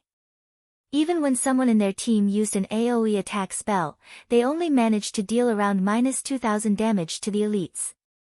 Even after multiple applications, they barely did any damage to the undead fanatics. It was only a matter of time before the team would get annihilated. Yet, with just a single swing of his sword, Shi Feng had vaporized nearly 1,000 undead fanatics. Aside from Fallen Wind, everyone else in the team was stupefied by Shi Feng's performance as well. Autumn, just how did you get acquainted with such a monster? A level 39 female cursemancer asked softly. I met him when I was doing a quest with Rain. Back then, just like you guys, we thought that guild experts were merely pampered players. When Autumn Goose recalled how she had the same thoughts that the members of the Wind God's Spear had right now, she could not help but feel ashamed of herself. Hearing the conversation between the Cursemancer and Autumn Goose, Thoughtful Rain and Blue Bamboo felt a surge of pride overwhelm their earlier anger. I've said it before, right? Big Brother Yifeng is very powerful. Some time ago, Big Brother Yifeng managed to kill a level 50 field Great Lord with just me and Rain in the party. It is naturally not a problem for him to deal with these level 50 elite monsters right now, Blue Bamboo said proudly, puffing out her chest. Although they had relied mainly on Shi Feng's 2 personal guards to defeat the level 50 Great Lord, Blue Bamboo considered the personal guards part of Shi Feng's strength. After all, she had never seen anyone else with the ability to recruit such powerful personal guards. What? He managed to solo a level 50 field Great Lord with just you 2 magical classes. That's impossible, right? Previously, even after our Wind God's Spear had gathered a team of 100 players, we managed to defeat a level 40 field Great Lord only after utilizing many rare tools. Everyone from the Wind God's Spear was shocked by Blue Bamboo's revelation. The feat of killing a level 50 Great Lord was much more amazing than directly wiping out hundreds of undead fanatics.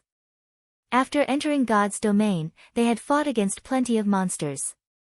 Hence, they knew full well just how frightening a level 50 field Great Lord could be. Current players simply had no chance of contending against such a boss. Level 50 was a major milestone. Players could begin challenging their Tier 2 class change at this level and greatly improve their attributes. Their skills could reach Tier 2 as well. Overall, upon reaching level 50, players could receive a tremendous boost to their combat power. Hence, the system had made it so that level 50 monsters were stronger than level 49 monsters by a large margin. This gap was also the reason why even a berserker expert like Autumn Goose was no match for the level 50 undead fanatics in terms of strength.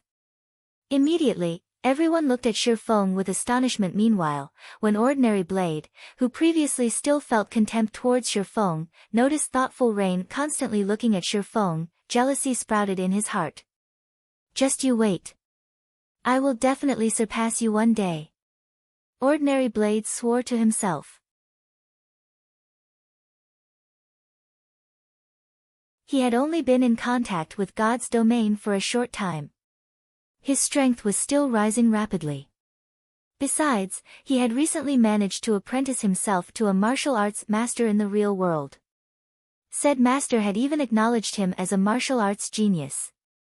With the virtual environment of God's domain practically the same as the real world, he refused to believe he would fail to surpass Shi Feng in the future.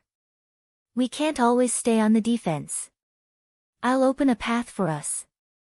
Melee classes, protect the magical classes from the sides and follow me, Shi Feng said hurriedly when he noticed that undead fanatics were still pouring out from the walls of the distant passage. Magical classes, don't bother attacking. Try to use movement speed reduction and imprisonment skills as much as possible. After Shi Feng was done speaking, he cast Firestorm ahead of him. A towering inferno promptly devoured everything. Although the undead fanatics possessed high magic resistance, Shifeng's killing ray doubled his damage towards dark creatures.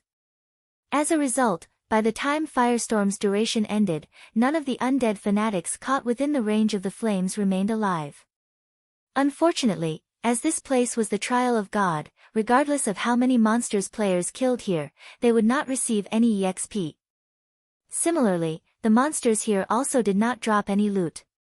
The only thing players could gain from fighting against the monsters here was skill proficiency. Generally, players would receive rewards only after they cleared a stage. Shifeng, however, got an additional benefit from killing these undead fanatics.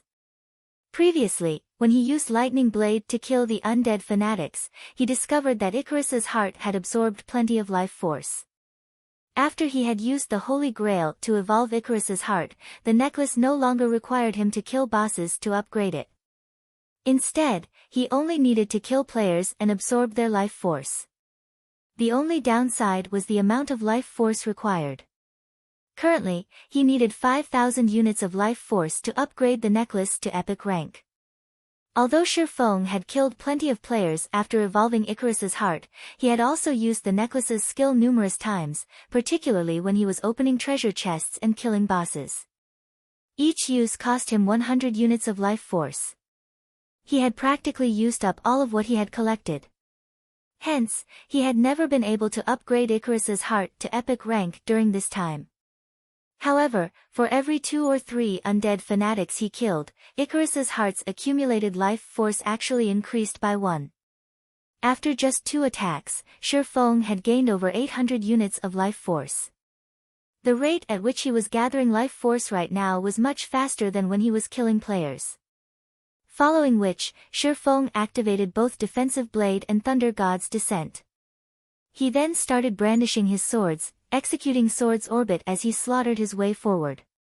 The undead fanatics might have had an advantage in strength over Shifeng's team members, but the same could not be said for Shifeng himself. When comparing strength attributes, Shifeng, who possessed a fragmented legendary item and multiple epic weapons and equipment, only needed a single attack to send the undead fanatics flying. In terms of speed, he was many times faster than the elite monsters.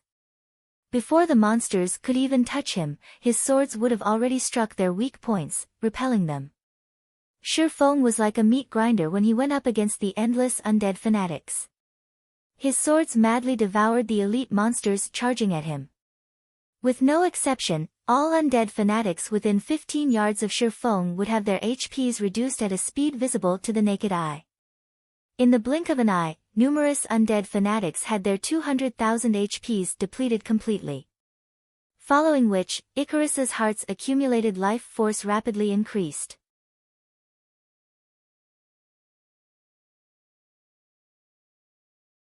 In just a few moments, the counter had crossed the 1,000 unit threshold. Autumn, is he really a player?